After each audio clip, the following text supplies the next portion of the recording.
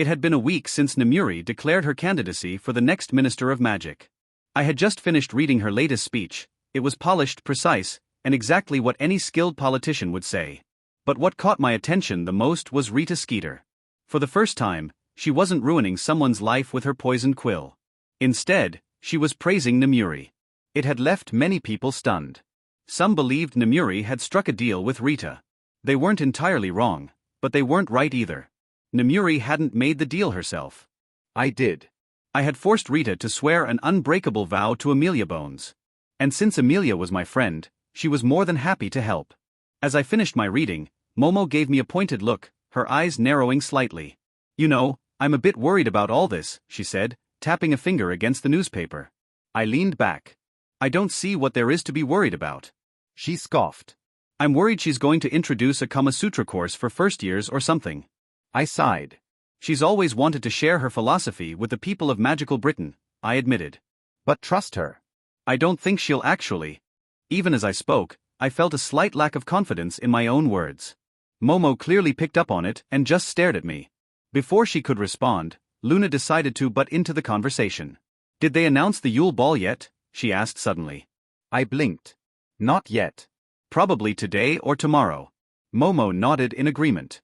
By now, she had figured out what I already knew. Luna was a true seer. We didn't know exactly how much she could see, but she was always a step ahead. Oh, that's fine, Luna said absent-mindedly. Then, with her eyes locked on her pudding cup, she added, Edgar, you should take Roxanne to the ball. The second task can be dangerous. Momo immediately turned to me, her gaze sharp. What does she mean? She asked, suspicion lacing her voice. I sighed internally. Damn it, Luna. I hadn't planned on telling them. Since Rumi didn't want my help, I had kept the details of the tournament's tasks to myself. Even Nemuri, who had extracted the information from Crouch Sr.'s mind, had kept quiet. But now that Luna had let the cat out of the bag, there was no avoiding it. In the second task, each champion will have a hostage taken, I admitted. And the hostages will be the champions' dates. Momo folded her arms. And you didn't think to tell me this? I shrugged. Roxanne refused my help, and I didn't want to ruin the surprise for you or Dora.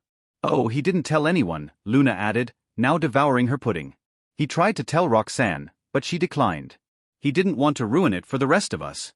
Momo sighed. Luna, don't you get bored knowing everything in advance? I asked, genuinely curious. I knew a lot about the worlds I traveled to, but things changed. Plans shifted. And unlike me, Luna didn't just have knowledge, she could see the future unfolding. She paused for a moment before responding. No, she said simply. Life is a puzzle, and I enjoy watching the pieces come together. Yours, mine, hers, all of them slowly aligning. It will take a long time for everything to fit, but that's what makes it satisfying. Momo nodded in understanding. I get that, she said. I enjoy solving puzzles too. Seeing everything fall into place is rewarding. I had to admit, Luna's perspective made sense. Seeing my plan succeed was satisfying. And in many ways, they were puzzles too. Suddenly, Luna turned to Momo. Alice, has anyone asked you to the ball yet? Momo blinked in surprise. No. Luna smiled. Then, will you go with me? I nearly choked on my drink. Momo stared at Luna, completely caught off guard. She took a few seconds to gather herself before smiling. Sure. I'd love to, she said. Luna nodded as if this was completely normal. Good. That way, none of us have to deal with random boys bothering us. Momo chuckled. You know, I actually like that idea. I wouldn't want to go with anyone else anyway. I raised an eyebrow. Did Luna plan all of this in advance? Well, whatever. If it worked, I had no complaints. Breakfast ended soon after, and we left for our classes. Later that day, room of requirement. Rumi no longer attended classes. As a champion, she had special privileges and could attend whenever she wanted. Her performance in the first task had earned her respect. Even if some professors disapproved of her dark magic usage, they couldn't deny her skill. Flitwick, McGonagall, and Slughorn had all personally congratulated her. Meanwhile, Hogwarts' reputation was in free fall after Dumbledore's exposure. Many parents had already pulled their children out of school. Even those who remained viewed Hogwarts differently. Rumi's use of dark magic had stirred controversy, but it had also earned her support. Many old families and purebloods admired her power. I needed to find her before lunch. As expected, She was in the room of requirement. I knocked. The door opened. Before I could say a word, I was pulled inside. And into a passionate kiss. Rumi's arms wrapped around my neck, her body pressing against mine. When we finally parted, she smirked. "What brings you here?" she asked, her breath warm against my lips. I put on an exaggerated hurt expression. "Aren't you happy to see me?" She rolled her eyes playfully. "Don't be like that. Of course, I missed you. A lot."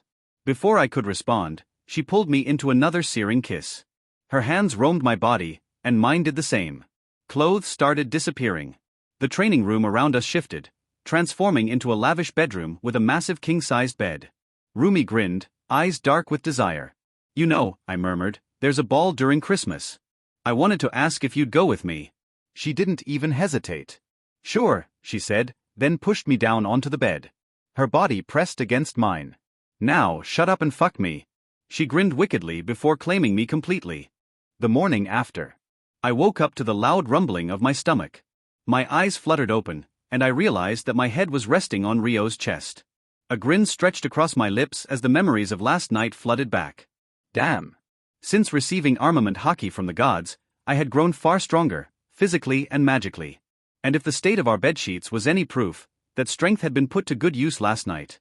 Before coming to this world, even though I was older than Rio, my limit had been around 8 orgasms before I completely lost myself in the haze of post-coital bliss.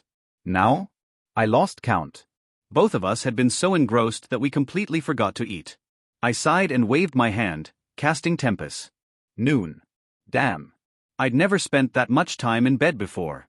My train of thought was disturbingly similar to that perverted witch. I shook my head and stretched slightly. My body was sore, but nothing I couldn't handle. Even so, Nemuri was the benchmark for wandless magic among us, so if I wanted to reach her level, I still had a long way to go. Rio didn't count. He had absorbed some legendary wand, making his growth absurdly unnatural. I turned back to him, running my fingers through his hair. A gentle smile played on my lips. I've come a long way since meeting him. While I couldn't match Rio's stamina, I was already at 70% of his total endurance. My stomach rumbled again. I sighed and decided to call Nixie, instructing her to bring a breakfast-style lunch along with fresh clothes for both of us. Since this was the room of requirement, I simply willed a shower into existence and stepped inside. The hot water did wonders, washing away the exhaustion from my muscles. Once I finished, I checked our phones, only to see them riddled with missed calls and messages.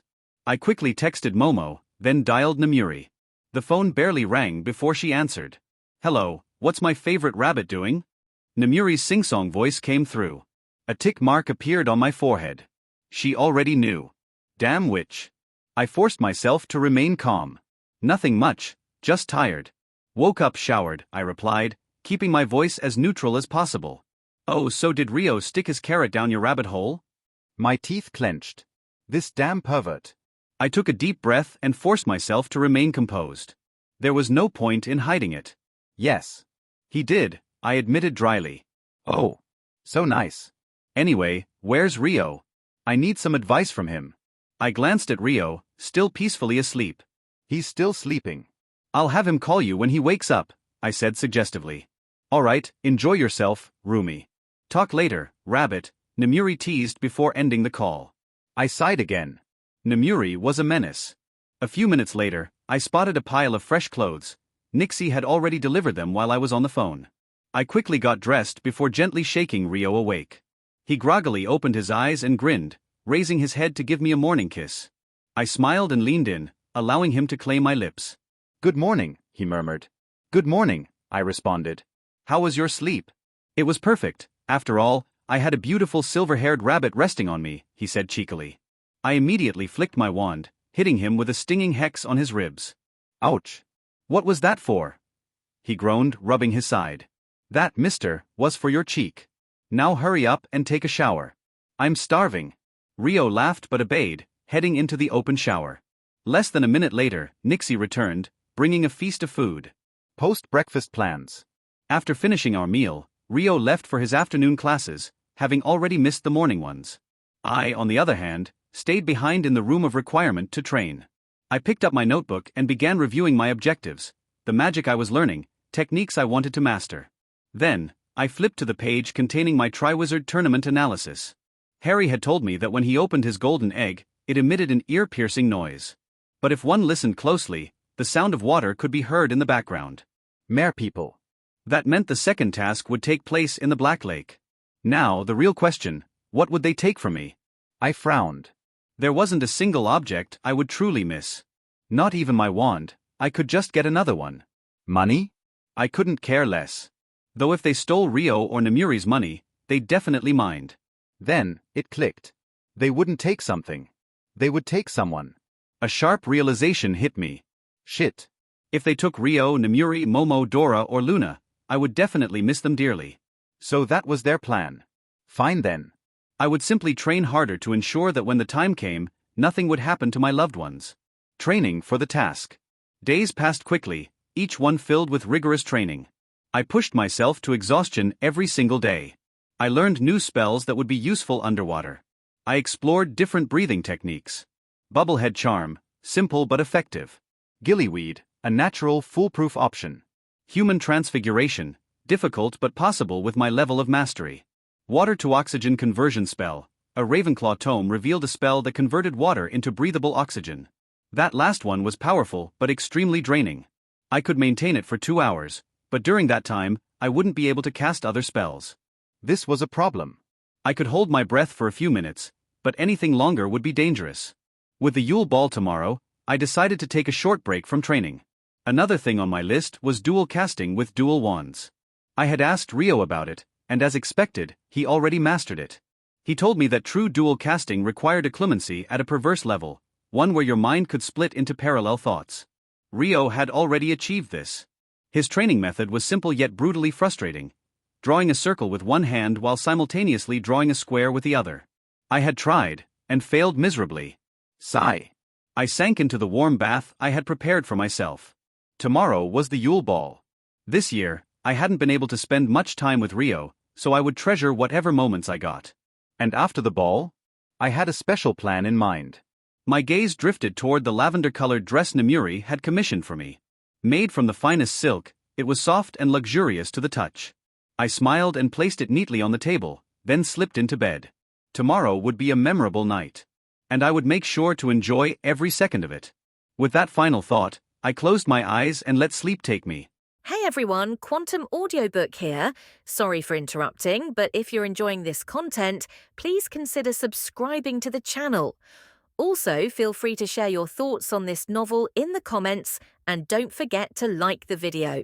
With a huge grin on my face, I stood in front of the mirror while Momo was helping me with my robes. Even though I was really annoyed that I had to wear a robe, but I was still smiling because I was going to spend an awesome time with my girlfriends. Momo was already dressed, but she didn't want me to see her before the ball, so she was wearing a coat over her dress. "Now you look like a gentleman," Momo said in a self-satisfied tone when she finally finished setting up my bow tie. Even though I would have personally liked if I was wearing a suit instead of this, but magical tradition only recognized robes. I could have said fuck it like usual and wore a suit. After all, there isn't anything in the laws stopping me from wearing them. But the problem was that the magical population would have seen it as an insult to their tradition. We already have people who didn't like us with all the stunts we have pulled since Nemuri became Lady Ravenclaw. I don't want to stir up the pot right now because of the upcoming elections. To win, Nemuri is going to need a lot of support, and insulting the magical tradition right now won't be a good idea. It's better safe than sorry after all. The girls, including Rumi, liked when I wore dashing robes and strutted like a peacock, so I decided to sacrifice myself for the greater good. "Oh, is that so? So what do I usually look like?" I asked Momo in a teasing voice.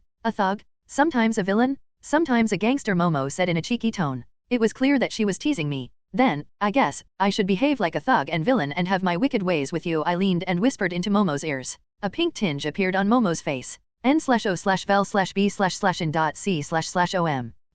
What am I going to do? I am just an innocent girl. Momo spoke, acting like an innocent girl. She looked afraid, but I could clearly see the excitement in her eyes. "Well, sounds convincing. Maybe we can play roles after the ball." Momo returned to her normal attitude. I have to agree, that sounded pretty convincing. "Maybe we can get the others to join too?" I asked in an hopeful tone. I knew that Momo would definitely agree because we were long past since we have started having threesome or foursome. Rumi wouldn't mind. "Let's invite Luna too. She has been waiting for her first time before the term even started," Momo said while checking her hair in the mirror. "No, Luna is too innocent to play the role, but still there is a chance that she would agree as she had already seen the future. It's almost time. I am going to pick up Rumi," I said, deciding to change the topic for now. "Sure. I also need some finishing touches," Momo said and started to apply some makeup using her wand. Momo looked really beautiful even without makeup, but I don't have enough courage to stop a girl from using makeup. I also wanted to kiss her, but I knew she would hex me because it would smudge her lipstick. Well, I will smudge her lipstick as much as I want after the ball. With these dirty thoughts I left my room and left towards the room of requirement.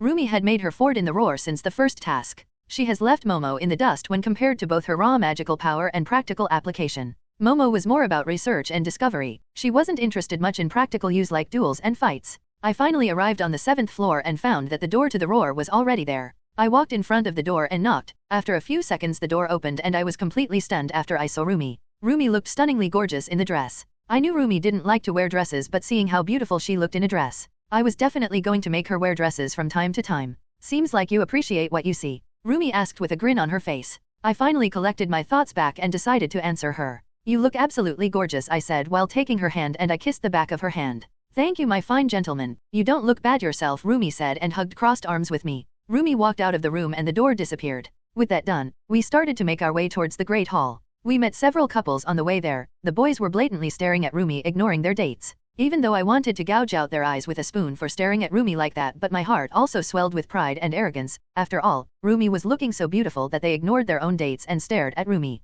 We finally arrived in front of the Great Hall and found Victor Crumb and Fleur Delacour were already there with their dates. Like in the original story, Victor's date was Hermione Granger. This year I haven't talked with the girl even once. She was kind of annoying, always spouting how barbaric magical culture was and whatnot. She might be right regarding some cases, but this doesn't give her the right to insult someone's tradition, especially when you are an outsider. It's not like I didn't give her a chance. I tried, but she didn't change. Fleur's date was Roger Davies like it was in the story, but unlike in the story, she wasn't looking happy or excited. Roger's eyes were glazed and his jaw was hanging. He was blankly looking at Fleur. I could also see Hermione sending angry glares at the villa from time to time. Fleur's attitude was completely different from what I have seen in the movies or read in the book. It could be because of butterfly effect. I have changed a lot of things, even a tiniest thing could have a massive effect. It was similar to Luna. In the story, Luna was never a seer or something similar. There wasn't a single incident where it pointed to that. Good evening, Monsieur Ravenclaw, Miss Ravenclaw. When Fleur saw both of us, a small smile appeared on her face and she greeted us. Good evening, Miss Delacour, how have you been?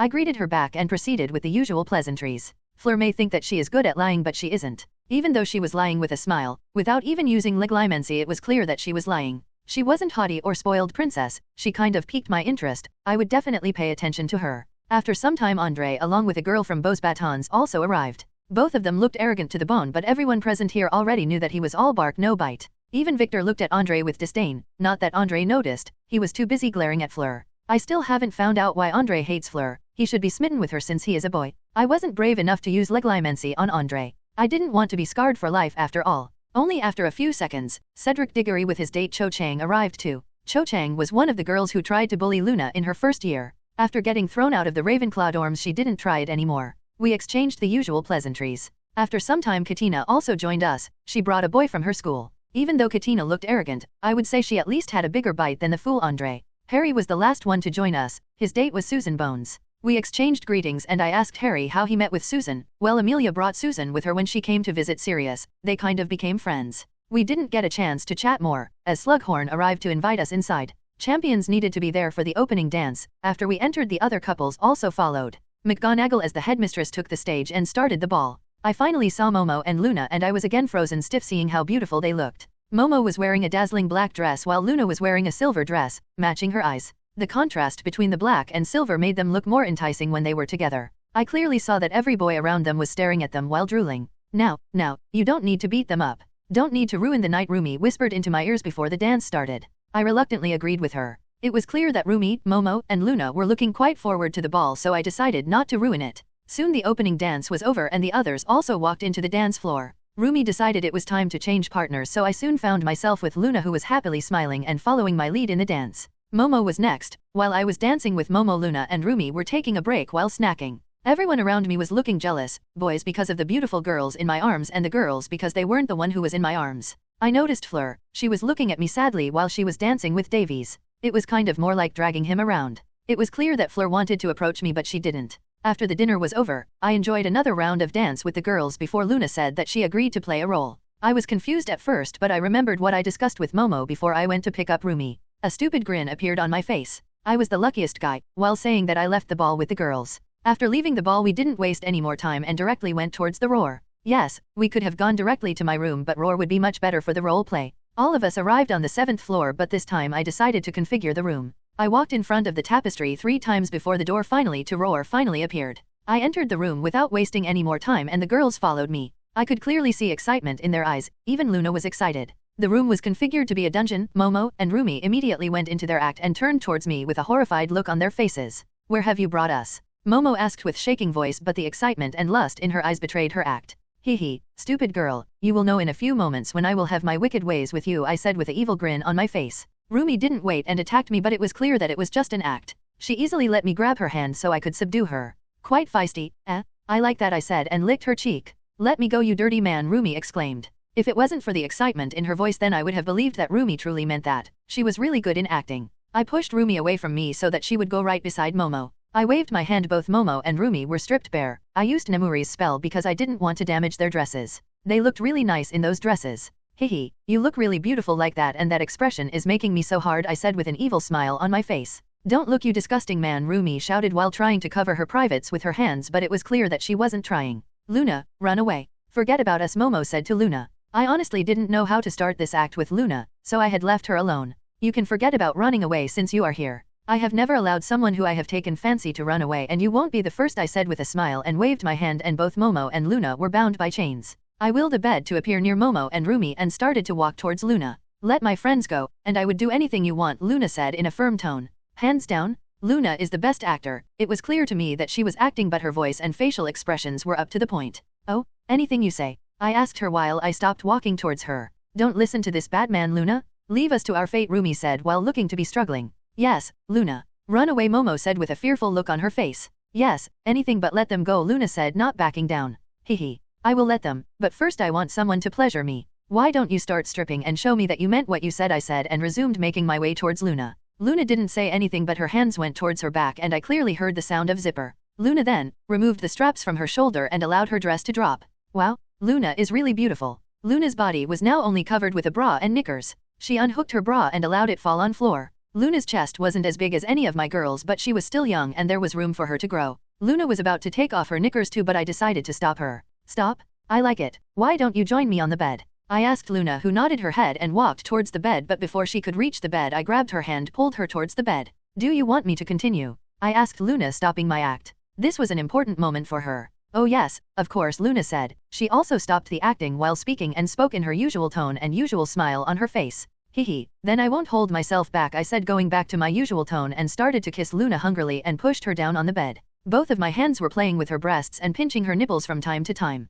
I wanted to reach for her secret garden, but I remembered that I still had my robes on. "Let her go, you vile man," I heard Rumi's voice, and now only I remembered that they were here too. They were silent for too long and I kind of forgot about them. "Don't you dare touch her," Momo said in a warning tone, but her voice was filled with excitement. "Oh, don't worry, I will do much more than just touching her," I said and waved my hand and finally disappeared all of my clothes. My member was standing in a saluting manner. "Hehe, girl. If you don't want anything happening to her, then why don't you pleasure me with your beautiful mouth?" While still playing with Luna's chest, I asked Momo. Momo was immediately excited at the idea. "Fine, you vile man," Momo said and waved my hand, and Momo was carried to the bed. She was still bound in chains. Momo didn't wait anymore and immediately leaned down and took my member in her mouth. "Oh, just like that? Keep doing it," I said. Momo didn't reply and continued to move her head up and down on my shaft. My hands finally reached Luna's sacred garden. Her knickers were completely damp and with my other hand I smacked her ass lightly. I waved my hand again and her knickers disappeared into the pile of clothes she left on the floor. "Oh, look at how wet you are. I think you are excited seeing all this," I asked Luna.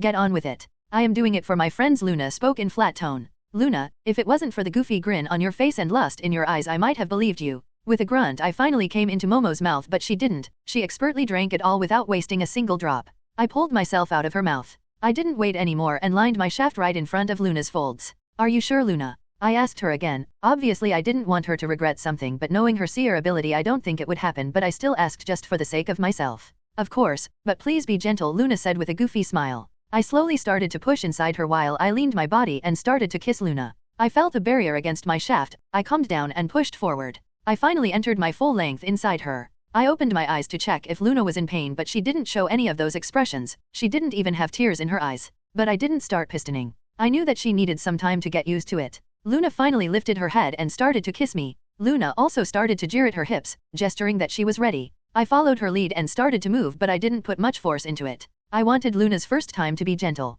n/o/vel/b/n.c//om. I continued pistoning inside her and finally noticed that both Rumi and Momo have leaned by my both sides. Their hands were still bound, so my hands reached out to them and my fingers entered their honey pots. They were already dripping juices on the bed. Luna had a couple of orgasms already and only now I was finally reaching my limit. I am about to come, I grunted out between the thrusts. Me too, Luna said, and my thrusts became faster and harder. I felt her walls tightening around my shaft. This finally sent me over the edge and I finally emptied my load inside her. That was amazing, Edgar. I finally understand. Intercourse is really amazing, like I have seen in my visions, Luna said with her dreamy look on her face. Of course, that's why couples go to broom closets, Rumi gave in her thoughts. I am close to. Don't stop, Momo said huskily, and her back finally arched back and she came. Rumi was looking close to her orgasm too, but I decided to stop. What? Why did you stop? I was this close, Rumi said with annoyed look on her face. Hehe. I am the bad guy. Don't you remember, I said and pulled myself out of Luna and used my powers on Rumi's chains to levitate her towards me. You will please me next, girl, I said with an evil grin and thrusted my dick inside her wet folds without holding back.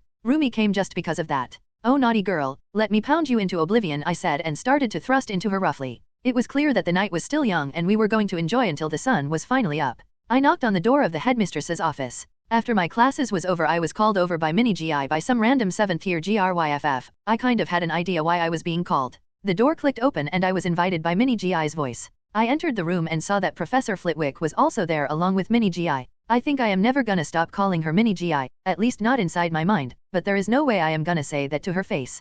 Please take a seat, Mr. Ravenclaw. Mini told me to take a seat. I quickly took the seat. This was the first time I came here after OL Twinkles was thrown out of Hogwarts. I kind of missed the offer of lemon drops, not that I would accept them, but it was still nice to get the offer. Can I know why I am being summoned? I decided to feign ignorance. No need to tell them that I knew why I was being called. Tomorrow is the second task of the Tri-Wizard tournament. Now, for the second task the champion needs to rescue a hostage to complete the task. You are being selected as the hostage for Miss Roxanne Ravenclaw. Mini decided not to beat around the bush and directly asked the question. There is no pressure. If you deny, then we would need to select someone else. But we would have to ask you not to tell Miss Ravenclaw anything about this. Professor Flitwick decided to speak so that he could ease my worries, not that I was worried. Is there any risk of? I began to speak like any other normal 4th year student would. Mr. Ravenclaw, there is no need to worry. All the hostages would be protected by wards. We have contacted Gringotts and they have prepared wards around the place where we would be keeping the hostages so that they can easily be rescued in case the champions fail or some mishap happens. Mini cut me off, telling me they are getting some wards. I don't remember anything like this happening in the original story or movies. At least, they didn't say or write anything about it. It also looked like they were stepping around really cautiously. I also knew the reason for this. The elections were over, but because of the second task the results were postponed, but everyone knew that Nemuri or Vicky Ravenclaw was going to be the next Minister of Magic. I agree then. I have no problem, but I want to ask, how are the participants going to be kept? I asked. I wanted to know if they are still going to use the stasis spell like they used in the original story. It's going to be an advanced stasis spell. The hostages won't even feel any discomfort, Minnie assured me with a rare smile on her face. Okay then, let's get this over with, I said. After all, if I don't agree, then Momo or Luna might be taken. n/o/vel/b/n.c//om.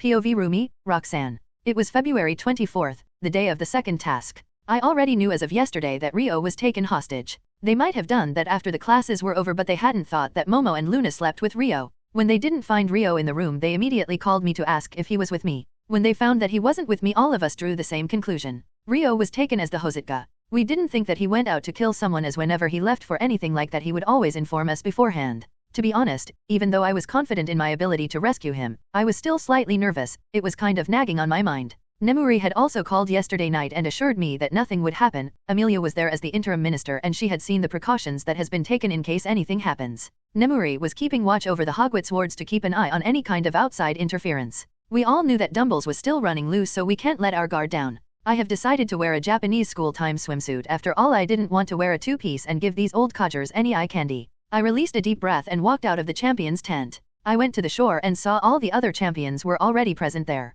Fleur looked really distressed and worried for some reason. From what Amelia had told Nemuri, our dates were taken as hostages for the second task, and during the ball Fleur didn't seem to care about Davies, so she won't do that now. Roxanne? Who have they taken? It was Harry who brought me out of my thoughts. All of us were dressed in bathrobes because of the cold. I don't understand what kind of morons have planned that it would nice for the champions to take a dip in a cold lake during February for an hour. It must have been that moron Ludo and late Crouch SNR. Edgar, he has been missing since yesterday. Who is your hostage? I asked. They have taken Susan. They took our dates as hostage except for Fleur. They have taken her sister, Harry said in an angered tone. His anger wasn't towards Fleur but towards the people who arranged this tournament. I have to say, it's quite unfair. Is this because of her creature background or something? I don't know. Being in water will already be a disadvantage for her being a creature of fire and air. I don't know how old her sister is, but she should be younger than Fleur, I think. Before we could speak any more, Bagman decided to start his announcement. Amelia Bones has replaced Barty Crouch SNR. Well, she is the interim minister after all. Then the moron Bagman went on blabbering about the task. It was good that there was a time limit for the task, because I would only be able to hold that spell for a couple of hours or something. I won't say that I have become a master in dual casting in these 2 months, but I can get them working, but using that in combat is out of question. Bagman went on blabbering for another 5 minutes. He finally announced that on the count of 3 the countdown would start and we should start our preparation. I didn't mind and took off my robe. I had my regular wand strapped on my forearm. I had my secondary wand stuffed between my boobs. What? That place is really convenient to hide things. It was a God-given gift to us women. I know flat girls won't agree with me, but who told them to lack in that department? Momo and Nemuri would happily agree with me. The others also followed suit and took off their robes. Fleur was wearing a similar swimsuit like mine, but her color was different. Katina was wearing a 2-piece sports bikini, usually the kind girls wore in Olympic competitions. Only Crumb was using human transfiguration. I was quite impressed with how fast he was with the transformation. Most who don't have an animagus form find it quite hard to do this. Obviously with age and practice they could become fast. Harry and Katina chugged down a vial of gillyweed. So they decided to go that way. Well, it's not a bad method. I would have also leaned towards gillyweed even if human transfiguration sounded better. I have read that Merman would attack if they think that someone is invading their territory, and becoming a shark like Crumb in Merman territory is asking for trouble. Fleur, Andre, and Cedric didn't prepare anything like me, but the 3 of them pulled out their wands. Bagman finished the countdown and I dived in the water while casting the oxygen conversion spell. I noticed that Fleur, Andre, and Cedric were using Bubblehead Charm. The visibility was quite low, so I pulled out my secondary wand from between my cleavage and cast the overpowered revealing spell and easily found the hostages. Hominum Revelio, it was a human revealing spell, so it easily showed me where the hostages were. I pointed my secondary wand towards my back and cast a stream of air. I was immediately thrusted forward. The speed kind of bothered me because of the water pressure, so I used armament haki to harden my skin. In an instant my discomfort went away. Reaching the bottom of the lake didn't take me long. I was the first one to reach the hostages. I stopped using the airstream and slowed down and cast a tempest to check the time. Not even 5 minutes have passed since the task started. Wow, that was really fast. I have never practiced the airstream to propel myself. It felt like I was getting crushed at that time. Now, I understand why that was. I quickly scanned all the hostages and found Rio, but before I went to him my eyes fell on a little girl. She couldn't be older than 9 from her looks. She must be Fleur's sister. I have confirmed magical people are brain dead. How can they use such a young girl as a hostage? I was immediately conflicted and I didn't know what to do. I was a hero, always has been. I knew nothing would happen to her, but leaving her here as a hero? For a whole minute I just stood in front of the small girl contemplating what should I do. I finally decided that I was going to free Rio and find Fleur. If she is able to save her sister, then I won't need to interfere, but if she fails I will come down and save her. With that decision I swam towards Rio and cut of the ropes that bound him. I grabbed him and put him like a sack of potato over my shoulder. Hehe. Rio would have never allowed me to do this if he was awake. With that amusing thought I started to swim upwards. This time I didn't use the airstream because Rio was with me and it would be impossible for me to harden his body to protect him from the pressure. None of the other participants were even hallway to their hostages, so I didn't need to worry. I kept in my mind that I needed to check on Fleur before going out of the lake. My worries weren't unfounded as I found Fleur being attacked by a group of merman. She is a Vila, so they might have thought that she was attacking their territory. I decided not to help Fleur. She has no other choice other than to give up because she was being surrounded by merman by each passing second and it was quite clear that they were ready to kill her. I saw Fleur retreating while bleeding from several places. I tightened my grip around Rio and quickly descended down towards the hostages. Crumb was also busy with merman because they attacked him too. Only Harry and Katina were ahead of me. I wasn't too worried about them because I had a brilliant idea to ascend after I have rescued Fleur's sister. When I reached the Hosathus I found Katina and Harry have already rescued their hostages. I have noticed when they passed by me, but because of the low visibility they didn't see me. I quickly cut of the ropes bounding the little villa. I quickly conjured an airbag and I laid down Fleur's sister and Rio on top of it, then I used ropes to bind them gently so they won't fall off during the ascent. I climbed on the bag and bound myself too, and using my secondary wand I used the airstream spell to fill up the airbag. The 3 of us started to ascend quickly. It was uncomfortable due to the pressure, but it wasn't so bad. I finally reached the surface of the lake on the airbag. Reaching the surface, both Rio and Fleur's sister gasped for air. They must have set the stasis spell to break when they are out of water. I was quite far from the shore, but I used the aim stream to propel us towards the shore. Before breaking to the surface I have already tucked my secondary wand between my boobs and was using my primary wand. I could see Fleur was being hugged by a woman with similar hair, someone from her family. She saw me and immediately got excited. I was the first one to rescue my hostage. Reaching the shore, Fleur lunged towards her sister and brought her into a bone-crushing hug. Me and Rio were immediately hounded by our resident matron. I understand what she is doing, but she is kind of overbearing.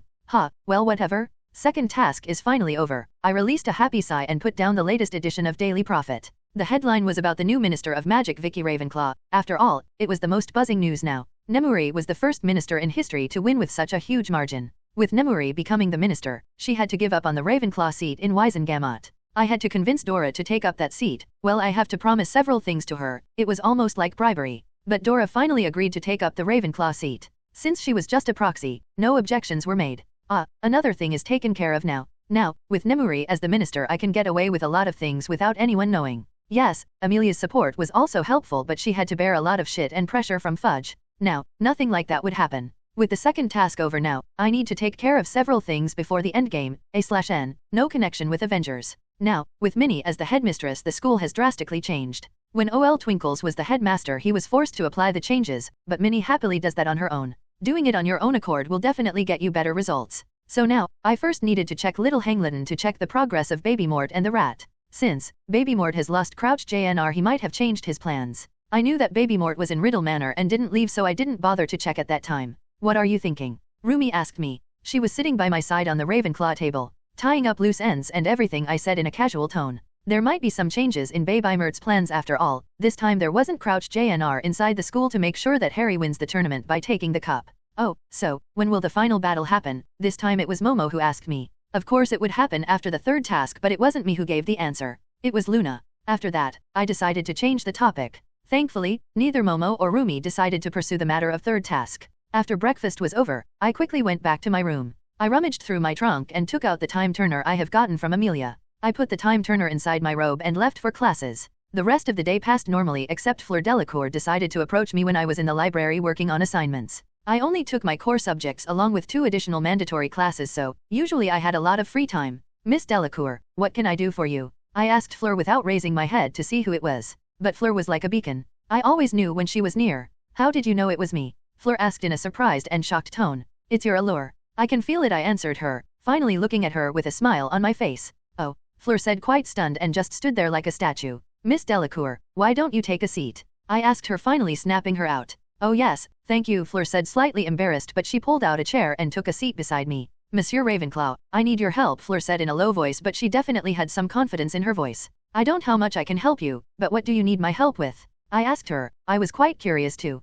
Me and my family wanted to thank Miss Ravenclaw, I mean Roxanne Ravenclaw, properly for saving my sister from the lake. But unfortunately, I haven't been able to find her except in the Great Hall, Fleur said dejectedly. Well, I can help her with that, it's nothing much. Now, hearing Fleur's request, I remembered that Rumi had her birthday in 2 days. Well, I can easily help you with that. Apart from that matter, Roxanne has her birthday in 2 days, we have arranged a small party for her. I would like to invite you and your family to the party, I said, and pulled out my phone and texted Rumi to visit the library. I didn't want to show Fleur the roar. Hearing that I would help her and the invitation, Fleur immediately got excited. We would be happy to attend, Fleur said in an excited voice. What kind of contraption is this? Even though she was excited, she decided to ask me about the mobile. Rumi also replied that she would arrive in 10 minutes. Family artifact. It can be used to send messages to other family members. I decided to declare the mobile as a family artifact. After all, anyone with magical heritage would stop bothering after you say it's family artifact. Quite an useful artifact. Well, then I would be going, Fleur said, and was ready to leave, but I stopped her. Roxanne is on her way. I have already called her, I said, even though Fleur wanted to hide it, but she was happy that I asked her to stay. I wanted to ask you something, if you don't mind, I spoke, to which she just nodded her head with a smile. Well, you don't seem to have a good relationship with your schoolmates. Is it because of your heritage? I knew it would be a yes, but I still decided to ask her. I wanted to have a conversation. Just sitting silently while waiting for Rumi would be kind of awkward. Yes, hearing my question, Fleur immediately became sad but answered after a few seconds passed. Boys start to drool whenever I walk by them. They become a fool in an instant, and the girls hate me because of the attention I get from boys. I walk by a couple and the boy would immediately lose interest in the girl and stare at me with glazed eyes. Fleur said in a sad voice. Andre is a boy, right? So he should be head over heels for you, right? This was another mystery I wanted to know about. Fleur looked at me awkwardly. His preferences are quite different. In other words, he swings the other way, if you get my drift, Fleur said with a grin on her face. Well, I definitely get her drift, and now the mystery is finally solved. So, he hates you because you take away the other boy's attention. It wasn't a question, more like a statement. I was quite sure that this was the case.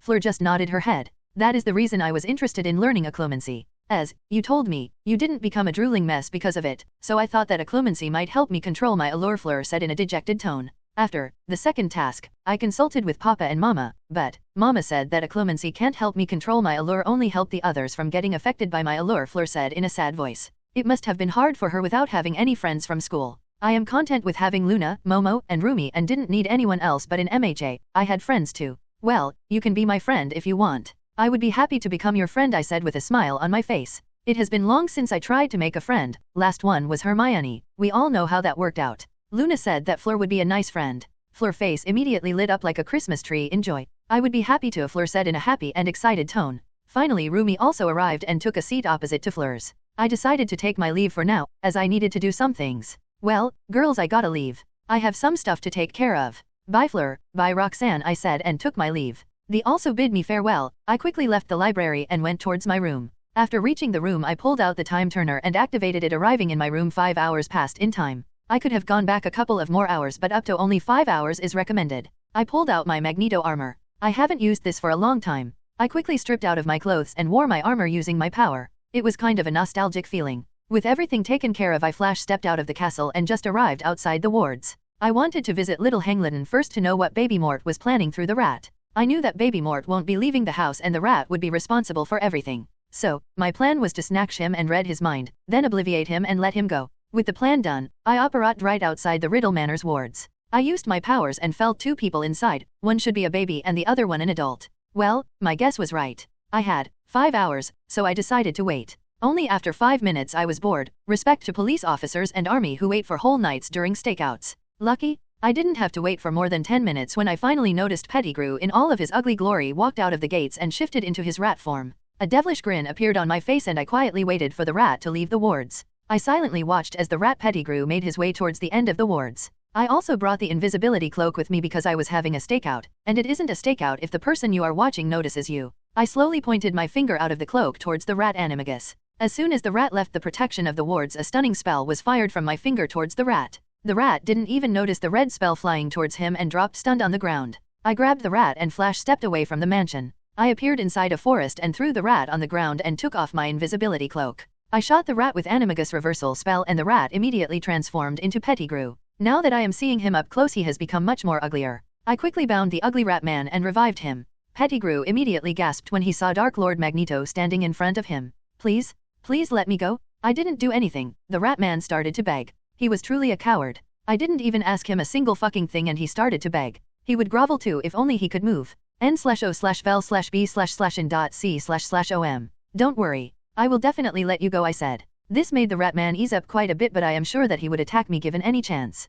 Last time when I kept him in my castle and used him as a guinea pig to learn Leglimency, I had carefully modified his memories so that he won't remember anything about me or getting tortured in my dungeons. But I need to know what your master is planning, so please bear with me, I said in a gentle tone, but it seemed to scare the rat man even more. Legilimens, I said while pointing my finger towards him. His shields were kind of pathetic, but so, I feel everyone's shields are pathetic. I ripped into his mind without any mercy and shuffled through all the plans Baby Mort has shared with him. Currently, Baby Mort Hossenti told the rat all of his plans, but he has told him that he needed his father's bones for his resurrection. He has also told the rat about how to make Potter take the cup. Currently Potter was second on the points table following behind Roxanne Ravenclaw, so Peter has to get a portkaya on Potter before he enters the maze. This was a backup plan if Potter wasn't the one who would pick up the cup. They could easily deal with the winner. I finally finished reading his mind and saw that even though a lot of things have changed, Baby Mort was still going to follow some similar plans to the original story. The rat man was on the ground writhing in pain. I crouched beside Pettigrew and slowly modified his memory before letting him go. I had to slightly heal him so that Baby Mort doesn't get suspicious. By the time Pettigrew returns to Baby Mort, he would be completely healed. I saw Pettigrew transform into rat again before running off to complete his master's task. Now what? I have completed the task and I have about 4 hours left. I contemplated for a few minutes before nodding my head. Yes, I could do that. No need to keep enemies alive who can be dangerous for you. With this thought, I operate to Spinner's End. I don't know if Snape has turned a new leaf or not, but he is Dumbledore's supporter and the first person who Nemuri had asked me to kill. So, obviously I was going to do it, even though it was quite late, but Snape didn't have any use now. And as a matter of me killing a good person, I never thought about that before, so, I am not going to do that now. My motto is simple: if you attack my family then you are my enemy, no matter if you are a good person or bad person. Even if someday Amelia would attack my family, she would also be treated like my enemy. Because of my power I already knew that he was in his house. Even if he is under Fideliu's spell, it only makes his house invisible. My powers can easily sense him. I quickly activated the heat vision spell and found Snape was brewing a potion. I used my power on his blood and he immediately dropped on the floor while screaming and clutching his chest. I cast a strong notice me not charm around the house. After all, what I was going to do is going to be messy. I blasted the wall of his house with Bombarda Maxima. Using the heat vision spell I could easily see his house and its structure. The whole side wall was blown apart because of the spell, only now I noticed that I was looking at the house from a side. Well, who do we have here? The slimy Snapey, or should I call you Snivellus, I said while entering the house. Snape was in no condition to answer me because his own blood was his enemy and because of it he was feeling an unbearable pain in his chest. I finally stopped using my power and Snape laid flat on the floor gasping for breaths. Snivellus, your time has come today. I was cut off when Snape pulled out his wand to attack me. I already knew that he was acting and wanted a chance to attack, that is why I began to speak with Snivellus, so that he would think that I have lowered my guard and he would attack. But unfortunately for Snivellus I was already aware of his plan. As soon as he pulled his wand, a well-placed reducto from my finger blew apart his wand along with his right hand up to his wrist. For a few seconds Snape didn't notice what happened until he looked at his wand hand. Arg! Snape grabbed his arm and screamed in pain. I let him stay there and cast anti-apparition and anti-portkaya wards so that he can't run away. I casually strolled in the room looking around. I am quite impressed, you have some really rare ingredients here. If you don't mind me asking, can you tell me what potions can you make? I asked in tone like Snape was my friend. Snape has stopped screaming and looked at me with utter fury in his eyes. I didn't mind that. Well, I guess you are silent kind of person. No problem, I said while nodding to myself, and I finally turned towards Snape, who finally got up from the floor. Oh no, you can't get up, you must stay on the floor. Let me help you, I said in a cheerful voice. Crucio, I said, pointing my finger towards him. Snape's eyes grew wide in fear, but he was unable to dodge and was hit by the spell. Snape dropped on the floor and started to scream in pain and roll on the floor. After a minute of the curse I finally lifted it up. I got bored. Legilimens, I said, and rammed on his mental shields. I have to say, after Dumbles his mental shields were the strongest. His shields were able to stop me for a few seconds before I blew them apart. I immediately started to look for any memories related to Order of Phoenix and Snakeface. Just like I have thought. Snape was a vile piece of shit. Yes, he was definitely manipulated by Dumbles to join Snakeface. I also saw how Dumbles arranged Snape to be there when he would make Trelawney recite the first part of the prophecy. Then how Dumbles played on his emotions and made him become a spy, even though there were a lot of manipulations done by Dumbles, but it didn't change the fact that Snape was an evil fucker. He email protected every redheads he found during his raids. It was disgusting that he used glamour to make that girl look like Lily Potter, and if the girl or woman had a husband or boyfriend, then he used to glamour him to make him look like James Potter and made him watch while he email protected the girl. This sick piece of shit has even killed babies to just get some rare potion ingredients to work with. He didn't ask Voldemort to spare Lily but make her his sex slave. Wow, just wow. And it wasn't that he has stopped email protected redheads now that Voldemort wasn't here. He still did that, but he did it very discreetly.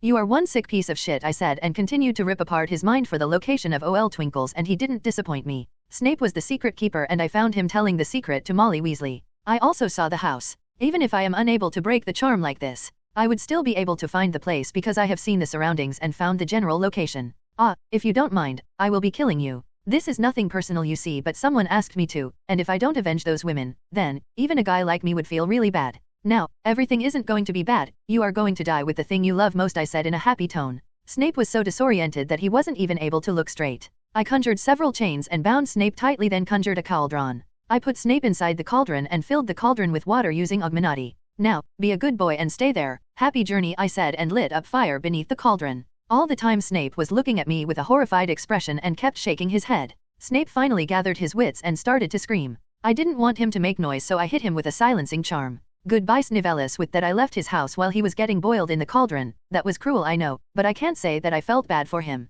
After leaving Snivellus to stew in his own juices, ugh, that was a really disgusting thought. Well, after I left Snape to boil, I decided to take a flight. This would make it much more easier to look around. Just like I had thought, even though I heard the secret from Snape's memory, it didn't break the Fideliu's charm. After coming out of that bastard's mind I am unable to remember the location. It was quite impossible, the level of occlumency, so it must be because of the Fideliu's charm. But I still remembered the surroundings of the house where OL Twinkles was hiding. I didn't remember the exact location or the address, but I was still confident enough to find the house. After looking for another 2.5 hours I decided to give up for today. I had no other option. Breaking time could be really shitty and harmful for me. Playing with time is never good. If you end up messing the wrong way, then the best possible outcome for you that you will stop existing, and there are several worse outcomes. You could be trapped between time zones, unable to interact with anything. From what I found in Snape's mind, OL Twinkles had decided to play the long game. With Harry entered in the tournament, he was quite sure that Snakeface is going to be resurrected. So, he decided to wait for now until the magical Britain is plunged into chaos so that he could swoop in and get back all his glory. OL Twinkles was an old manipulator. He knew very well how people of magical Britain acted and reacted, so he was quite sure that people would believe him that all those crimes were lies. It would have happened if I didn't decide to intervene. Since Snape wasn't scheduled to meet Dumbledore for quite a few days, I decided to use Amelia's and Nemuri's powers to suppress the news of Snivellus's death. If the news comes out, then Dumbles might do a runner from his current hiding place. I simply can't have that. I pulled out my phone and texted Amelia to ask if it was safe to call. In place of a text, Amelia directly called me. "What do you want?" Amelia asked, not wanting to waste any time. "Uff, you hurt me, Amy. Can't a friend call another friend just to ask how she has been?" I whined, to which Amelia clicked her tongue. "Cut the bullshit. I know very well if you cared about me then you would pop up in front of my house," Amelia said dryly. Hearing her reply, I could only smile wryly at her. Fine. You see, I found Snivellus, so I decided to kill him. I need you to suppress the news, at least for a couple of days. I got the general location of OL Twinkles from his mind, but if news of Snape's death gets out then he might do a runner, I said, deciding to deal with the elephant in the room. I can always tease Amelia later. "Oh," Amelia said and didn't say anything for a few seconds. "What the fuck? Why are you making my job harder?" Amelia shouted through the phone. I had to put away the earpiece away from my ear slightly.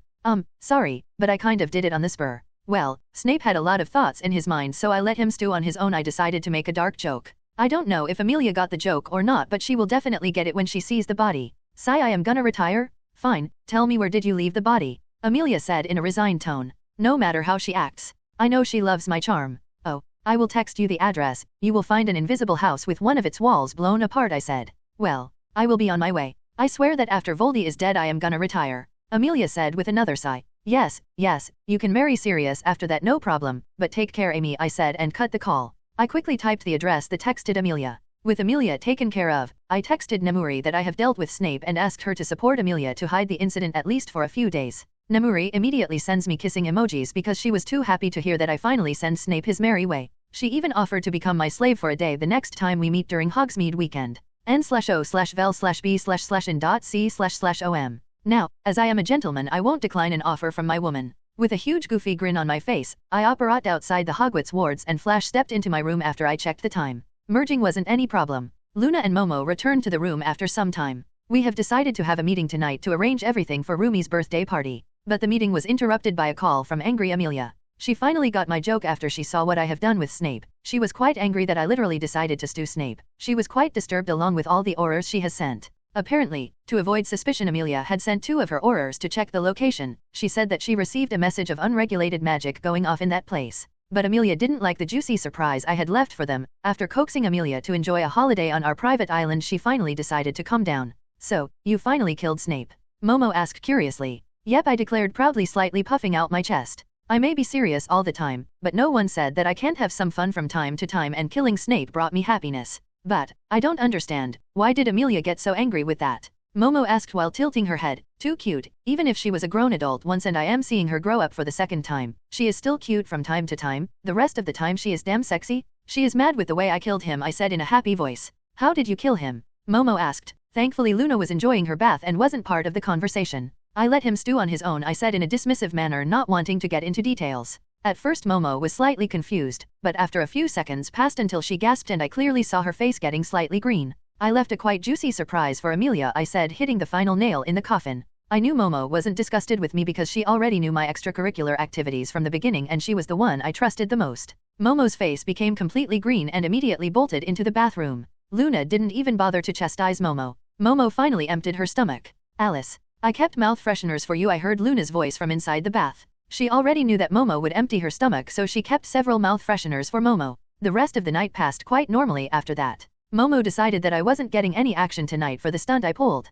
Luna also agreed with her. Even though I was sad that I didn't get any action, at least I didn't get myself on the couch. I happily cuddled with them throughout the night. The next day passed quite normally. We had a new member in our group, Fleur. She joined us during breakfast and lunch. Neither of us minded her presence because she was a nice girl who didn't have any friends. Momo declared that she is going to take Fleur under her wing, though Fleur was quite confused about what Momo actually meant. Momo must have seen herself in Fleur. She also didn't have friends until high school, and since she was 4 years old she wanted to have friends. Classes ended and I went on another hunt for OL Twinkles. Today, I had full 5 hours to invest in finding the Whiskered Fool. I started looking and only after an hour I finally found the place, because the plot was completely empty, but I could feel a person inside there and a bird-like animal was there too. I knew that the blasted phoenix was going to be here and I needed to take care of it if I wanted to deal with the Whiskered Fool. After checking them with the heat vision, I decided to finally deal with it. I decided to cast the anti-apparition and anti-portkaya wards after I have erected the wards to stop phoenix flashing. I immediately surrounded the whole house with bone dust, making a perimeter. It took me less than 10 minutes to do that.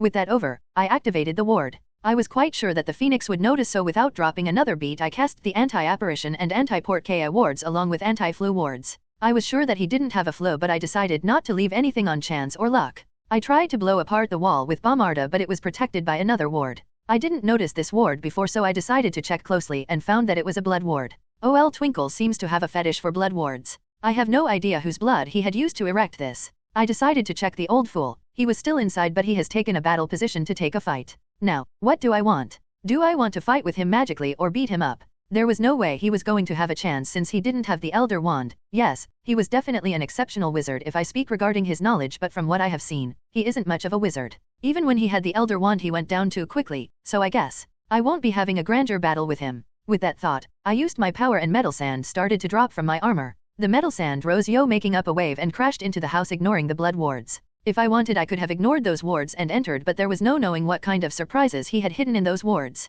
The blood wards in Harry's house were safe because people were always entering and exiting that place, but this place didn't have any visitors, so the old fool could have hidden a lot of nasty surprises in the blood wards. I used my metal sand to rip apart the house. Dumbles decided to take up the fight and was able to fire off a few spells before he was caught by the metal sand. The phoenix tried to help, but with the wards, it was helpless to do anything. Finally, a struggling Dumbles was brought in front of me wrapped in metal sand. "It's good to meet you again. Do you remember me?" I asked in a melancholic voice. Dumbledore's face was completely pale and he had a look of horror on his face. "Don't worry. I am sure you missed me." "Well, we can have a chat later," I said and knocked him out. I didn't want to kill him, at least not now. I was going to keep him in the dungeons on Castle Ravenclaw with his magic suppressed. I wanted to show him how I was going to kill Voldy and his goons. Well, not Voldy personally. Harry would do it. After that, I would wipe out his memory of the incident and hand him to Amelia to receive justice. Well, it wasn't a matter of justice being upheld. I just wanted him dealt with legally because we had proof to deal with him legally. When you can do it legally, why would you need to dirty your own hands? With that thought, I operate directly into the dungeons of Ravenclaw Castle. I threw him inside a cell and used my powers to shackle him in magic suppression chains. Then I called Dixie to inform her about our new guest. After that I decided to take my leave. The flaming chicken was useless because it was still trapped in the wards, and my castle was also flaming chicken proof, so I had no worries of the old fool escaping. "Alice, you need to sleep," I said in a desperate voice. "Momo has been working on something and ignored to sleep for 3 days. I am really close. I am just missing something to stabilize it," Momo said in a frustrated voice. "Yeah, she has been really frustrated that she is unable to finish whatever it is. It's not my fault that she had decided not to tell me. I could find out what she was working on if I tried, but that would only annoy Momo even more." Luna and Fleur just sat at the side without speaking anything. A month has passed since Rumi's birthday. Nemuri also has her birthday in March, which we celebrated in our house in Hogsmeade. Fleur wasn't obviously invited in that because all of us knew very well what the party would entail. Obviously the party only entailed carnal desires. Since Rumi's party, Fleur has started to spend her time with us. She has obviously become a part of our group. It wasn't anything surprising when she found out that I had a harem. After all, it was a common knowledge in Hogwarts rumor mill. I never openly kissed any girls, but everyone knew about my relationship with the girls. Anyone with a single brain cell could have figured it out. So, Fleur had the knowledge about our relationship beforehand. Though her father and mother were obviously surprised, her little sister wasn't so much, because she was spending her time with Harry Potter. She kept firing off in French. Harry has no way of getting out of it, so he could only listen to her and nod his head. Sirius saw it and kept laughing his ass off, and kept receiving death glares from Harry because of that. When Fleur found out that Momo was an enchanter, she decided to become her apprentice. The tournament can go and fuck itself. After all, enchanters aren't common and no one takes a free apprentice. Momo had already agreed to take Fleur under her wing when she found out that Fleur had friendless childhood. I also taught Fleur some spells from time to time because of the tournament. Fleur wasn't interested anymore because she knew she won't be winning the tournament and she already found a way to fulfill her dream. But I insisted that she trained for the tournament because even if she won't try to win it, she could still die in third task. "Alice, why don't you take a day off and take some rest? I think it is going to help you. You would be able to think more clearly." I sighed and then started to speak. I too did this when I found some of my new power and kept practicing whole night, but starting again with a fresh mind was always better. I sat down beside Momo and pulled her into a tight hug to calm her down. "I guess I could use some sleep." Momo spoke in a low voice and kept hugging. It wasn't long before her breath evened. I checked her and she has finally fallen asleep. Seeing her fall asleep, I levitated her from the table and laid her on the bed. I kissed her forehead and gently tucked her in. She was wearing pajamas, so it wasn't necessary to get her changed. "So, what are we doing now?" Fleur asked me and kept looking outside from time to time. "I am busy. I am going to look for Crumplehorn Snorkax," Luna said and got up and left the room, skipping, but not before giving me a kiss. I guess, it's you and me only, let's go to Hogsmeade, I will show you around, I said in an uncertain tone. Luna obviously did this so I would be spending time with Fleur. Nemuri and Dora were both busy today with some Wisengamot emergency meeting, so I won't be spending time with them, fucking their brains out. I guess we can, Fleur said, getting up and following me out of the room. I fired a few spell and locked the room. Only someone of our group would be able to open the door now, except Fleur. She didn't know the spells to nullify the locks. It was a Hogsmeade weekend. Now that I have dealt with all of the loose ends, I was able to spend my time more leisurely. Yes, Baby Mort still needed to be dealt with, but I was getting regular reports from Ratman. Even he didn't know that he was giving me reports. And Dumbles was in my dungeon stuck inside a cell. His flaming chicken was trapped inside a box. After throwing Dumbles in the cell, I went back to his house the next day to deal with the phoenix still trapped in there. Even though it kept squeaking and trying to flame, I didn't relent and threw it inside the cage I have especially prepared. After that was done, I threw the flaming chicken to the cell next to OL Twinkles where he could hear his bird squeaking. I could have used the ritual I have used to break Adela's connection from Tommy Boy, but honestly I didn't like the bird that much. The flaming chicken was with the whiskered fool for so long, and I don't know that what kind of affect it would have after I break the connection. I only did it with Adela because Adela's main purpose wasn't to follow Tommy. I took a chance and it worked. Me and Fleur finally reached Hogsmeade. If it wasn't snowing we would have taken a walk, but walking in muddy snow is really annoying. Fleur got down from the carriage and shook her head in disappointment. Don't like it? I asked Fleur. In the original story she was a haughty girl who kept insulting everything while comparing it with Beauxbatons. Though this Fleur wasn't anything like the story one, that doesn't mean that she hated the weather or something. It's the cold. I don't like cold, it kind of goes against our very nature, Fleur spoke while shivering. I guess I can understand that. She is a fire and air-based creature. She would obviously hate cold. I waved my hand and hit Fleur with a strong heating charm. Thank you. Fleur felt the warming sensation and thanked me with a smile on her face. She also scooted close to me. So, where can we spend some time? Fleur asked, looking around with some interest in her eyes. First let me show you around, I said in a casual tone. Monsieur Ravenclaw, is it a date? Fleur asked me in a teasing tone. It can be if you want, I replied in a similar tone. Two can obviously play the game. Then it's a date, Fleur said with a smile while nodding her head. She scooted even closer to me and grabbed my hand. I didn't do anything except smile at her. Fleur was really a good girl. We spent most of our time looking around the stores, checking out the stuff. We were finally hungry and decided to have some lunch. I wanted to take Fleur to a nice luxurious restaurant, but she didn't want that. So, I did the next best thing and took Fleur to Madame Rosmerta's and booked a private room. I never liked anyone staring at me and my date, and that was the case most of the times. In luxurious restaurants it happened too, but it was manageable, but at common places like this it would have been annoying. What can I get you to? Madame Rosmerta asked us while showing us to the room. I gestured Fleur to order first. I would like to have some fish and chips, without too much oil, of course, and the finest wine you have, Fleur said in a pure-blood princess voice. Madame Rosmerta nodded her head, taking the order. I don't know how costly her finest wine is going to be, but seriously it can't be something costlier than what Nemuri drinks. I would like fish and chips too, but get me a butterbeer. I also gave my order. Madame Rosmerta happily noted it down and left the room to get our food and drinks. Even though I would have appreciated some nice and strong alcohol, my young body would get hurt because of that, and I always preferred beer for casual occasions. We chatted about some casual stuff until Madame Rosmerta brought the food and drinks. After she left I cast privacy wards, so that no one would be able to eavesdrop in our chat. So what do you want to do? Fleur suddenly asked. What brought that up? I asked curiously. I didn't mind her question, it was just uncommon. Well, I know about the others. Alice would become a spellcrafter and enchanter, Roxanne would obviously become a duelist or heat wizard. Luna, well, she is Luna, she would take over Quibbler in future I guess, but I haven't figured out anything about you, Fleur said while sipping her wine. Honestly, I have never thought about that. I just want to live happily and freely with my girls. Marry them, have some children, stuff like that, I said while leaning back on my chair. That's good too, I guess, Fleur said while nodding her head. The rest of the meal passed normally. It was finally time for us to return. After paying our bill we left the building. Fleur had to return to Beauxbatons' carriage, so I decided to drop her off. It was a gentleman's duty after all. Fleur pulled me into a hot kiss before she entered the carriage. Her kiss was sloppy. It was clear that she didn't have any experience in kissing. This might very well be her first kiss. I would be looking forward to our next date, Fleur said, and gave me another kiss before entering her carriage. With a smile on my face I decided to return to my room. It was a nice date. I am worried. I am really worried about my godson. I don't know what, but I am quite sure that both Edgar and Amelia are hiding quite a lot from me regarding my godson. I fucked up in 1981 when the tragedy struck, and I decided to chase after that traitor, but I don't want to fuck this up again. Both Amelia and Edgar are sure that Harry was entered in the tournament because of that Snakeface's machinations. Even I myself agree with that. So, after racking my brain a lot, I failed to come up with any plan regarding how to deal with this matter. So, I finally decided to suck it up and get myself a meeting with Edgar, outside Hogwarts. I was brought out of my musings by a knock on the door. I got up and opened the door to find Edgar along with a hotel staff. After showing the room, the hotel staff who brought Edgar here left after bowing.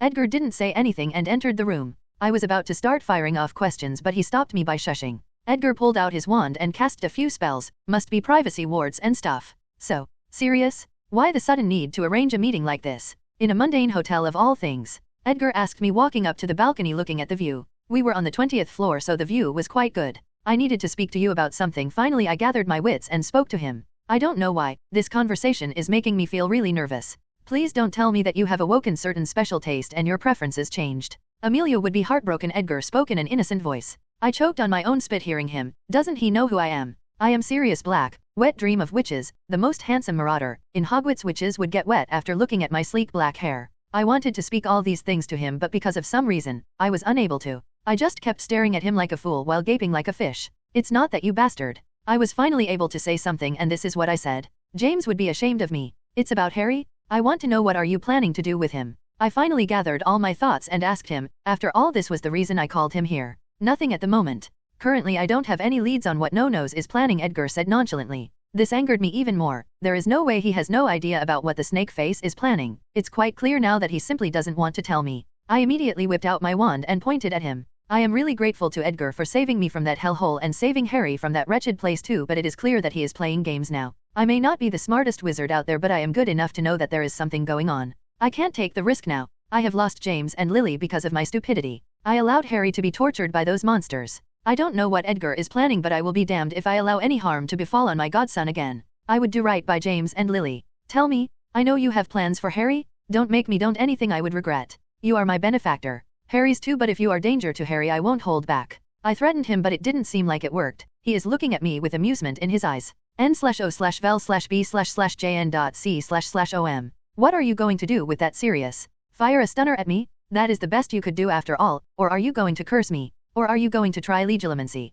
Edgar spoke with amusement and mirth in his voice. Hearing his provocation, I almost shot a stunner at him. He is really good at pushing my buttons. He still thinks that this is a joke. Now that I think of it, I might have acted on my impulses again. I am pointing my wand not on a simple fourth-year Hogwarts student but Magneto. Of course, he is amused to see me threatening him. Sirius, it's good that you understood that you acted on your impulses, again. No wonder the hat put you in the lion's den, but did you truly think that you could beat the plans out of me? I am disappointed in you, Sirius, Edgar said in a condescending tone. Even though I should be getting more angry, I didn't. Throughout this whole day, I finally decided to think. I am in no position now to jump into the situation like a typical grave eater. Damn it! I finally lowered my wand and looked at Edgar, who was still amused. So, you won't tell me what are your plans for my godson? I said in a defeated tone. There was no way I can force them out of him, because it's simple, I can't defeat him. I can't use politics with him. I have seen how he and Vicky play around with those fools in the Wizengamot. I never said I wouldn't tell you. I said I currently don't have any plans because there is no need to plan anything, at least not anymore. We are already in the endgame now, Edgar said with a huge grin on his face. His smile was quite gentle but the words he spoke, I don't like it. It sent several chills down my spine. Tell me, Sirius, you have heard the prophecy, right? Amelia had shown you, right? Then tell me, is Harry ready to kill the Dark Lord? Edgar asked me in a mocking tone. I was about to protest that it wasn't Harry's job to do. Truthfully, I never held faith in divination, but I decided to think more clearly. Okay, if I think that the prophecy is in play and only Harry can kill Snakeface, then I am sure that Harry isn't ready to kill him. You see, that is the reason I decided to not to involve you in any of the plans. I have told you long ago, train Harry, but what did you do? Play around. Who can use more non-lethal spells than the other, right? I am not saying that Harry needs to learn dark magic or something. I can kill you 100 ways with only light spells, but Harry didn't have any dueling experience before he started to train with Dora. Edgar spoke while turning away from me. I just didn't want to put pressure on Harry. Damn it! Harry is a kid, he should have a childhood. Sirius, you don't have to worry. I will beat up Wankermort until he is unable to move. Harry will only have to kill the snake face, nothing more.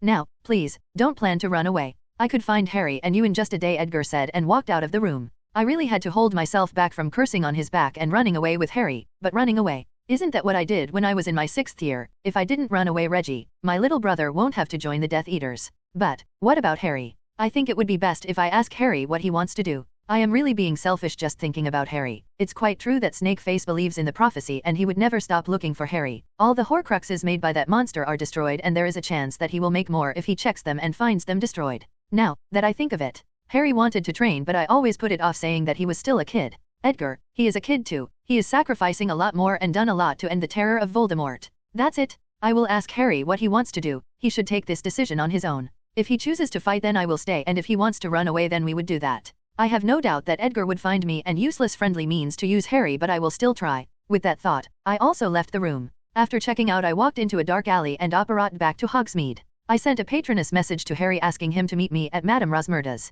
Harry arrived after half an hour wrapped around in James' invisibility cloak. I quickly took him to a room I have already booked. Getting him inside, I cast a few privacy spells from the time I was in the Auror Force. Sirius, what's the matter? Harry asked me in a worried tone. After contemplating for a few moments, I began to tell him everything I did today. He scolded me for picking up a fight with Edgar. Now that I think of it, it was really stupid. Stupid Greyfeeder quirks. So, what do you want to do? No pressure, whatever you decided I will help you, I said with a sincere voice. Then, I will fight him. If Moldy Shorts comes back, then he would never stop chasing after me. I have to live my whole life looking behind me, in case the Dark Tosser or Edgar finds me. Let's go and talk to Edgar, Harry said with a determined voice. I guess we are fighting. It might seem to be heartless, but what I did with Sirius was necessary. I only saved Sirius from Azkaban because it would have put a massive hole in Dumbledore's plans, and I didn't want to babysit a kid. It was a bonus that if I told Sirius about the prophecy, then he would definitely train Harry. To kill someone, dark magic is not needed, so he could have still trained Harry to fight, but he didn't. Knowing spells and fighting or dueling are very different things. You can know all the spells in the world, but you could still be defeated by a 13-year-old with fighting or dueling experience. And this was Harry's problem. He knew a lot of spells, but he had no idea how to use them in battle and when to use them. Fighting might be different than dueling, but they still follow some common principles. In a fight, you use any means necessary to defeat your enemy, while in dueling, it's a competition or a fight with heavy rules implemented. When Dora started to train Harry after Sirius asked her, she had immediately noticed the problem Harry was having. He had no fucking experience. Dora immediately informed me regarding this, and I immediately started paying attention to the duo, even though it would seem that I didn't care. I quickly found out that Harry's lack of experience was because of Sirius. It was quite clear to me that even after I have told Sirius about the prophecy, he had other ideas, so I had to play the bad guy to get Sirius in the line. It's obvious that even if he had trained Harry, I wouldn't have told him my plans, but I surely would have taken a different path than this one. A smile graced my face when I noticed Sirius and Harry enter the Ravenclaw common room. There was a chance that Harry would decide to run away, but I was quite sure that he would decide to stay and fight. Sirius and Harry coming here gave me the answer I needed. Harry. Sirius, it's good to see you. Since you both have decided to visit me yourself, I think you have made a decision. I asked the duo, to which both Harry and Sirius nodded their heads. Yes, but can we talk somewhere else? Someplace with less people, Harry spoke, looking around the room. All the students in the common room were staring towards us. Can't a guy chat with some people in leisure? The whole school is filled with fucking gossipers. Room of Requirement was a private place and Rumi was already there training, so Harry and Sirius led me to the classroom where Harry trained with Dora. I quickly cast several privacy wards around the room before I allowed them to speak. I will fight. I won't run away and hide, Harry said with clear determination in his voice. I like his confidence though, if nothing else. Then Harry, I will be training you from tomorrow. I hope you don't disappoint me, I said with a smile, but both Harry and Sirius gulped in fear. I am not that scary, right? POV Rumi, Roxanne. I don't know what exactly happened between Harry, Sirius, and Rio, but suddenly one day, Sirius and Harry agreed to be trained by Rio. When the tournament started, both Harry and Sirius vehemently refused to learn anything dark. Now it's kind of ironic. Harry is getting trained by Rio. Even though I haven't seen a single training session, Rio must be teaching borderline illegal magic to Harry. One more week before the third task. Rio has told me what I needed to do. I have to grab the cup at the same time Harry does. I was slightly sad that I won't be the only winner, but I didn't mind it too much because I was getting to fight afterwards. And it wasn't a spar, it would be a fight to the death where a few of us will be facing a lot of them. The type of fight I liked the most. It has been long since I had a fight like this. Last time was when Rio took me to fight with Meta Liberation Army. Today all the champions were called by that moron Bagman to meet him in front of the Quidditch pitch. So, I decided to cut short on my training, at least until the meeting with the fool is over. n/o/vel/b/jn.c//om. I know that there is going to be a race kind of event for the third task of the event. It has always been like that since the Triwizard tournament had started centuries ago. So, it was quite clear to me that they must have made a race course or obstacle course in the Quidditch pitch. They are fools if they have thought that someone won't notice the notice me not charms placed around the pitch. Though they were quite powerful, but people with experience and power will definitely notice them. I finally left the Room of Requirement to meet with the other champions and the moron. I arrived in front of the pitch and I noticed that the notice me not spells were still placed around the pitch and there was a mist covering the whole pitch. The mist was clearly magical. I can't understand these kinds of stupid theatrics. The mist would obviously be blown away when that moron Bagman reveals what they had done with the pitch. I was the first one to arrive there, so I decided to wait. The second one to arrive after me was Cedric. I greeted the guy. He happily returned the greetings. Roxanne, are you ready for the task? The pretty boy asked me. Kind of. No one would be completely ready for something like this. When the last tournament happened, all the champions died in the third task. I trailed off with that. Cedric gulped down and nodded his head in understanding. I completely agree with you, Miss Roxanne. The next person to arrive was Rio's latest girlfriend. I wasn't close to Fleur like Momo and Luna were, but I liked her enough. I had no problem that she was my Rio's newest girlfriend. I have long decided that I was going to share Rio with other girls. One more girl won't be a problem. A/N, Rumi dear, that was a flag you shouldn't have raised. How are you, Fleur? How is your training going? I asked a girl. I am quite fine, and I have learned a lot from Alice in these months. Edgar shows me some spells from time to time, though I no longer have any interest in winning this tournament, but Edgar says that I still need to survive, Fleur said with a smile on her face. It's quite rare to see her smiling. When she first arrived here, I had never seen her smiling, at least not like this. Both of us were able to chat for a few more minutes before Harry arrived. Seeing that Fleur and I have started to chat about private matters, Cedric decided to stand away from us, quite a gentleman. Harry arrived and greeted us. I asked him how his training with Rio was going and he immediately grimaced. He is a demon. I am going to die if this goes on. Aren't both of you his girlfriends? You gotta save me from that demon, Harry said with fear evident in his voice. I am quite sure that Rio isn't pushing him too hard. He would die if he trains with me. It was secret now that Fleur was Rio's girlfriend too, like us. After all, the rumor mill in Hogwarts is quite fast, and after the second task a lot of students have seen Rio and Fleur on dates. Sorry, Harry, but when Edgar sets his mind of achieving something, he achieves it. He is kind of stubborn like that, I said with pity clear in my voice. Sorry, Harry, please don't drag me into this. He might decide that I need some training too. Fleur also spoke with pity in her voice. No matter what we say, Rio isn't going to stop training Harry until Voldemort is taken care of in a kind of permanent way. Finally, the fool Bagman arrived, followed by Krum, Katina, and Andre the Stupid. Bagman looked really proud of himself. Champions? This is going to be your third task, Bagman said dramatically and waved his wand towards the pitch, and the mist was finally cleared. A maze? Well, at least I would say that making us race inside a maze is kind of a good idea. As you might have already guessed, a maze. Bagman began to speak again. Of course, you fool. Our eyes aren't for decoration, we can clearly see what it is. The third task is going to be simple. In the middle of the maze, the goblet of fire is going to be kept. The champions have to reach the center of the maze. Whoever touches the cup first wins the tournament, Bagman said with a proud smile on his face. Of course, he or she will win the tournament, but not before they become unwilling participants for Voldemort's resurrection. But I didn't say it out loud, others didn't need to know. The champions will enter the maze in order of their scores. Roxanne Ravenclaw is first on the points table. She will be the first to enter the maze. Harry Potter will enter next, but after an interval of 5 minutes. Bagman continued on, droning. The maze will be protected by magical beasts Mr. Hagrid had graciously provided us, Bagman said with a happy smile. This isn't good. The beasts Hagrid keeps aren't good. Good luck to you all, and with that Bagman left. I gave another look towards the maze, then I started to walk back towards the room of requirement. With this, the final preparations have started. It is a nice morning. I could already feel that I was going to have a nice fight tonight. The third task was scheduled to happen tonight. I didn't know what kind of beasts were going to be arranged for the task, but I think they might be quite dangerous. The more dangerous they are, the more fun it would be. And I shouldn't forget the Death Eaters I am going to fight afterwards. I could already feel my blood boiling in excitement. Now, there is only one more thing to decide. Am I going to use magical means to fight the battle, or am I going to use my physical power? During the first task I killed the Manticore with only magic, and this time I won't be having an audience. I guess I could use my physical power this time. It has been long since I have fought someone with my fists. I don't know what kind of fool have organized the tasks, but after meeting Crouch SNR and Bagman, I don't think I have to look very far. I can understand the first task, a gladiator kind of fight with a magical beast inside an arena. The crowd could easily see the fight, which was the main point of having an audience. Now, let's talk about the second task. The crowd spent 1 fucking hour staring at the surface of water. I don't know if magical people find that exciting, but I think it to be rather boring. How can be staring at the water surface have any kind of excitement? I don't know. Now, the third task, the crowd would be sitting quite far from the maze. I don't think that magical people have any kind of video camera which can show them live time feed. From what I have seen, they can only record, so the audience won't be able to watch the third task too. Clearly, I don't see why they are having an audience. After getting freshened, I left the room of requirement. I decided not to train today. After all, it won't be good if I spend all my energy before the third task. I arrived in the Great Hall, and the hall immediately got quiet. I honestly hate this. Can't they mind their own business, like eating their food? I finally reached the Ravenclaw table. All the Ravenclaws kept greeting me and wishing me good luck.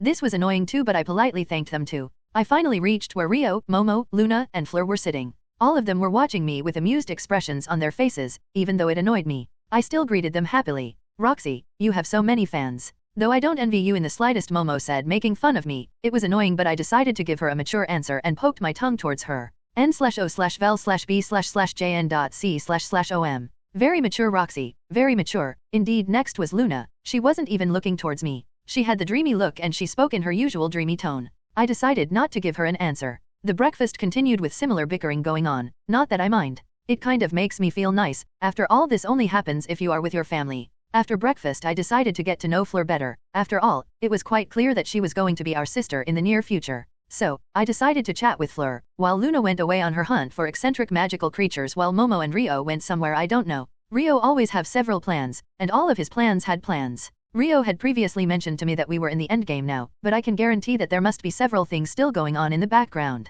I have never asked him about these matters as I find them rather complicated. Momo, too, isn't privy of most details as she is always busy with her studies and research. Luna, well, she is Luna and Dora, there's nothing to say about that klutz. Don't get me wrong, she is a nice girl and I couldn't have asked for a better sister than her, but there is no denying that she is clumsy as hell. Who the fuck trips on flat floor? I can understand that it happens because of her metamorphagus abilities, but still, her balance is more than lacking. The only person who knows the most of the plans is that depraved pervert. Seriously, I don't have a clue regarding how her brain works. Most of the time she only thinks about mounting Rio and reading porn. How the hell she plans all those devious plans to navigate through politics? I have no idea. Since the fight with Lord Not, no one has dared to challenge us. Nemuri had used the fact of Lord Not's demise in such a way that no one in the Wisengamot dares to insult her. She is youngest female minister of magic, and the first minister of magic who isn't a pureblood. While God has made us purebloods, everyone except Amelia thinks that we are born from squib lines. After all, it is common knowledge that Ravenclaw family was destroyed because of inbreeding. What are you thinking about? I was finally brought out of my thoughts by Fleur. Only now, I noticed that we have arrived in front of Black Lake. Nothing serious. I was thinking how far I have come since I was brought into the magical world, I said. It wasn't a lie, it was a truth with very important facts missing. She won't be knowing these facts until Rio tells her. I guess it's true. I have heard a lot from my parents about your family. My papa says he was really shocked to see that Vicky Ravenclaw was able to take her Wisengamot seat. He said that it wasn't rare to see an extinct pure bloodline to appear from Muggleborns, but they aren't allowed to take their seats because they know nothing. Most even leave the wizarding world without claiming their inheritance, Fleur said. That's true though. I have heard these from Momo, Rio, and Nemuri. Vicky has always been devious. Vicky had found that she was the Ravenclaw heir even before she entered Hogwarts, but unlike the others she didn't announce it. She was waiting for the right moment. When she was invited to Hogwarts she started to learn about the customs and traditions of magical Britain, and she easily found loopholes, and the rest is history, I said in a dismissive manner. The truth is Rio was the one who made the plans, but Nemuri made several modifications in those and they came out much better. But I have heard that she is kind of open-minded, Fleur spoke, trying not to be disrespectful. It was quite clear. Even before Nemuri became the minister, no one openly disrespected her, especially after she single-handedly collapsed the economy of magical Britain and made a new empire out of it. The people who would dare to disrespect her decreased even more after Rio killed Lord Not. You are putting it rather lightly. She is the most depraved, perverted woman to ever walk on the face of earth. She openly accepts that she is a super pervert. Is there anything more to say? I said in a sarcastic tone. I thought, my papa was exaggerating. He had met her once. It was after the second task, Fleur said. I don't think he was exaggerating, but you don't have to worry so much. No matter how she acts, she will only let one man touch her. That is Edgar. She loves Edgar deeply, I said while nodding my head. Yes, that's true. No matter how Nemuri acts and behaves, she will never allow any other man touch her except Edgar. Of course, she allows other men to kiss the back of her hand as it is the form of greeting. But you shouldn't underestimate her. She has a really devious mind which she keeps hidden, I said with a smile on my face. She might be annoying as hell, but I do care about her, and I would protect her if needed. The rest of the day passed quite normally. Luna joined me and Fleur during lunch. Rio and Momo were still missing, so I texted Rio. He said that he was busy dealing with some stuff. They were preparing something for tonight. Rio and Momo finally arrived in the evening in tow with Minister Vicky Ravenclaw aka Nemuri and Nymphatora. Don't call me that. Tonks. Nemuri and Dora came straight towards me and Luna. Fleur went to greet her family. The organizers of the tournament have decided to hold this event for the participants before the task starts. Dora cast a few privacy wards around us, so there won't be any eavesdroppers. Are you guys going to be there? I asked Nemuri, who had a stoic pure-blood princess look on her face. Don't be stupid. I am the Minister of Magic. I have to be here or people will be suspicious. I will be here. Dora will be here. Even Rio and Momo are going to be here, Nemuri started to say in a pure-blood manner, but a grin started to appear on her face by the end of the sentence. What? Rio and Momo had said that they were going to be in the graveyard, and I was sure that Rio won't go back on his word. Then it clicked on my mind and my eyes grew wide. Looks like your battle maniac brain has caught up. Amelia was able to gather a few more time turners for tonight. After all, everyone is paying close attention to tonight. Even the unspeakables are too busy to count all the time turners that have gone missing, Nemuri said with a huge grin on her face. I guess, using this method will make sure that they are going to be here. After that we sorted out the finer details of the plans. It was finally the time of the third task. Like me, all of the participants were standing in front of the maze. I looked towards Nemuri, Dora, Rio, and Momo. All of them nodded their heads, telling me that the plan was a go. Luna won't be joining in the fight, but she knew about the plans from her visions. She nodded her head too. Bagman started the announcement, and with the first cannon blast, I bolted towards the entrance of the maze. After having breakfast with Luna, Fleur, and Rumi, I decided to deal with the finer details. I have a lot to do. Momo decided to accompany me. Have you researched the ritual I have asked you to? I asked Momo while walking back towards our room. Yep. I have researched the ritual completely, theoretically at least. There are 3 major ingredients like the name of the ritual mentions. Momo continued speaking. I gestured for her to stop for now. We finally reached the Ravenclaw dorms. Momo was greeted by some students. After a few minutes of pleasantries, we finally reached our room. I didn't need to cast privacy wards because my room was completely warded. I asked Momo to continue. As the name says, the ritual is based on the bone of the father. It will make the bones of the new body, flesh to the servant, that will give the flesh, and finally blood of the enemy, this will give blood to the body. Completing this ritual will get you a magical construct. It won't be a natural human body but a magical construct, Momo said while pulling out some notes from her robes. Now, if we mess with these 3 ingredients then the ritual will take place but the magical construct would collapse before it becomes stable. You said that you want Voldy to summon his minions so that you can kill all of them, right? Momo asked me, to which I nodded my head. Then don't mess with the ingredients. If you do then there is a very high chance that Voldy might come out as a squib or disabled or he won't gain a body at all, Momo said while pacing around the room. This is bad. I had thought that messing with an ingredient would get my job done. Looks like I have to take on Voldy in his prime. Is there any other way? I asked. It's not like I was scared of full-powered Voldy, rather I was worried that he might get a lucky shot. Fortunately, there is. As I said, you can't mess with the ingredients, but there is another important part of the ritual, the wording. You can mess with the wording. Like bone of the father unknowingly given, you can't mess with this one. After all, he is getting the bone from his long-dead father. The flesh of a servant willingly given. Now, this you can mess with, if the servant gives his flesh willingly. Momo trailed off. I see, then I guess the blood of the enemy can also be messed with.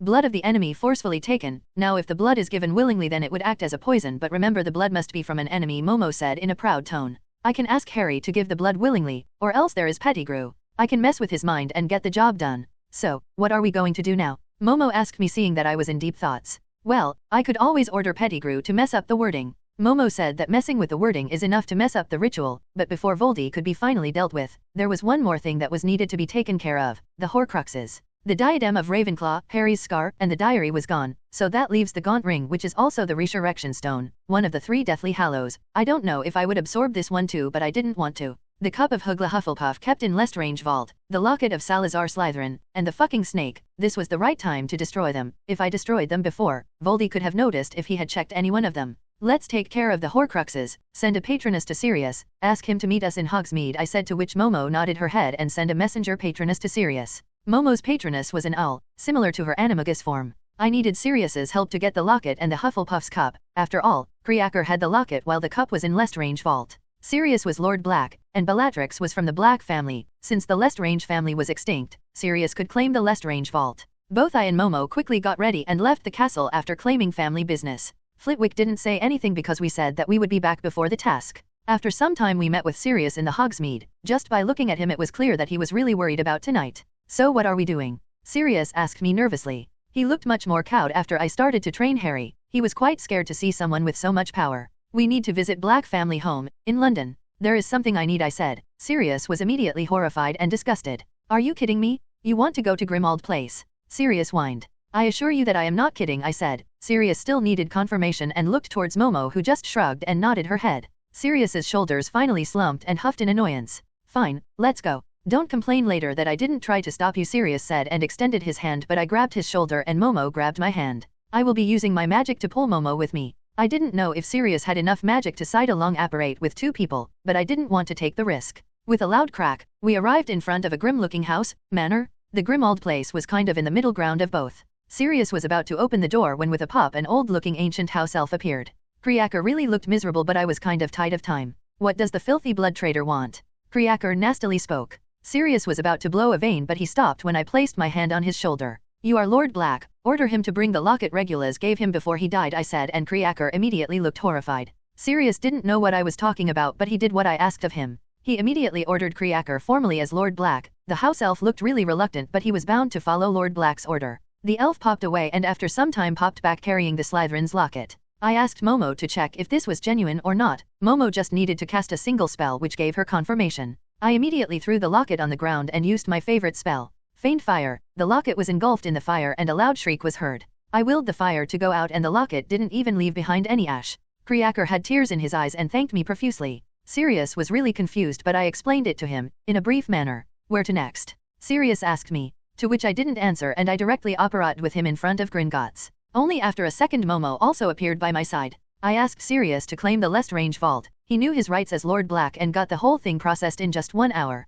In 10 more minutes, I had the cup in my possession. I didn't want to use Faint Fire in Gringotts. It's not that I didn't have any confidence in controlling the spell, but I was worried about the goblin's reaction. With the cup, we appeared inside a forest. Nov. L. B //JNN.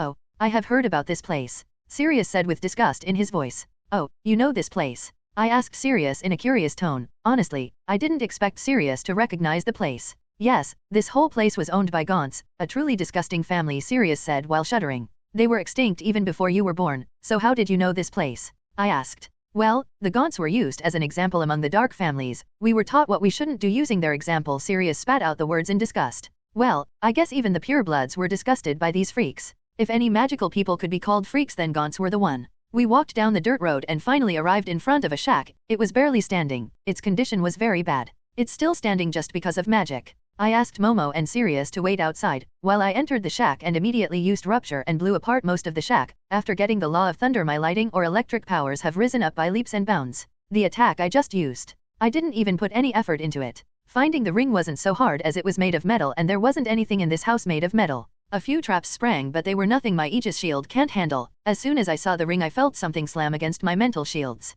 It must be the compulsion charm placed on the ring. I didn't put any more thought into it and used Fiend Fire to get rid of the ring. The same kind of shriek was heard. I willed the fire to go out. I quickly checked the place and only found that a black stone was left behind. I grabbed the stone and walked out of the shack, or what was remaining of it. I banished the cup towards the shack and used Feign Fire once again. Both the cup and shack were engulfed in the fire, and only after a few moments nothing was left. We heard the loud shriek again. It gave us the confirmation that the Horcrux was destroyed. We decided to return after that. There was nothing more left to do, except to deal with Voldy and his goons. After returning to Hogwarts, I received a message from Amelia telling me that she was able to get her hands on a few more time turners. Sirius was excited that he would be able to participate as well. The rest of the evening was boring. It was already night when Amelia finally arrived and handed us the time turners. She has already handed time turners to Nemuri and Dora. Dora's job was quite simple: hide beside Harry under a cloak and get him away when the battle starts. I might have trained Harry, but that doesn't mean that he is going to become a super wizard or something. We finally arrived in the stands and Bagman started to blab all the nonsense.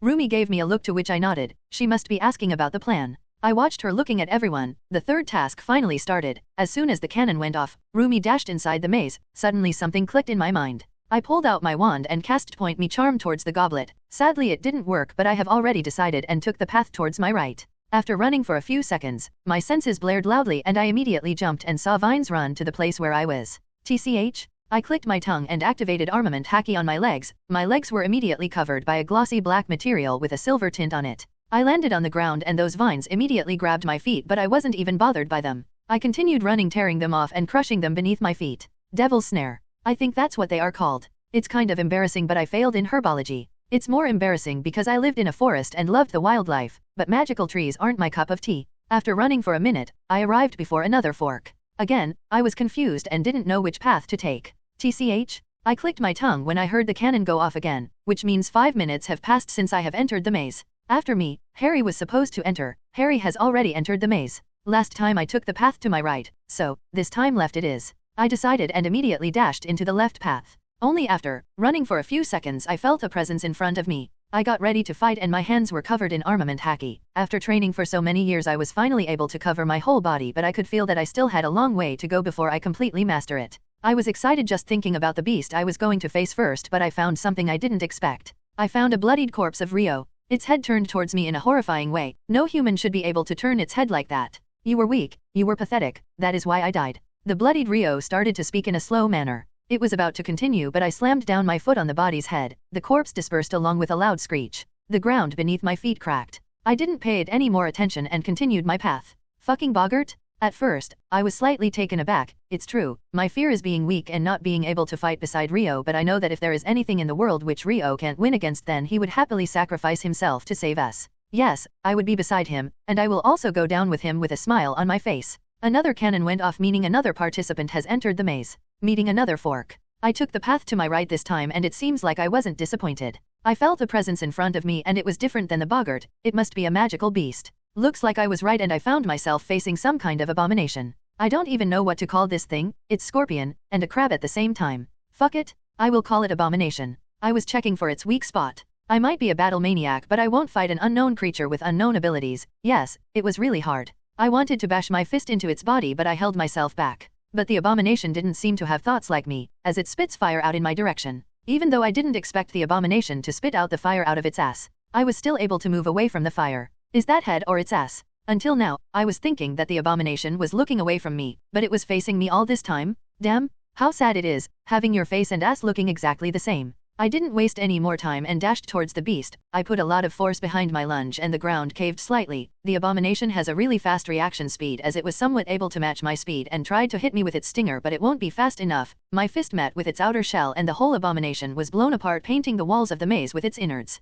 Thankfully, my punch had a lot of force and everything was blown away from me. It smelled really bad. I was somehow able to hold my stomach's contents. I quickly moved away from that place and continued my navigation through the maze. I finally appeared in a clearing and I could feel my blood boiling. A strong presence was in front of me. Again, my instincts proved to be right as a huge lion with a woman's face showed up. A sphinx? A class XXXX magical beast. It was much weaker than a manticore as a manticore is a class XXXXX magical beast but there is a huge difference, their intelligence. Manticores are intelligent, of course, but when compared to a sphinx it doesn't hold a candle. Sphinxes were used by wizards and witches since ancient times to guard their treasure. To go ahead, you must answer the riddle. The sphinx to say but I immediately cut it off. It was clear that she would give me a riddle and I had to answer it correctly if I wanted to go ahead. It was kind of similar to what we have in Ravenclaw dorm entrance, but I never bothered with them so why should I bother now? Stop blabbing and fight me, I said and covered my whole body with armament haki. When fighting a class XXXX magical beast physically, I didn't want to take a chance. The sphinx wanted to protest but it didn't even have that chance. I punched it right on its face.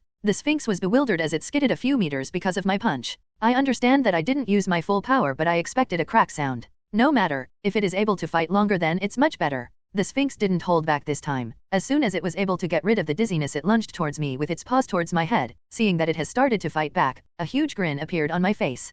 POV Harry. I was really nervous today, not because of the task but because of what was going to happen after the task. I received a message from Edgar before the task that I should willingly give my blood. I didn't know what it meant but it must be something related to Voldemort's resurrection. Even though, I knew that Rio and the others are going to be there. I felt really nervous. I mean, what if Voldemort is able to run away? What if someone gets killed? Even though I had all these worries, I have decided to follow Edgar's plans. I have seen his girlfriends trust him blindly and he has saved me from hell before, so I decided to trust him. If this works, Voldemort will be killed in a permanent manner. I have thought this through, and even if I ran away now, I know that Voldemort would be back one day and I can't keep living while looking over my shoulder. I finally entered the maze and all these thoughts were put away for later contemplation, not that I had any more time. I quickly navigated through the maze and the first thing I faced was Voldemort. I was scared at first then I remembered it must be a boggart. I have read about them and Tonks has also told me that there could be boggarts in the third task. I used the spell Ridiculous and the robes of Voldemort changed into a pink cardigan. After that, I banished the boggart and continued to run through the maze.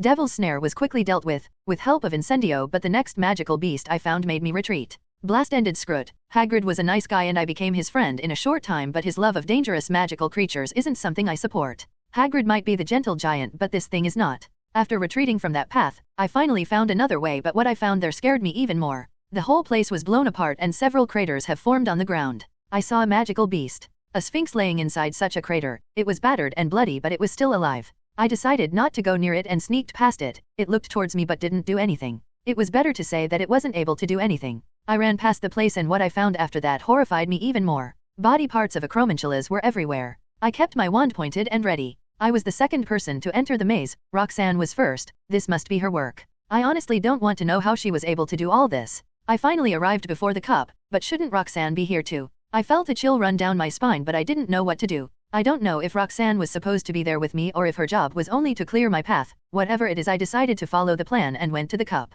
As soon as I grabbed the cup I felt a familiar tug around my navel. It was like a portkaya. With that, I suddenly appeared in a graveyard. I didn't say anything and got up. With my wand ready I looked around but nothing much was visible. It was because of mist. I finally noticed the grave near to me. Thomas Riddle. I heard a twig snap and whipped my head in that direction but I didn't get any time to react. A red spell hit me and I knew no more. My world turned completely black. I have to say, this was one of my best fights after I arrived in this world. Not that there were a lot of fights here. Only fucking politics. I looked at the beaten and bloody sphinx laying in a crater and honestly felt bad for it. I might have gone slightly overboard than I needed.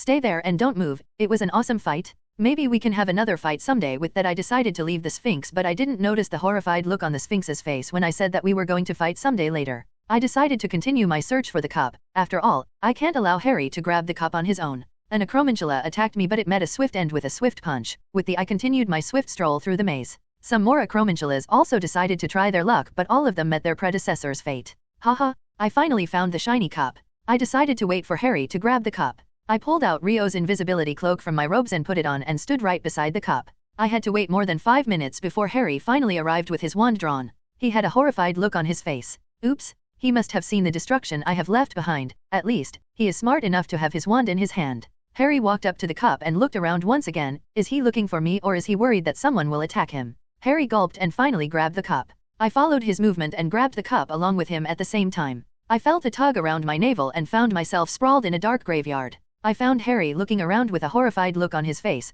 Thankfully I was still covered inside the invisibility cloak after such a disgusting portkaya travel. This was the worst portkaya I have ever used. While Harry was looking around with fear on his face, I decided to get away from the place. POV Rio, Edgar, me, Momo, Nemuri, Dora, Sirius, and Amelia gathered in the graveyard, and we decided to take different positions. I gave them only one instruction, that they shouldn't give into impulse and attack before I give the signal. I asked Momo to make some gas masks. She happily made them and I handed them to everyone. Me and Dora took 2 masks. Dora took one for herself and another for Harry. I took one for myself and other one for Rumi. Dora put on an invisibility cloak and hid near the grave of Thomas Riddle SNR, while the others went to hide in different places. I was hiding with Nemuri. I needed to instruct her. We didn't have to wait for too long as the Ratman arrived in the graveyard with a bundle in his arms. A huge snake slithered behind them and it went to roam around the graveyard. I have already told everyone to leave the snake alone for now. The snake coiled itself not far from the place where Pettigrew started to prepare the cauldron and fire for the ritual. All of us patiently waited while Pettigrew prepared the cauldron and the potion inside it. More than an hour passed and the potion was finally ready. All this time we heard a shrill voice, too unnatural to be a human, was giving commands to Pettigrew. All of us have noticed that the voice was coming from the bundle Pettigrew was carrying. Suddenly all of us heard a crack and Harry sprawled on the ground along with the cup. I activated the heat vision and found that Rumi was here too and slightly nudged Nemuri to grab Rumi. Nemuri silently went away. My eyes immediately zeroed in the direction where Sirius was hiding. I have asked Momo to hide near him because of a specific reason. If Sirius acts up, then Momo is going to stun him. Looks like my worries were on point. When Pettigrew fired off the stunning curse at Harry, Sirius was ready to jump out and all of us heard a thump sound. Pettigrew and Voldy immediately noticed the noise, and I cursed Sirius's 7 generations. $check it $. The small bundle hissed in Parceltongue and Nagini immediately went to complete her given task. Momo used some brain and a mongoose and snake rolled out from the hiding place. I activated my heat vision and looked in that direction and found Momo silently moving away while levitating Sirius in the air. I was really angry at Sirius. Thankfully Momo was crafty enough to hide the red light of stunning spell, or this charade would be already over. Forgive me Harry. I heard a voice and saw Pettigrew whispering to Harry while restraining him with the statue over the grave of Thomas Riddle SNR. I turned my head back towards Momo and saw her flash step away with Sirius, and only after a second, she returned empty-handed. I shouldn't have brought that fucker in the first place. I raged inside my mind. Jeopardizing the plan means putting my girlfriends in danger. I forcefully calmed myself down.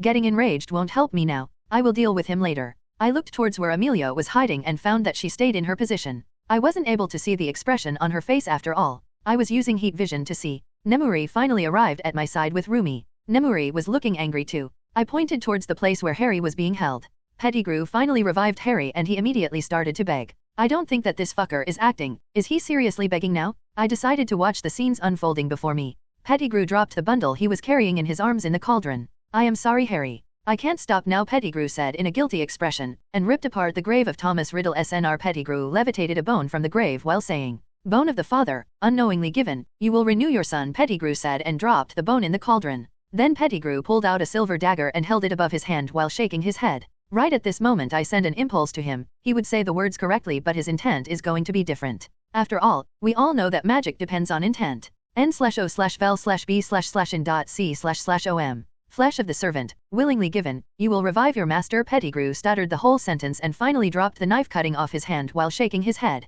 In his head he didn't do this willingly. His chopped off arm dropped into the cauldron while Pettigrew grabbed his stump and dropped on the ground while screaming like a pig. After a few minutes Pettigrew finally gathered his wits and got up, grabbing his stump, and went towards Harry. "Pettigrew, don't do this, please stop. It doesn't need to be like this," Harry continued to plead to Pettigrew. Pettigrew still had the dagger in his hand. "Blood of the enemy, forcibly taken, you will resurrect your foe," Pettigrew said and stabbed Harry in his arm. Suddenly realization flashed in Harry's eyes and his expression completely changed. Go on, take as much as you want, Harry said, and Pettigrew looked completely horrified and didn't know what to do. He put away the dagger in his robes and pulled out a vial and still collected the blood. With that done, Pettigrew returned to the cauldron and poured the blood in the cauldron. The whole cauldron caught fire, the cauldron transformed into a baby and started to grow, until it became a complete adult and dropped on the ground. It was the same Voldy from the movie with his snaky skin color. Robe me no said, and Pettigrew was somehow able to put the robe over Voldemort before collapsing on the ground. Since Snakeface was inside the cauldron, he didn't notice that Harry gave the blood willingly and Pettigrew gave the arm unwillingly. Like in the movies, Snakeface called his followers and I gestured towards Nemuri. Nemuri opened up her whole top and started to release a colorless and odorless gas that was going to confuse everyone. I noticed that Nemuri was completely topless and flashing her tits to me. Damn it, I failed. After so many years, she was still an exhibitionist? Thankfully she was hidden and no one would be able to see her. Nemuri smirked and put her top back in place when she felt that it was enough. Voldy continued to gloat how he was able to touch Harry now and began to give a speech. Dora used this chance and decided to whisk away Harry with her. No one noticed Harry was being taken because of the gas. Voldy went on giving his speech about how he was going to take over Britain. I quickly cast anti-Portkea and anti-apparition wards so that no one would be running away from here. None of them still has noticed that anything was wrong and Voldy was still busy giving his speech about his greatness. I signaled everyone that the plan was starting. I slowly went towards where Nagini was slithering. Goodbye Snake, I said, and cast Fiend Fire. Voldy finally felt something was wrong when he felt his Horcrux and familiar was being destroyed. No, Voldy screamed in rage. Show yourself, coward. Voldy shouted, and I put away my invisibility cloak and walked out of the darkness. Hello Voldy, remember me? I was the one who burned you in Hogwarts, I said with a huge grin on my face. It was you. Voldy screamed and pointed his wand towards me. Avada Kedavra. Voldy cast the killing curse, but the curse wasn't even close to me. Looks like you have to work on your aim, I said, while Voldy and his Death Eaters had a horrified look on their face. Impossible, how did you survive the curse? Voldy asked enraged. Oh, did he and his cronies saw that I survived the curse? Looks like Nemuri's gas is working really well. Wouldn't you like to know? Snake face, I said in a teasing tone, and a Death Eater dropped on the ground headless. I looked and saw that the girls started to rain spells all over the place, and I saw Rumi lunged towards a Death Eater and she punched him into oblivion. With that when the girls jumped into the fray, the whole pandemonium broke out. After all, this was the first time someone was using lethal attacks against them. They forgot about Voldy, who was screaming orders at them. The Death Eaters were busier trying to run away rather than listening to him. Rumi was slaughtering the Death Eaters just with her fists while the rest were shooting spells to kill except Momo. She was firing stunners. Now, I didn't want to give any quarter to Snakeface, so I shot a lung shredder at him.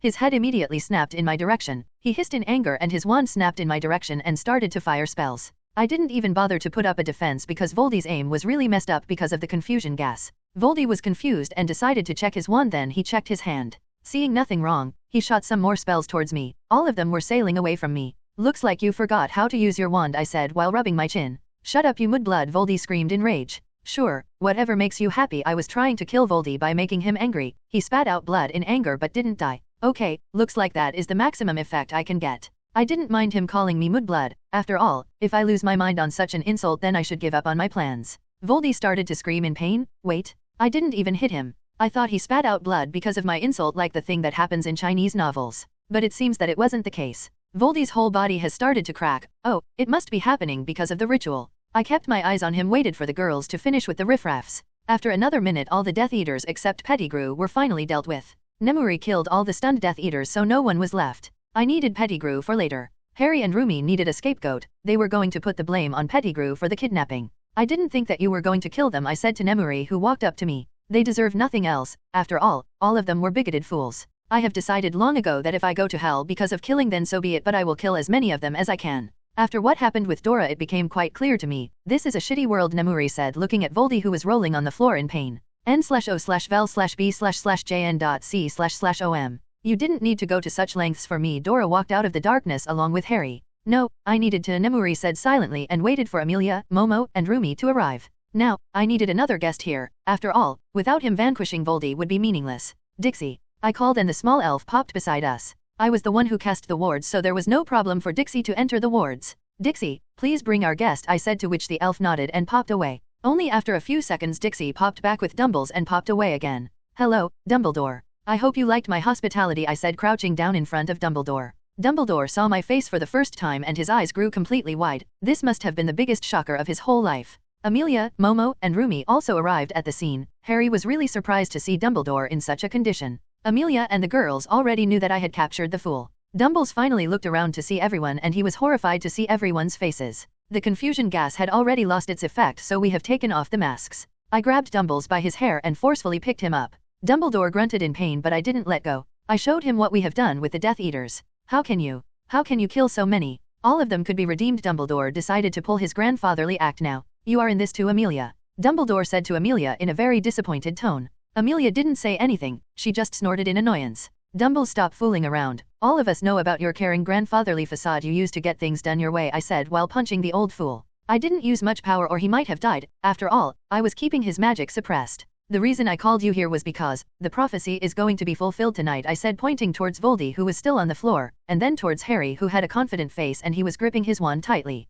Harry, my boy, what has happened to you? Don't listen to them, don't become like them, Dumbles said in a pleading tone. I was already reading his thoughts. He knew his game was over and he was spouting all of these as a last-ditch effort. Shut up, Dumbledore, Harry exclaimed. I have to do this, I need to do this or he will keep coming after me. The prophecy still hangs over my head, Harry said with conviction and pointed his wand towards Voldy. A simple reducto or diffindo would do it, right? Harry turned his head towards me and asked. Harry, I beg you not to do this. This path will take you to the dark side. For the greater good, you must let him go, Dumbledore said. Did he really say that? Is his brain even working? I checked his thoughts and found his real reason for asking this. He wanted to buy time. It was clear to him that Voldy was dying, so if he dies on his own, the prophecy remains unfulfilled and Harry could still be sacrificed. Thankfully, Harry didn't listen to his blabber and cast a reducto and blew off Voldy's head. Harry saw what he has done and spat at Voldy's dead body before walking away. I gestured to Dora to follow him. It was really anticlimactic, but who cares? After all, dealing with bad guys like this is much better than having a death battle with him.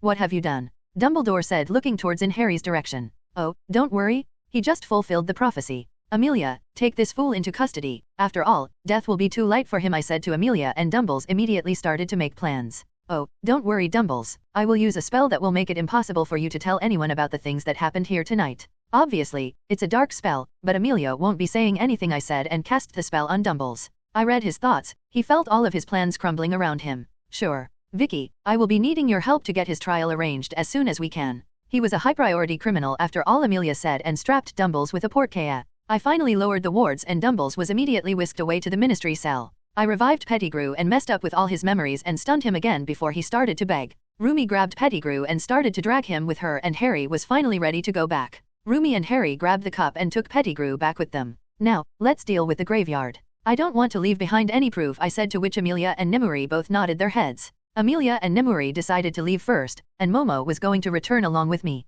Amelia and Nimue operated out of the graveyard. Momo and I left the graveyard and I cast fiend fire over the whole graveyard. A Leviathan of fire erupted from my hand and engulfed the whole area. I controlled the fiend fire so that it won't leave the premises of the graveyard. When I was satisfied the fire has burned everything, I will the fire to go out. I was right. The graveyard was completely charred now. Nothing was left behind. Even the graves were burned out. Where did you put Sirius? Now that everything was finally over, I looked over to Momo and asked. I dropped him outside Hogsmeade and returned here, Momo said while extending her hand towards me. She must want to take me there. I grabbed her hand and she operated taking me with her. Both of us appeared right outside of Hogsmeade and found Sirius was still laying there. I revived him and Flash stepped along with Momo. I didn't want to stay and explain anything to that fool. He almost destroyed the plan. Now, I find myself feeling really stupid for taking him with me. Both I and Momo returned to Hogwarts and found that everything was already over. Fudge, even after losing his position, was blamed for the kidnapping because he allowed Pettigrew to escape and tried to sweep the matter under the rug. Pettigrew was taken into custody by Amelia and she publicly announced that Albus Dumbledore was also in her custody as of this evening. Rumi and Harry were awarded the cup along with 1,000 galleons. Sirius finally arrived and looked towards us with a complicated expression on his face. I didn't even bother to say anything to him. With that, the tournament was finally over and my mission in this world is over. POV Rio, Edgar. It has been 10 years since the day I have helped Harry to kill Voldemort. I know, it is kind of pushing it when I say that I helped him. It was rather I presented Voldy on a silver platter to him. The next day, Albus Dumbledore was put on his trial. He was once known as the greatest wizard since Merlin, the leader of the light. All of his titles were ripped away. After he was questioned under Veritaserum, he was called a monster, a demon on earth, and a lot more. Amelia and Nimue held a public trial for him, where everyone would be able to attend. After all, they didn't want someone saying that he was framed. It was quite a chore because they had to arrange everything in a few hours. Even with such a short notice, almost the whole population of magical Britain came to see the trial. The news about Harry and Rumi or Roxanne winning the Triwizard Tournament was completely buried. Neither of them minded. Everyone called for execution through kiss because of the vile crimes Dumbledore has committed in the name of his greater good. But he was sentenced to a lifetime in Azkaban. Someone from Wizengamot said that it would be much better because death was going to be mercy. Everyone immediately agreed, and Albus Dumbledore, once a great wizard, leader of light, now known as monster or demon, was dragged away by Dementors to Azkaban. His flaming chicken was still inside the dungeons. I could release it now that the Azkaban is made phoenix-proof, but I still kept it here. After all, I don't need him flaming someone I care about into a volcano for revenge. Dumbledore took his last breath yesterday. No one knew of this, but Dumbles was supposed to die long ago if it wasn't for me. From his mind, I have found out the location of the Philosopher's Stone which he was using, and fed him the elixir of life from time to time so that he continued living and wouldn't die too quickly. I have researched a lot on that stone and found out that it was made after sacrificing 100 virgins. Alchemy is based on the principle of equal exchange, and everyone knows that the Philosopher's Stone was made by the Flamels using alchemy. So, he must have used something in exchange so that the stone has those properties. Even if it was called the elixir of life, it just made your aging process extremely slow. The Flamels were able to live about 6 centuries because their aging process was slowed down. After they gave Dumbles the stone, they finally died. Like I have said, if I want to find something, then no one could stop me. I found the Flamels' property and all the research. The property has 2 graves. Their DNA and magic completely matched with the stone, so I guess they were the Flamels. Dumbledore was already old and his body was already falling apart because of the absence of magic. He would have died within a month inside Azkaban, but I forced him to stay alive with the elixir of life. A lot has changed since the day Voldemort was finally vanquished. Only a handful of people knew about that because it wasn't announced. Nimue started to use all the political and economical power she had to push forward the magical world. The first thing she did was to lift up the ban from enchanting Muggle devices with magic. This change met some opposition, but it was soon ground into dust. Next, she locked down the whole ministry under strong wards so that no one could leave, and made the unspeakables to swear an oath of loyalty to the ministry. After all, it was the only department that was completely autonomous. Even if the unspeakables aren't happy with this, they chose to swear an oath because they very well knew that they wouldn't be able to win against her in magical combat.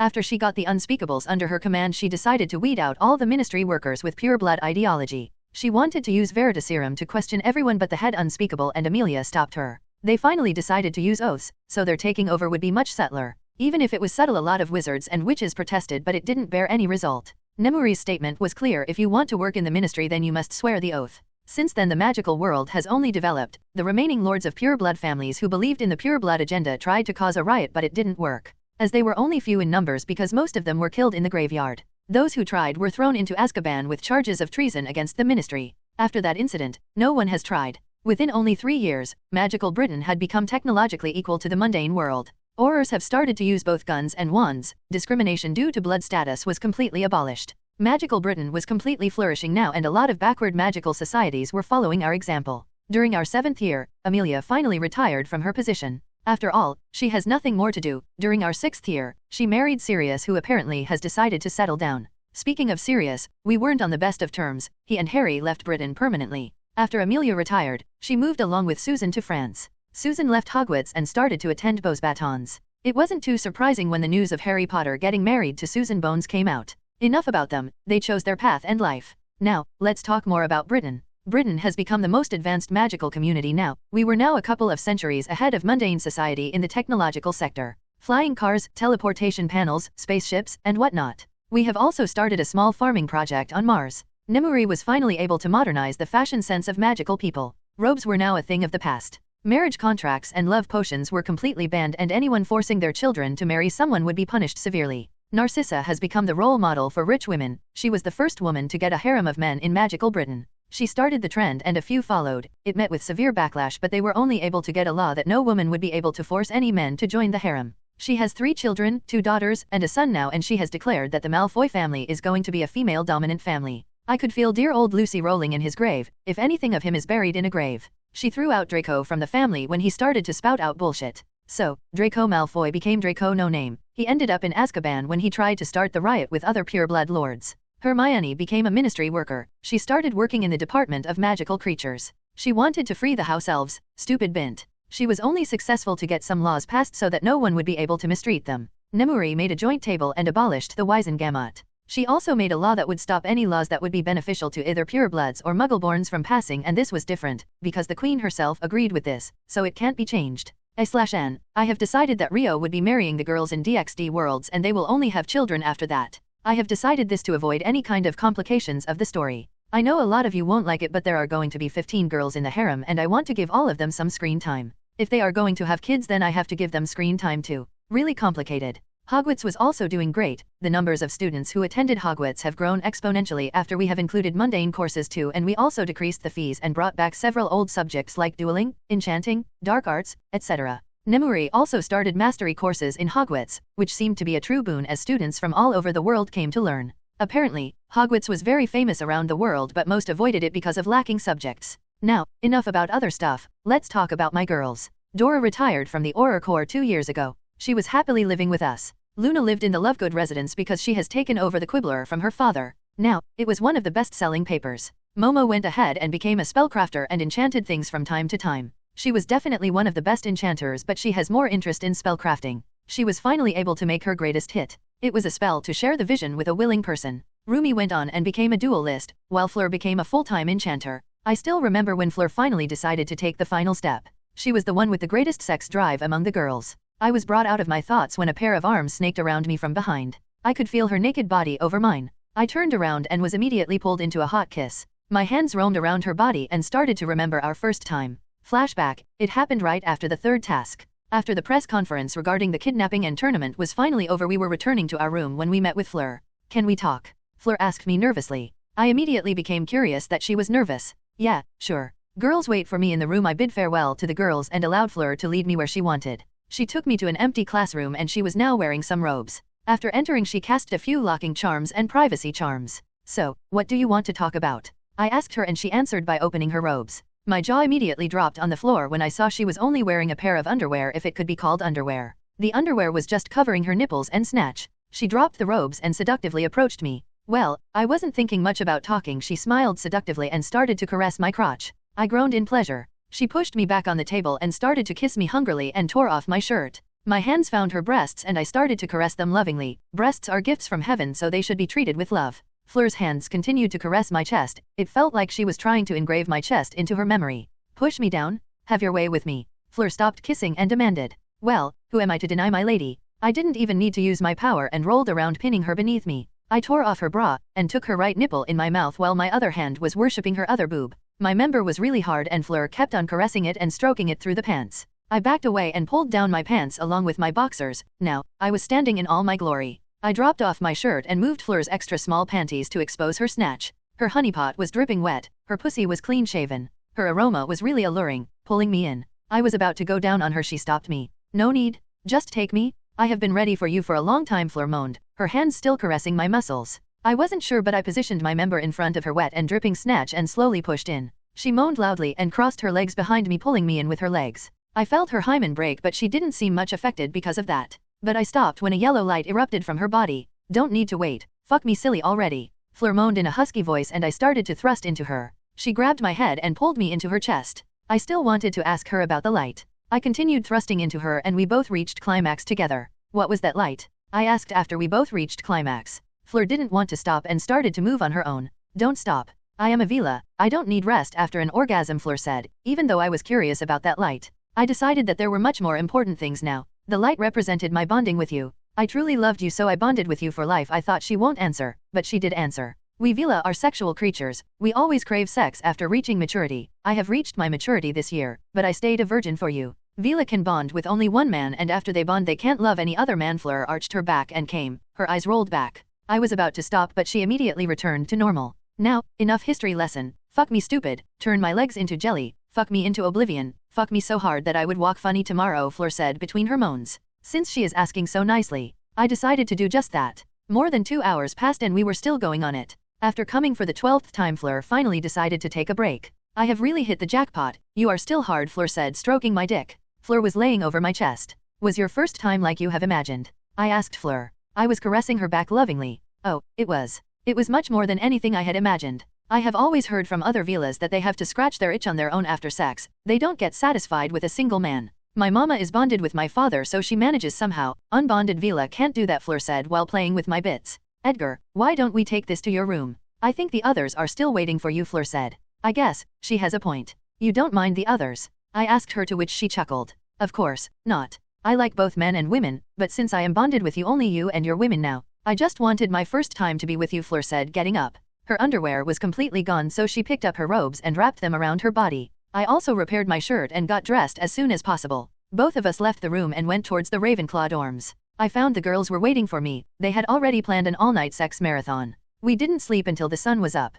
Flashback end. Fleur, we can't do it now. We are leaving this world today, I said, stopping Fleur. Fleur wasn't a depraved pervert like Nemuri, but she has the biggest sex drive. She can compete with all the other girls on her own. I have told Dora and Fleur about our world travel, and we also informed their parents. Both of their parents were quite nervous, but they didn't stop their daughters. Luna already knew about the world travel, so she didn't need to be informed. I have tried to find out clues about our next world from her, but she kept her lips sealed. She said that it was going to be a nice surprise for me. Luna's father didn't even need convincing. He happily agreed, as Luna would be able to travel around and find new magical creatures. Can't we have a quickie? Fleur asked while pouting. Nope, we need to get ready now. I don't want to be late. This was just bullshit. I was simply excited about the next world. I didn't know which world I was going to next. I have no suggestions for God this time. I will still visit this world from time to time because this world was our money-making world now. We have made so much money that it wasn't even funny anymore. If I decide to take our money away from the market, then the whole global market would collapse. We own the complete tech industry in the mundane world, and we also have the monopoly on the weapons manufacturing industry.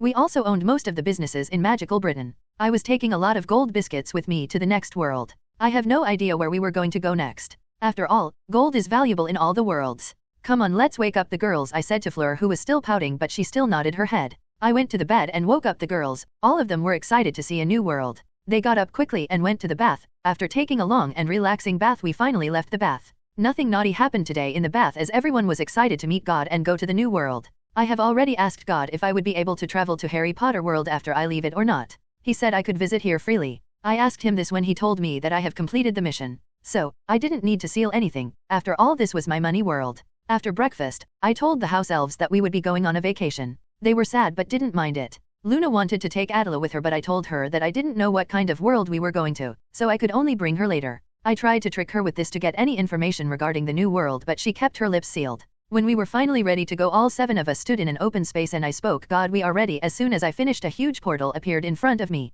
All of us walked together into the portal filled with excitement. This was our first step towards the new world. All 7 of us appeared in a pitch-black place, but we could still see each other. Momo, Rumi, Nemuri, and I remembered this place, but it was new for the girls, except Luna. She was looking with a dreamy look on her face. I don't know if she was able to see anything or not. Seeing that God didn't come to greet us, I decided to call him out like I did the last time. Hello, I called out. The girls gave me an odd look. Hey, don't look at me like that. When you enter someone's house, you should call them out. I understand your feelings, but this isn't my home, young man. God's voice boomed throughout the place, but it wasn't unpleasant to us. Nov, L, B / JNN. Hello, God.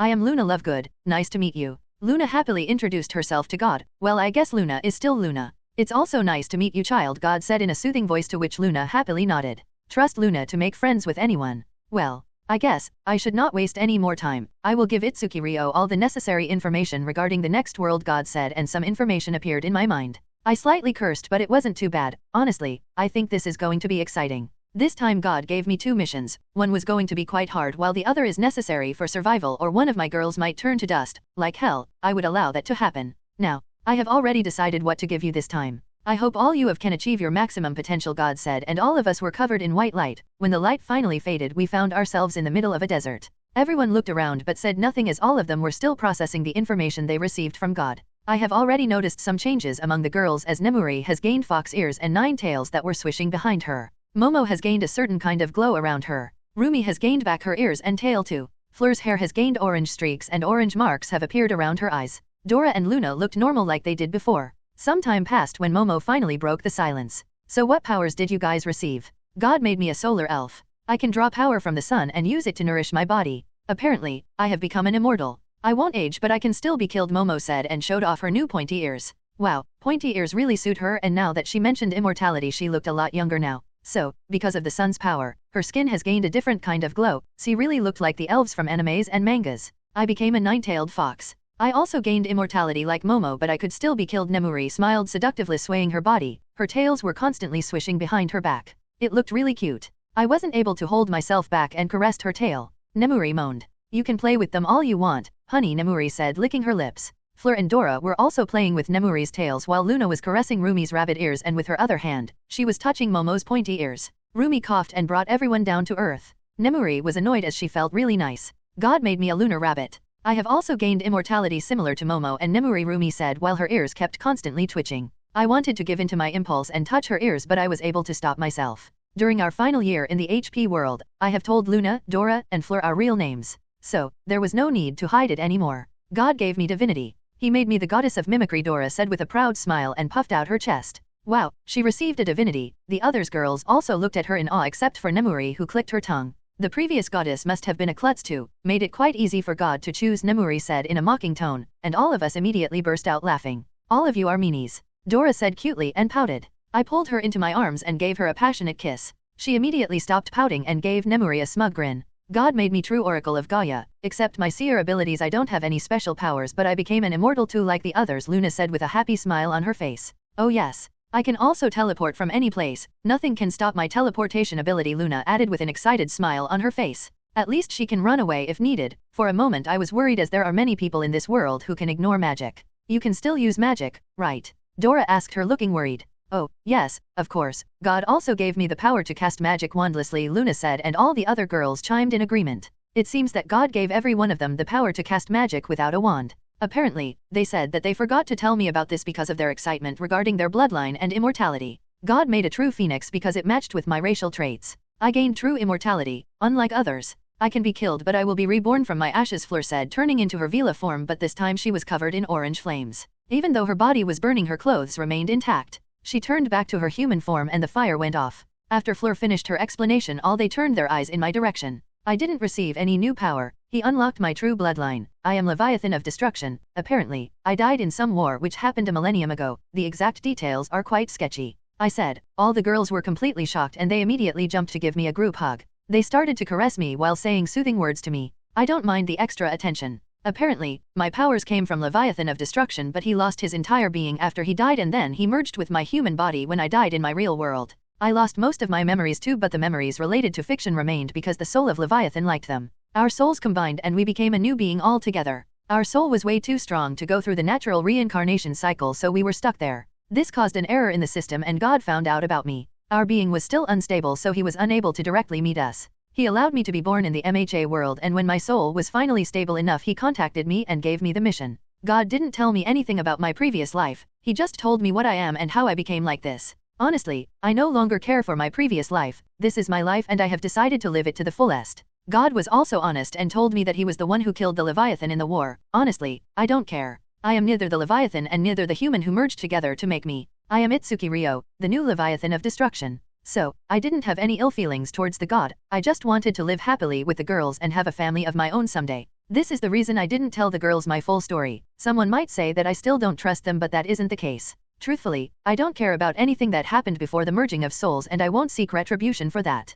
I have a happy life now filled with adventures, and that was enough for me. The girls finally separated from me when I told them I was fine, and they heard me laughing loudly. I told them that I might not remember my past, but I can still build a future together with them. So, what kind of world are we in? Is this some apocalyptic world? Momo asked me, looking around at the endless desert that was surrounding us. If I am not wrong, then, this is the Sahara Desert. This is a modern world. This world is filled with superhumans, superheroes, mutated humans, and stuff like that. This is a modern world with technology similar to what the mundanes had in our world. The year is 2002. There are several secret organizations that would like to capture us and use us. Some would happily experiment on us, I said to the girls, who slowly digested all the information I gave them. Luna was a different case, as she already knew all this. So, what are we going to do now? Nemuri asked me, looking curious. First, we are going to need a base. Then, we will start gathering information, I said, to which all the girls agreed. What is our mission in this world? Momo asked me, and everyone looked interested. First mission is to kill a certain mad titan before he kills off half of the universe, and second mission is to create a safe haven for all mutants, I said with a serious look on my face. The second mission is going to be quite complicated. One more thing, never trust men who are bald in this world. Always keep up your mental shields. There is an annoying baldy in a wheelchair. He doesn't understand the meaning of privacy and likes to poke around inside people's heads, I added with a serious tone in my voice, to which all the girls nodded. Now, we needed to get out of Africa and enter the States. When Rio and the girls appeared in the world, they caused a massive energy spike in the desert. Organizations like S.H.I.E.L.D. and Hydra that was growing inside S.H.I.E.L.D. noticed this phenomenon. As soon as they noticed the spike, they pointed the high-tech satellite towards the desert, but they didn't find anything. Even if they were using satellites, they were slow. After all, it was just 2002. Technology hasn't developed up to that point in this era. It would take at least 10 more years to reach that level. S.H.I.E.L.D. headquarters, New York. So, what's the report? A bald man with an eye patch spoke to a man with a huge forehead. Nothing, sir. It's confirmed that the energy spike we detected has erupted from the desert, but there is nothing else, the man with the huge forehead answered the bald man. What kind of energy did the sensors detect? The bald man asked again. No idea, sir. The only thing we do know is that it is a type of energy that messes with electronic objects, the man with a huge forehead answered. Send Agent Barton and keep me posted, Carlson. The bald man with the eye patch ordered. This man was also known as Nick Fury, the current director of S.H.I.E.L.D. The man he was talking to is Agent Phil Carlson, who nodded his head after hearing the order and left the room. Nick was left in deep contemplation. He didn't like not knowing. Hydra didn't need to send any agents to gather any information because what information S.H.I.E.L.D. gathered they could easily get their hands on. There were a lot of organizations that noticed this energy spike, but none of them were able to react in time. N/O/Vel/B/Jn.C//OM. Xavier Mansion, New York. While the organizations were busy gathering information, one man named Charles Xavier was already on his way to his beloved machine. He has also noticed the energy spike. Even though he is strong, he isn't strong enough to notice everything going on around the world. He entered the room where Cerebro was kept. One man and a woman trailed behind him, seeing the urgency on his face. As soon as the machine powered up, Charles Xavier put on his helmet and connected with Cerebro. He immediately looked in the direction from where he has sensed the energy spike, but unfortunately, he didn't find anything. He found this rather worrying. After all, he wasn't the only one who noticed the energy spike. He checked the surroundings of the region and finally found something odd. It was some kind of interference. He didn't know if any mutants were responsible for this or not, but there was something out there that can mess with his beloved machine. Charles finally sighed in disappointment and took off the helmet, turning off his connection to Cerebro. Professor, what happened? The woman that was trailing him asked worriedly. The woman had tan skin and white hair. The woman's name was Aurora Monroe. She was also known as Storm. I have sensed a huge energy spike that appeared in the middle of the Sahara Desert and I decided to check it out, Charles said with a sad smile on his face. What did you find, Professor? Is Magneto behind this? The man who came along with Charles and Aurora asked the question. The man was wearing odd-looking futuristic glasses over his eyes. The man's name was Scott Summers, also known as Cyclops. No, I found nothing. Some kind of interference is blocking Cerebro. It can be a mutant who can block my powers, Charles said, but this time he regained his usual smile back. Professor, we can take the jet and check it out, Scott said. Aurora also agreed, as it could be a mutant whose X gene awakened and caused the energy spike. He or she could be alone and scared. You can't. I wasn't the only one who noticed the energy spike. Several organizations related to the various countries are already on the way, Charles said, and left the room. Even though neither of them liked it, they agreed that they needed to stay hidden. Kamartaj, Nepal. A woman suddenly woke up during the night, noticing something unnatural has happened. She waved her hand and the room lit up and the woman appeared in all her bald glory. She felt an energy spike from the deserts of Sahara. Until now, she has seen everything that has happened in this world. She has even seen her own death, but what happened today wasn't something she has seen. She tried to use the Eye of Agamotto to see what was happening and found herself completely shocked as she didn't find anything. It was like the Eye of Agamotto had completely stopped working, but she knew that it wasn't the case as the rest of the visions were still clear to her. This was quite interesting for her, as after many centuries, she has found something she didn't know about. But she didn't know what to do now, as she was the protector of Earth. She could check that place herself, but she could already see that several organizations making their way there. The sorcerers have remained hidden until now, and that is not going to change now. She decided to see what things are going to change. For the first time in several centuries, she decided to pay attention to the outside world. POV Rio. We finally arrived at Dakla Airport, after we have prepared all of our fake documents and exchanged a gold biscuit to create a bank account and get a huge amount of cash. Was it necessary to use the Imperius? Dora scathingly asked Nemuri. He was asking questions about where I got that thing from. What was I going to do? Nemuri snarked. You could have confounded him, Dora tried to reason. Dora, she wiped his mind afterward, so there is no need to get angry at her. Either she Imperi used him or he would have pressed the alarm, Momo said in a serious tone. Dora didn't like it, but she understood why Nemuri did it. Dora, you don't need to worry about this small stuff. After all, he wasn't hurt. He just forgot that he bought a gold biscuit, I said in a nonchalant voice. I don't know what she understood, but she just pouted. So, New York, Fleur asked, finally taking her seat, and Luna was looking outside the window like a small girl. I always wanted to visit the city that never sleeps, Luna said in an excited voice and kept looking outside. The plane took off quite soon. Even if I have seen New York in the HP world, I wanted to see it in the MCU and XCU world. Now that I think of it, did no one notice our arrival in this world? Ancient One was sure to notice our arrival, but she didn't show up. Is she watching us using her peeking stone? Damn that cheating woman, but I don't want to be her enemy. I don't want to end up trapped in the mirror dimension. I think I could escape that place if I use my law of lightning, but I don't want to check it out. Dora and Luna kept ordering stuff throughout the whole flight. Not that I cared. After all, I had all the money in the world. I could at least allow my girls to indulge in luxury. It took us about 8 hours to arrive in New York, the city that never sleeps. It didn't take us too long to check out from John F. Kennedy International Airport. I was constantly using magic to mess with the surveillance devices. I didn't want anyone connecting the dots. Even if we have magically created fake documents, there was still the fact that we didn't exist in this world until today. I selected New York as my base of operations due to one major reason. Shield HQ was in New York, Xavier Mansion was also in New York, there was also a Sanctum in New York, the Baxter Building was also in New York, so New York was going to be the center of trouble. We had to take 2 cabs as there were 7 of us. We asked the drivers to take us to the Plaza Hotel. We can arrange everything tomorrow, the girls were quite tired today. I booked a villa so that all of us can stay together. I turned on the TV after entering the room. I wanted to know what was going on around the world. Even if I had the memories, I didn't know everything going on in the background. Looks like I was right. I turned on the TV and found out several protests are going on. A new bill was going to be introduced by Senator Robert Kelly. From what I remember, the events of X-Men happen in the year 2003. So, I still have some time to arrange everything. I decided to pay my attention to General Thaddeus Ross for now, as he has started the biotech enhancement project since last year. Damn, I thank Acclumency for keeping such details. Momo, can you make something that can help me hack into anything without getting noticed or caught? I suddenly asked Momo, who was playing pillow fight with Nemuri and Dora. Now, with all these secret organizations around us, I need to keep an eye on them. Momo stopped and was immediately hit by a pillow on her face. She glared at Nemuri, who was whistling while looking in another direction. Momo thought for a few moments before looking at me. I can, if Fleur helps me, then I can get the thing ready in a week. After all, from what you have told me, there are no communities in this world that have managed to combine magic and technology. If I use both of them together, I could get you what you want, Momo said while thinking.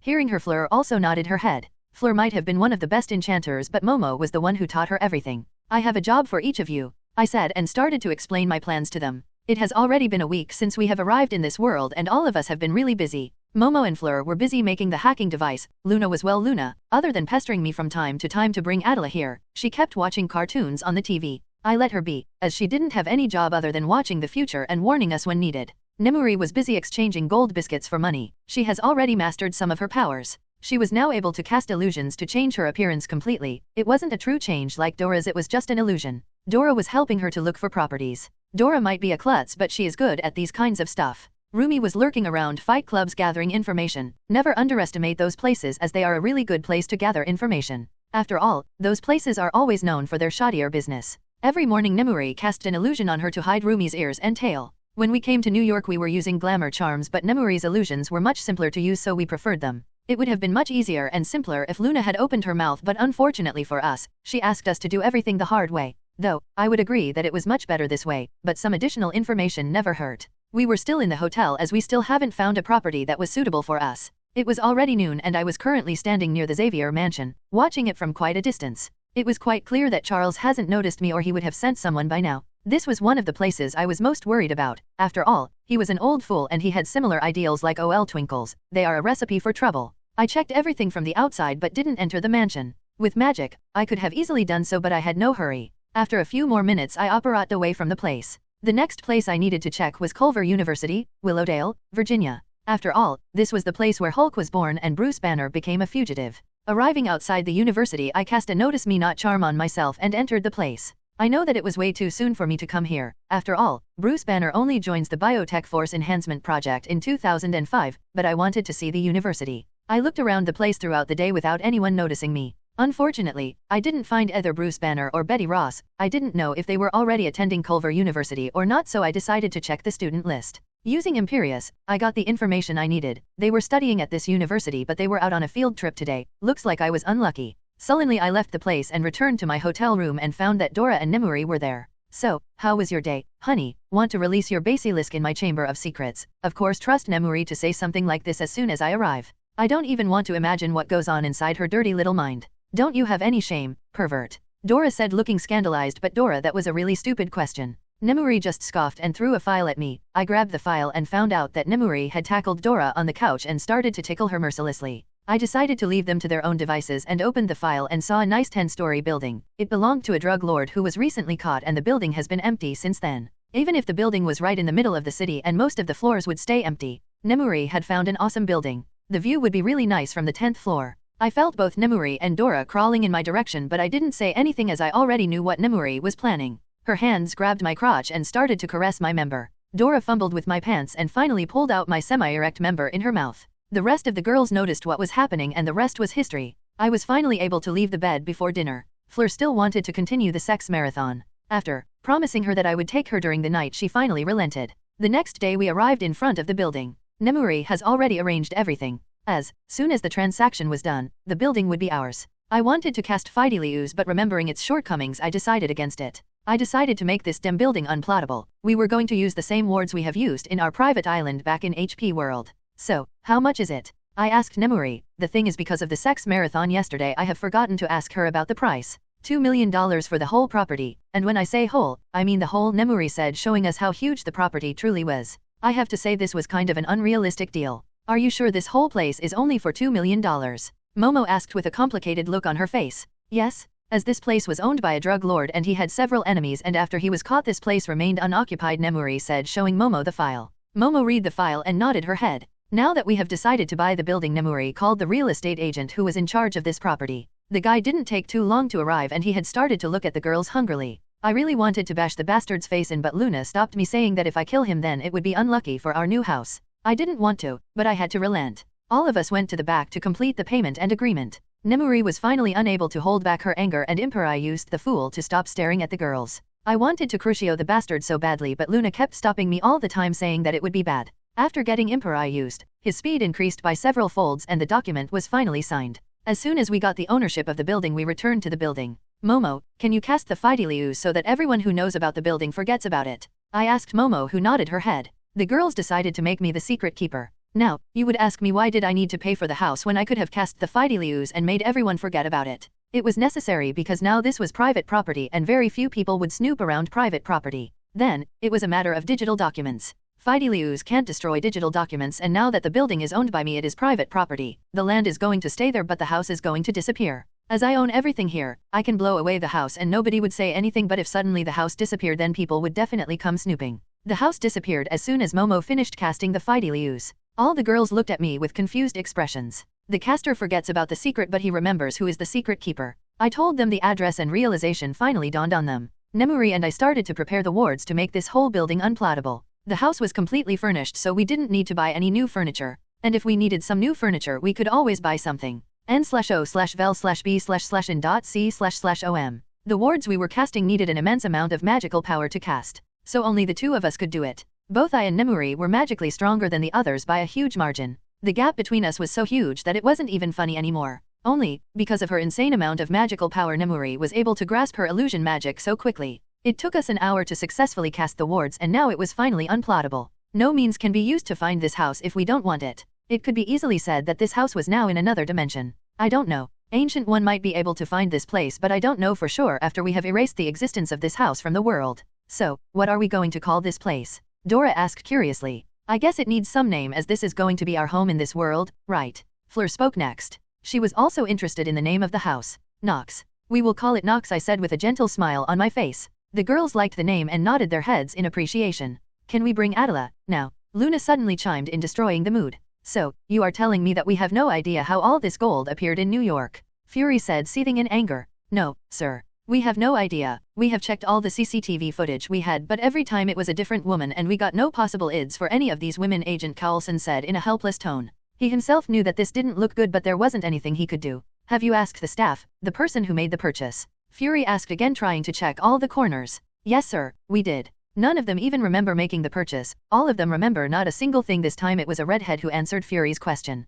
This woman's name was Natasha Romanoff, aka Black Widow. So, you are telling me that 5 tons of gold appeared out of thin air? Fury almost shouted in anger, but the 3 agents in the room didn't even flinch. Fury rubbed his temples for a few seconds and released a defeated sigh. Agent Hill, did Agent Barton send his report? Fury looked towards Agent Maria Hill and asked. Yes, I think that there might be some connection between the energy spike in the Sahara Desert and the gold suddenly appearing in the market. Agent Barton was able to track down a shop where a gold biscuit was sold and the purchaser didn't remember a thing, Agent Hill said. Fury was immediately interested. Both Agent Carlson and Agent Romanoff were interested too. The same day, 7 flight seats were booked and nobody remembers them. It was a flight from Dakhla Airport to JFK. I think whoever caused the energy spike sold gold and got money, then he bought flight tickets and arrived in New York and continued to sell gold. Agent Hill completed her assessment. The other 3 in the room were completely surprised, but none of them could refute the logic behind Agent Hill's assessment. I think they will be trying to buy a property next so that they could set up a base of operations. Agent Hill finally concluded their assessment.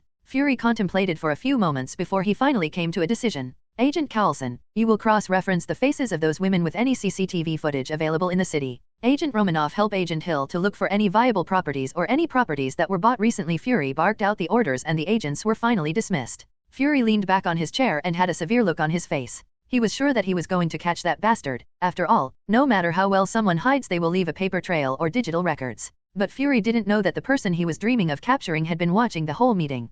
POV Rio. Agent Hill or Maria Hill is really smart. She was able to connect the dots in such a short time. I wasn't overconfident that no one would ever connect the dots, but I didn't expect it to happen this soon. After all, we left a nice trail behind us, making us easy to track. Even if nobody remembers us, the digital records are still there and I don't have the energy to deal with all the physical records. I finally lowered the lid of the laptop. The laptop didn't look anything special at all, but it was the hacking device Momo and Fleur had made me. I used this thing to enter a lot of places and secret government sites like NSA, CIA, SHIELD, MI6, and whatnot. I already have all the names of Hydra agents that are integrated in SHIELD. I also checked on General Thaddeus Ross and found that he hasn't made much progress in his project. He made most of the progress because of Bruce Banner and Betty Ross, and since they have not joined the project, it is in stalemate. Now that I have my eyes inside all these government organizations, I need an eye inside Xavier Mansion too. They have CCTV cameras, but I need to watch them more closely. It was because of the Phoenix Force God sent me in the original timeline, so X-Men The Last Stand happens in the year of 2006. This was the year when Jean Grey nuts and she was finally killed by Logan. So, I have 4 years to fix the shit that old Baldy messed up with. I don't know if it's too late or not, but I can still try, I guess. Should I go myself or send someone else? This time the risk is too high. I can't risk my girls getting disintegrated, so I have to go by myself, I guess. Since this is still the original timeline, that means it's completely the fault of Charles that Jean goes nuts. Boom. I was brought out of my thoughts when I heard a loud noise from the backyard. The backyard was made using strong expansion charms. I arrived at the backyard and found Luna playing fetch with Adela. Fuck it all. That is not a puppy Luna, she is a giant huge-ass basilisk. The girls who were in the building also arrived. They were also slack-jawed after they saw what Luna was doing. We didn't say anything and allowed Luna to do whatever she wanted. When she finally stopped playing with Adela, I decided to spend some time with Luna. The other girls had work to do, so they left. Luna, let's go on a date. I asked Luna, who happily nodded her head. I know it was kind of sudden, but with all the stuff that has been going on I was really busy. After Momo and Fleur made the laptop, I had to keep an eye on the organizations. Then, I had to modify the house to accommodate Adela. I had to install huge pipes by the stairs so that Adela could easily move around the house. So, can I decide, or have you already decided where to take me? Luna asked with a happy smile on her face. I haven't decided. Do you have any place in mind? I asked Luna. She nodded her head like a woodpecker. Slow down, girl, your head might fall off. I always wanted to visit an aquarium. Can we go there? Luna asked me, making puppy dog eyes. She didn't need to use the puppy dog eyes no jutsu. I would have still taken her with me. I nodded my head with a smile. Luna became happy and immediately pulled me into a kiss. N/O/vel/b/in.c//om. She went towards her room while skipping to get dressed, and I went downstairs towards the garage and decided to wait for Luna. Looks like I have to delay my plans for some time. Luna took half an hour to get ready. She would have spent more if she wasn't so excited to visit the aquarium. I decided to take my car today. In the HP world I didn't get myself a car and used either Nemuri's or Momo's car. But in this world a car was much more necessary, as Apparition or Portkea is not known by anyone in this world. It was a brand new car. Fleur designed the car and Momo helped her make the parts for the car. They immediately decided to take on this project when they heard that I wanted to buy a car. So, I ended up with a car that was going to come out in the future. It was a Dodge Challenger 2015, or it would have been in the year of 2015. Image here. So, I took Luna with me to the aquarium. She spent the whole day jumping around looking at all kinds of sea creatures. I could easily feel the happiness oozing out of her. People were looking at us oddly, not that I cared, only Luna's happiness mattered, so I cast a strong notice me not charm on us and enjoyed the whole day. Rio, thanks for today, Luna said with a gentle smile on her face. We were now walking back towards the parking lot and Luna was hugging my arm between her breasts. After receiving immortality from God, she looked 21 or 22 now, and she will stay like this forever. Anything for you, love, I said, pulling her even closer to me. Then let's have sex in the air while flying, Luna declared, and jumped on me and hung on my body like a koala. Her statement made one of my old dreams surface again. I have thought about this long ago in the MHA world, A/N. I don't remember the exact chapter, but it is there. Okay, let's go. This was one of my biggest fetishes, so I didn't want to waste time. I would die if Luna suddenly changes her mind. Luna happily smiled and put her lips on mine. I grabbed Luna's ass and took flight in my max speed. Even though the clothes were a real bother, now we can't throw them away in midair. But sex was more important for now, so we just took out our bits and got on with it. An hour later we finally landed near my car. Luna's panties and bra were sticking out of my pockets. Both of our clothes were completely messed up. Both me and Luna had goofy grins on our faces. We drove back to Knox after a happy day filled with complete fun. Can you tell me why we are in this strip club? If you want I can show you all my moves, honey. No need to watch these riff-raff, Nemuri said, looking at the topless stripper dancing in front of us. You can show me all your moves later and I would love to closely inspect them, I said with a grin on my face. This made Nemuri lick her lips seductively. Can you two perverts tell me then why the hell am I here? Dora said with an annoyed look. This was the first time Dora has entered a strip club and she was immediately annoyed. Dora huffed in irritation and picked up a glass and started to drink. A middle-aged woman walked out of the VIP area and my eyes were immediately focused on her. Both Nemuri and Dora noticed this and watched the woman. Who is she? Are you interested in her? Dora asked with a bewildered look on her face. No, you dumbass. Didn't you read the file Rio gave you? But I would have never thought that she was a woman of culture, Nemuri retorted, looking intently towards the woman. Well, I got kind of bored with that, Dora said meekly and looked away. How did you know that she was going to be here? It wasn't on the file, Nemuri asked me, looking slightly confused. I tracked her phone, I said simply, to which both Nemuri and Dora hummed in understanding. The woman left the strip club and the three of us silently followed her to the parking lot. As soon as she opened her car door she was hit by a stunning spell fired by me. We quickly entered the car and Nemuri Imperi used the woman. Dora revived the woman and without saying anything she started the car and drove towards her home. The woman stopped in front of a two-story house. From her file we already knew this was her house. I gathered all her information from SHIELD archives. Melissa Woods, age 36, head of the SHIELD recruitment division, was also a Hydra sleeper agent. Well, she wasn't a sleeper agent as she actively helped Hydra to recruit new blood into their ranks. But Melissa Woods was just her false identity. Her true name was Anna Vasili. Nemuri ordered the woman to enter the house and sit on the nearest chair and do nothing else. After entering her house, the three of us checked everything in her house and dug up everything she had. But my interest was something else. I wanted to implant Dora within SHIELD and this woman can easily do that. We found a list of names inside her safe. We asked her what it was and she told us that it was the list of viable candidates for Hydra recruitment. I didn't need Dora to be a Hydra recruitment. I wanted her to be a normal SHIELD recruitment. I copied down the names and put it back where it was. Like Nemuri had said, this woman was a philosopher and had her own philosophical ways. We found that she had a room filled up with tied-up men. I closed the room even before I could register anything. Then, I started to modify Anna's memories of tonight, but not before I entered Dora's name in her SHIELD recruitment list. Dora glared at me angrily when I wanted to put her name as Nymphaedra. Seeing her glare, I decided to go with Dora Tonks. This made her smile happily. After altering the memories of Anna, all three of us left her house. I have already checked her house for surveillance devices, but there weren't any, so I wasn't worried about leaving digital proof. After returning to Nox, I decided to edit the profile I had made for Dora. After all, her name was Nymphaedra in SHIELD database and her IDs were with the name of Dora. After I completed the edit, I showed a picture to Dora. It was a picture of a blonde woman with black stakes in her hair. This is going to be your face when you are in SHIELD, I said to Dora, who shrugged and changed into the woman of the photograph.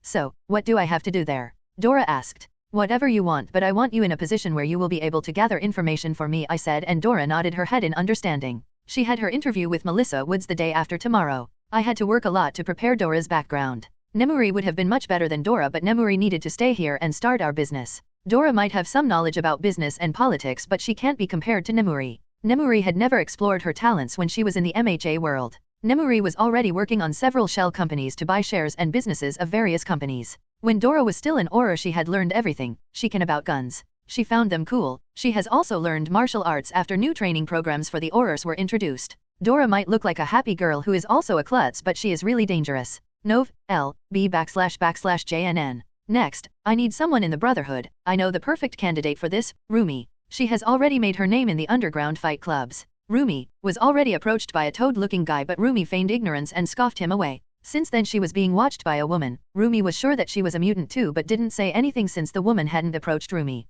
I wanted Fleur to do this, but she was busy working with Momo inventing who knows what. Both of them are kind of scientist-brained. I have told Rumi to wait and watch for now. I am quite sure that the woman is Mystique and she would definitely approach Rumi in the near future. While Rumi was going to join the Brotherhood, I was going to join the X-Men. I have 1 year before the events of X-Men movie and about 2 more years to get an isolated place that is going to be safe for mutants. Because the more time I waste, the more mutants are going to be experimented on and killed. I don't care about the mutants, but I will give them a chance for the sake of the mission. I am sure that some would happily take the chance and join me, and what better place to get mutants other than Xavier Mansion. So, now, how I do join the X-Men? I can't just walk in and ask them to let me join. This would raise several questions. It would be much better if they came looking for me. Now, how am I going to do this? I am not a true mutant, so I don't think he would find me using Cerebro, but I could use lightning to make them think that I am. But, I need to do more research. After all, the law of lightning is not my mutation but by innate ability. Or, I could go to a remote town or village and use my lightning powers. I know that old fool keeps listening to humans who speak about mutants and stuff, and I am quite sure that if I show my lightning, then everyone will immediately think of me as a mutant with everything going on in the news.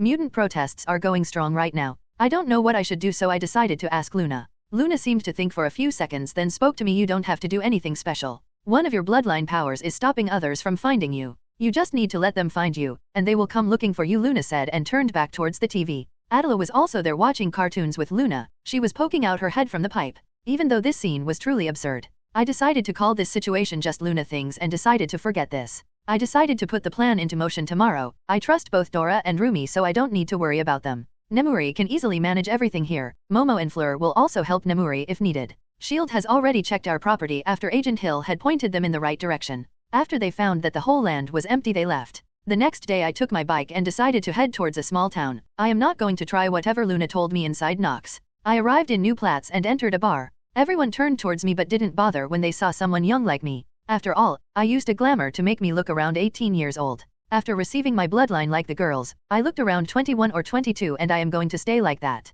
I sat on the bar and asked for some water. The barman stared at me for a few seconds then handed me a glass of water. After drinking the water, I decided to order some food. I have already started wanting to be found. I didn't know if it was going to work or not. After finishing my meal, I paid the bill and left after asking the barman about nearest motel. I arrived in front of the motel and sat on my bike enjoying the weather. That is when a car stopped in front of me. Charles sent Aurora and Jean to find me. Looks interesting. Both of them stepped out of the car and approached me. Hello, I am Jean Grey, the redhead introduced herself to me. I am Aurora Monroe, the white-haired woman introduced herself. I was completely slack-jawed. No way someone would introduce themselves to a stranger like this. So, I gave them the best American reply I could think of, at this moment. Yeah, good for you, I said and continued to stare at them. I kept staring at them. After hearing my reply, both of them didn't know what to say. Jean decided to continue the talks, so she spoke up after a few moments. We are from the Xavier's School for Gifted Youngsters. Jean began to say, but I decided to cut her off. After all, I had to act my part as a guy who knew nothing about mutant schools and stuff.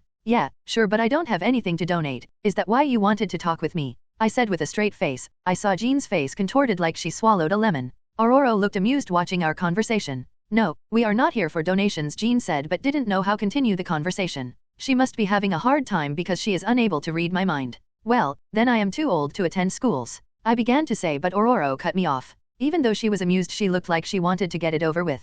Do you believe in mutants? Aurora asked me. I had to make myself flinch on purpose. Both of them noticed this and a small smile appeared on their face. My attitude completely changed and I acted like I am trying to feign ignorance. I don't know what you are talking about, I said and got off my bike. Listen, we didn't mean to scare you. I understand that all the changes you are experiencing are new for you, but we can help you. Xavier's School for Gifted Youngsters is a place we have built for mutant youngsters. We teach young kids how to control their powers, Jean said in a hurry when she saw me getting on my bike. You are saying that you can help me control my powers so that I don't accidentally hurt someone? I asked in a low tone. It was almost a whisper. Both Jean and Aurora looked at me sadly, thinking that I have really hurt someone close to me with my powers. Well, that is what I wanted them to believe. How do I know that you are not lying? Before either of them could say anything, I asked them in a serious tone. You can come with us and see for yourself, and if you feel like you want to leave, then you can leave anytime you want, Aurora said with reassuring smile. This was just so wrong on so many levels, but I had to join the X-Men, so I nodded my head. They asked me to follow them on my bike while they decided to drive back to Westchester, New York.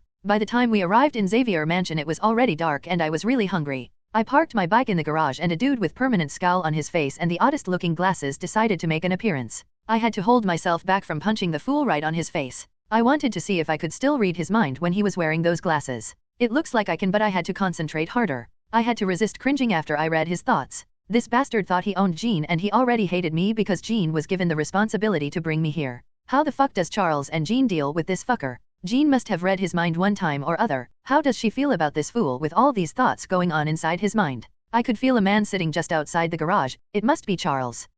You are finally back, Scott said and approached Jean, but I easily noticed that Jean didn't hold any excitement like Scott did. Scott completely ignored Aurora and started to ask Jean about her well-being like she was a kid. How does she deal with such an obsessive guy? I whispered to Aurora, who just chuckled in reply but didn't say anything. So, you are the new guy, Scott said, looking towards me. It was quite clear that he was checking me out. His current thoughts were how much of risk I was to his and Jean's relationship. Sorry, but I don't like guys, I said with a straight face. Scott was completely bewildered and Aurora and Jean burst out laughing. What the hell are you saying? Scott growled. Well, I saw you checking me out. Honestly, I have no problem if you like men or young boys. We can still be friends, but you must know that I am completely straight, I said. I had to hold myself back from laughing out loud. Scott clenched his fists tightly in anger. I am surprised that he didn't throw a punch at me. I could still feel someone outside the garage. So Charles has decided to wait and come to my rescue? Aurora and Jean were still laughing. Scott noticed that Jean was also laughing and his anger rose to a new level. His hand went towards his glasses when suddenly he was unable to move his hand. So, the fucker wanted to attack me? Well, I would have killed him if he had attacked me. Fuck the mission. Scott? How dare you? Jean exclaimed in anger. She was the one who used her power to stop Scott. Good girl, you saved him, for now. Scott didn't say anything and just clicked his tongue. Ororo also stopped laughing and she was also glaring at Scott now. Professor will know of this. Ororo said. She was about to continue her rant but a baldy on wheelchair interrupted her. So, he finally decided to show up. I already know about it. Scott, I am really disappointed in you. We are going to have a chat later, Charles said, shaking his head. Is this the disappointed grandfatherly act Dumbles used to pull? Looks kind of similar to me. Charles' eyes finally turned over in my direction. I felt several probes on my mental shields but none of them worked. A look of confusion flashed over Charles' face but it was just for an instant. Hello, my name is Charles Xavier. I run this school for gifted youngsters, Charles said, approaching me. After introducing himself he extended his hand towards me. N/O/vel/B//n.C//OM. My name is Itsuki Ryo. Nice to make your acquaintance, I said, accepting his hand. A Japanese? Jean asked in a surprised expression. Yes, born and grew up in Japan. I moved to New York recently, I said with a smile on my face. No offense but you don't look like a Japanese, Scott said scathingly. Even though I wanted to kill the bastard so badly, I stopped myself. I will get many chances later. You aren't the first person to say that but it is what it is. Mr. Xavier, I heard you could help me learn how to control my powers. I asked Charles, who just nodded his head with a smile on his face. Why don't we go inside? This isn't a nice place to talk about important topics, Charles said and turned around. Ah yes, do you have any food? I am really hungry. Unable to hold my hunger, I blurted out. Honestly, I didn't care if this was rude or not. You brought me here, you should at least feed me. Ah, yes, of course, the baldy said and continued to lead me. Ororo and Jean were walking by his side while Scott was trailing behind him. I was also trailing behind while looking around at the mansion. Color me impressed, this mansion is quite impressive. We arrived in the kitchen and they offered me some microwave food but I was happy with it. Baldy and Scott left us in the kitchen. Baldy said he had something important to discuss with Scott. I was hungry but I didn't lose my mind, so before eating up I subtly checked for any added drugs with magic and found nothing. Ororo and Jean also joined me as they were hungry too. So, what's your name, Itsuki or Ryo? Forgive me, I don't know a lot about Japanese culture, Ororo asked me while eating. Japanese names are backwards but you can call me Ryo, I said and continued to eat my food. So, Ryo, what is your power? Jean asked me. Thankfully Scott wasn't here. Baldy took Scott with him for a chat or he would have gone spare after seeing Jean talking with me. I can control and manipulate lightning, I said and showed them lightning dancing around my hand. Both Ororo and Jean were taken aback with my powers. Ororo was the one who was most surprised. Ororo can control and manipulate lightning too, Jean gasped in surprise and said. My eyes immediately turned towards Ororo. Well, my powers aren't exactly like yours. I can create storms and control them. That is why I am called Storm, Ororo said, looking intently at my lightning. Oh, so Jean, what is your power? I looked towards Jean and asked. Telekinesis, I can control things from afar, fly, read people's men. Before Jean could finish I cut her off. Are you reading my mind now? I asked, looking defensive. After all, when someone say that they can read people's mind, this is the natural reaction. No, for whatever reason I am unable to read your mind. There is a barrier protecting your mind, Jean said while looking at me intently. I just nodded my head. Your lightning powers might be creating those barriers in some way, Jean shrugged and continued to eat her food. We spent the rest of the meal chatting about normal stuff. After my meal was over, Ororo showed me my room. She said that I could attend classes from tomorrow with the other kids. I reminded her that I have already finished my school. She said I need to attend only when they are teaching about powers. I agreed and she left the room. Before anything, I checked the room for any kind of surveillance device. After confirming that the room was clean, I pulled out my phone and texted my girls about my successful infiltration. After chatting with them for some time I went to sleep, but not before planning how to annoy Scott so he would attack me. If he attacks me first then I can always retaliate. In a meeting room, 4 people have gathered for an urgent meeting. So, what do you think about this young man? Charles asked, looking towards Ororo and Jean. After all, they were the ones who have spent the most time with Itsuki Ryo. Sarcastic, funny, he has a weird sense of humor but I don't think there is any problem with him, Ororo said, and Jean also agreed with her. Have you been able to read his mind, Jean? Charles asked Jean. No, Professor, I feel that his mind is being some kind of barrier, Jean said, and Charles looked contemplative. How can that be? You said he has lightning powers, right? Scott spoke up for the first time. Yes, Ororo answered his question. I am also facing the same problem, Charles said, but both Jean and Ororo looked put off because of his facial expression. But I don't think that would be a problem, right? Ororo asked, looking slightly peeved. No, of course not, Charles said with his grandfatherly smile back on his face. But inside he was still worried. He didn't know if this Itsuki Ryo was a government spy or not. He was worried about the safety of his students. This was the reason he liked to read minds. Without reading someone's mind he can't trust them. So, he decided to watch Itsuki Ryo closely for now. After that they didn't have anything more to discuss. Scott tried to talk with Jean but she scoffed and walked away. Aurora and Charles also left the room, but Charles once again reminded Scott to control his anger. POV Rio. For the first time in several years, I woke up without my girls in my bed. Last night I was unable to sleep properly. I opened my backpack and took out fresh clothes to wear. After finishing my morning rituals, I left the room and went towards the kitchen. Last night, Aurora had told me that I could use the ingredients in the fridge and cook for myself if needed. They didn't have any cooks in the mansion. I arrived in the kitchen and checked the fridge and found only eggs and bacon. Well, fried egg and bacon will be enough for breakfast. It was still early, so I didn't know if I would be bothered by any kids or not. Thankfully, I was able to have my breakfast in complete peace. But I wasn't lucky enough to leave the kitchen before the kids arrived. It was Bobby Drake aka Iceman, John Allardyce aka Pyro, Kitty Pryde aka Shadowcat, and an Asian-looking girl. I didn't exactly remember her name. Well, she wasn't an important character. Hello, are you new here? Bobby asked me. Of course, you moron, I am new here. If I wasn't new here then you would have seen me before. Ugh, teenagers, what more can I expect from them? Yes, I arrived here yesterday, I said and introduced myself to them. Bobby was like any other teenager, John was a delinquent, Kitty was a shy girl, and the Asian girl was named Jubilee was an outgoing girl. Looks like you have made new acquaintances, Aurora spoke to me from the door. Yeah, nice kids, I said with a smile. I didn't know what more to say. But you kind of look older to attend classes, Bobby said with a confused look. I have already finished school, so I won't be attending classes along with you guys, I said to them. I told Aurora that I needed to buy some new clothes. She told me that the classes for powers don't start until the evening, so I was free to do whatever I wanted throughout the day. I thanked her and went to the garage. I found Scott was working on a car. An evil grin appeared on my face. So, did you find a young boy to confess your love? I asked Scott in a mocking tone. Scott's face was red in anger and he was so close to snapping. But, unluckily Jean had a really bad timing. The fool was saved by Jean. If I had said anything more he would have definitely attacked me. I stopped when I felt Jean coming towards the garage. I put on my helmet and got on my bike when Jean finally walked into the garage and found Scott looking in my direction with an enraged look on his face. Jean scolded Scott, which made him even angrier. Unfortunately I had to leave and I wasn't able to stay and watch the whole drama. I found a mall and after buying some new clothes I sat down in a cafe and started to chat with the girls.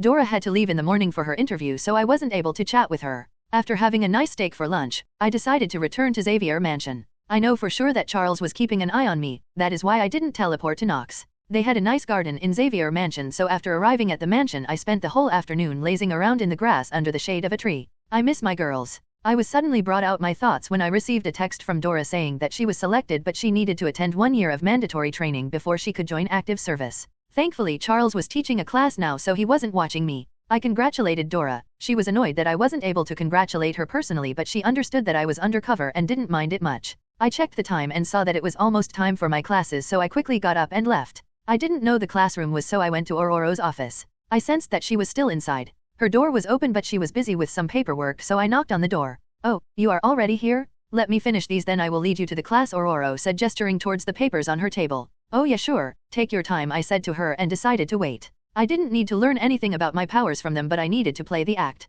After a few minutes, she was finally done and led me to a door. It needed a code to open the door. Aurora led me underground inside a huge room. I saw that the other kids were already waiting there along with Jean. It must be that special scenario creation room that they showed in the later movies, but now it doesn't look that advanced. All the kids and Jean were dressed in their X-Men costumes. I felt melancholic remembering my own armor I used during my hero days and as Dark Lord Magneto. Aurora left me with them to get changed. So, do you like this place? Jean asked me. I do. I have to say I am quite impressed with the mansion and everything. So, is this where you teach mutants to control their powers? I asked her, looking around the room. I know it was a pretty stupid question after all. Aurora brought me here, but I had to act like an 18-year-old. Yes, this is a special training room built for only that specific purpose, Jean said with a smile on her face. The other kids gathered around me and started to ask questions about my school and Japan. Apparently, they found out that I was born and grown up in Japan and they were quite interested to know about that. After some time, Scott and Charles arrived too. They said that they were going to have a group battle, but I was going to just watch them for today.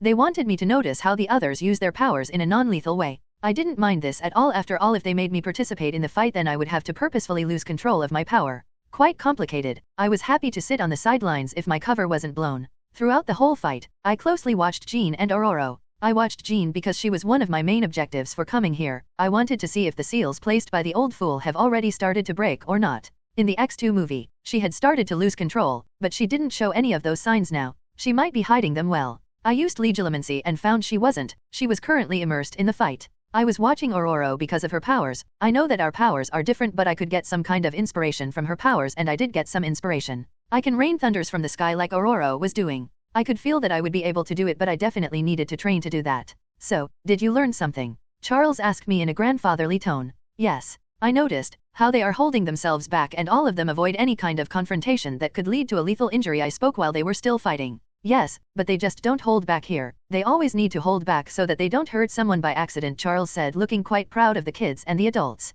That is what I am trying to achieve. I want to show everyone that mutants and humans can live in peace, Charles said with a smile and started to pay attention to the fight. If you honestly believe that, then you are the biggest fool in the whole world. Nov. L. B /JNN. Humans always fear the unknown and mutants are currently the unknown to them. This is in human nature, their basic instincts, and you can't change either of them. And those who do know about mutants would either try to control them, weaponize them, or learn their secrets by experimenting on them. Humans would never stop doing it, and they do it because they can't think of themselves being inferior. One more example of this is witch hunts in HP World. The people from church knew that witches and wizards are just normal humans with magic, but they can't withstand the thought that they were inferior and made up the god's agenda to burn down witches and wizards. A bald woman was sitting leisurely with her eyes closed. She was munching on a bag of potato chips and took a sip of her tea from time to time. Even though she looked really relaxed, she wasn't. In fact, she was quite close to panicking, and she hasn't panicked for several centuries. Before yesterday she was unable to see the person who is responsible for the energy surge. She tried, but she wasn't able to see anything successfully. It was like something was completely blocking her powers.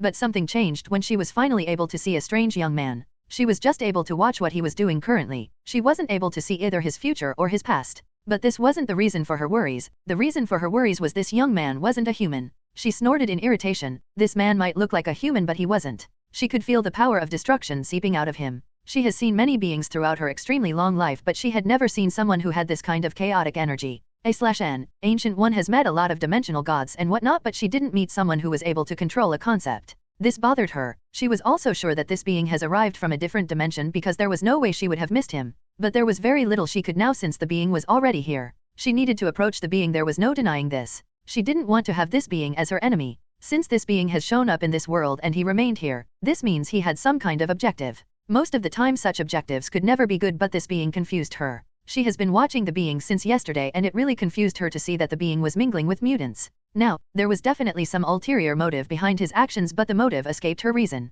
So, she decided to pay him a visit. It was quite risky on her part, but as the Sorcerer Supreme, it was her duty. She calmly waited for him to arrive in his room. That is when she would make her entrance. So, she patiently waited while munching on potato chips and sipping her tea. N/O/vel/b/in.c//om. A/N. Currently Rio is unable to control or use his destruction powers, but he still has the signature of those powers on his body. Ancient One felt those signatures and thought he could use them. That is why she is scared. Mace, New York. Natasha Romanoff, currently known as Juliet Asher, waiting to make a business deal with a new rising company. Natasha was really good at what she did, but her current job was giving her an intense headache. Even after a month of investigation, they didn't get any results. They had several leads and they were sure that all these incidents were related to the same people, but she or even her organization were unable to get a single name. Getting a name was quite far-fetched. They didn't have a face to recognize their targets. This was a huge blow to their reputation. She looked around and saw the people partying hard with the intense music going on. She herself had a cocktail in her hands. According to her, this was quite an odd place to sign a business contract. About 70% of S.H.I.E.L.D. resources were invested in this group, but they still couldn't find a damn clue. This was the biggest lead they had got in 5 days. They found out that someone unknown was buying shares from the biggest companies, but the problem was that they didn't have any face to match behind those purchases. Gold was still being sold in the market like water and they were risking inflation now. Whoever was doing this didn't care about their country's economy. Her boss was sure that this was a work of a huge terrorist organization. She herself agreed with that because how can you get your hands on so much gold? So, when they found that they were trying to buy a whole company, Natasha was selected to go undercover so that she could make the deal and apprehend the person who arrives. After using some blackmail material, they were able to get her in, and now here she was waiting for the buyer to arrive. She watched as a classy woman in an expensive suit enter the bar. She was carrying a small purse along with her. For whatever reason, she felt that this woman was their target. Possible suspect, Natasha whispered and received a command telling her that they were on it. Natasha kept her eyes on the woman. The woman gave her a glance and smirked. The woman was wearing blue specs and had an unusual spiky black hair. Don't misunderstand, she was looking stunning and men were stealing glances at her. Natasha called it unique. The woman didn't approach and went to the bar and ordered a drink. After getting her drink, the woman calmly approached the table where Natasha was sitting. Target confirmed, Natasha whispered in her mic, and she was told that agents are on standby for the grab. The woman arrived in front of the table. For the act, Natasha welcomed her to sit. The woman took the seat and licked her lips. Natasha didn't like it. She was getting really dangerous vibes from the woman. She felt like she was a rabbit waiting to be devoured by a hungry lioness. The woman smirked and licked her lips again. She didn't know why, but Natasha felt that her non-existent innocence was in real danger now. It's nice to meet Miss Asher. Thanks for meeting me so urgently. You see, this is a quite urgent business for me, the woman said with a huge grin on her face. Natasha wasn't sure, but she knew that something wasn't right. Excuse me, but I didn't get your name, Natasha said, trying to find out the woman's name. Natasha also noticed that the agents in the room were already approaching them. Wouldn't you like to know that, Miss Romanoff? The woman said, and Natasha was shocked and surprised, but she was in this profession for several years. Even if she was shocked, she didn't freeze up and reached for her gun, but she suddenly stopped. She felt a sudden rush of relief wash up on her body immediately relaxed, and she didn't know why, but she felt that she must do everything in her power to fulfill this woman's dream. This woman who was sitting in front of her was her mistress, and she wanted to make her mistress happy. But there was a small part of her screaming her to stop, telling her that something was wrong with her, but she didn't care about that. The only thing that mattered to her was her mistress's happiness, and she would do anything for it. She immediately remembered agents were coming here to capture her mistress. Her head shot around and looked towards the agents. All of them have joined the dancing crowd. This showed how strong her mistress was. A smile appeared on her face, and turned back towards her mistress, who was smiling at her. Now, why don't you give me those company bonds? The woman asked Natasha, and she happily obliged. Natasha felt she was over the moon. Her mistress has given her an order, even if it was small. Natasha opened her bag and handed the bonds to the woman, who was nodding her head. The money will be transferred to the company account, the woman said. Natasha wanted to scream that her mistress didn't need to pay anything, but her mistress didn't order her to speak up, so she remained silent. She just nodded her head happily like a kid on a sugar rush. The voice inside Natasha's mind was still screaming at her, telling her what was really happening, but she didn't care. Her mistress got up from her chair. Natasha decided to help and follow her mistress. She tried to get up but found that she was unable to move. Her mistress placed a hand on her cheek and caressed it lovingly. This is when Natasha returned to her normal self, and she was disgusted at herself. She tried again, but her body was still frozen. She looked towards the woman, who was gently smiling at her. Challenge accepted, Shield. Funny name. But this isn't enough, Natasha. You people have to try harder. I will expect a better challenge next time. Don't disappoint me, Natasha. I have high hopes for you, the woman said while caressing Natasha's cheek, and left the room while waving her hand. She heard the screaming orders from her earpiece, but she was still unable to move, and the agents were still dancing. Natasha was scared for the first time. She was disgusted because of how she felt and how she referred to that woman as mistress, but she was scared too. The woman was able to control her just like that? What kind of power was that? And it was clear that the woman was amused and was mocking them. Natasha gasped and found that she was finally able to move, and the rest of the agents also gained back their ability to move on their own. A voice growled in her earpiece, giving her an order. Yes, sir, that was the only thing Natasha was able to say. She knew that this was going to be a long night.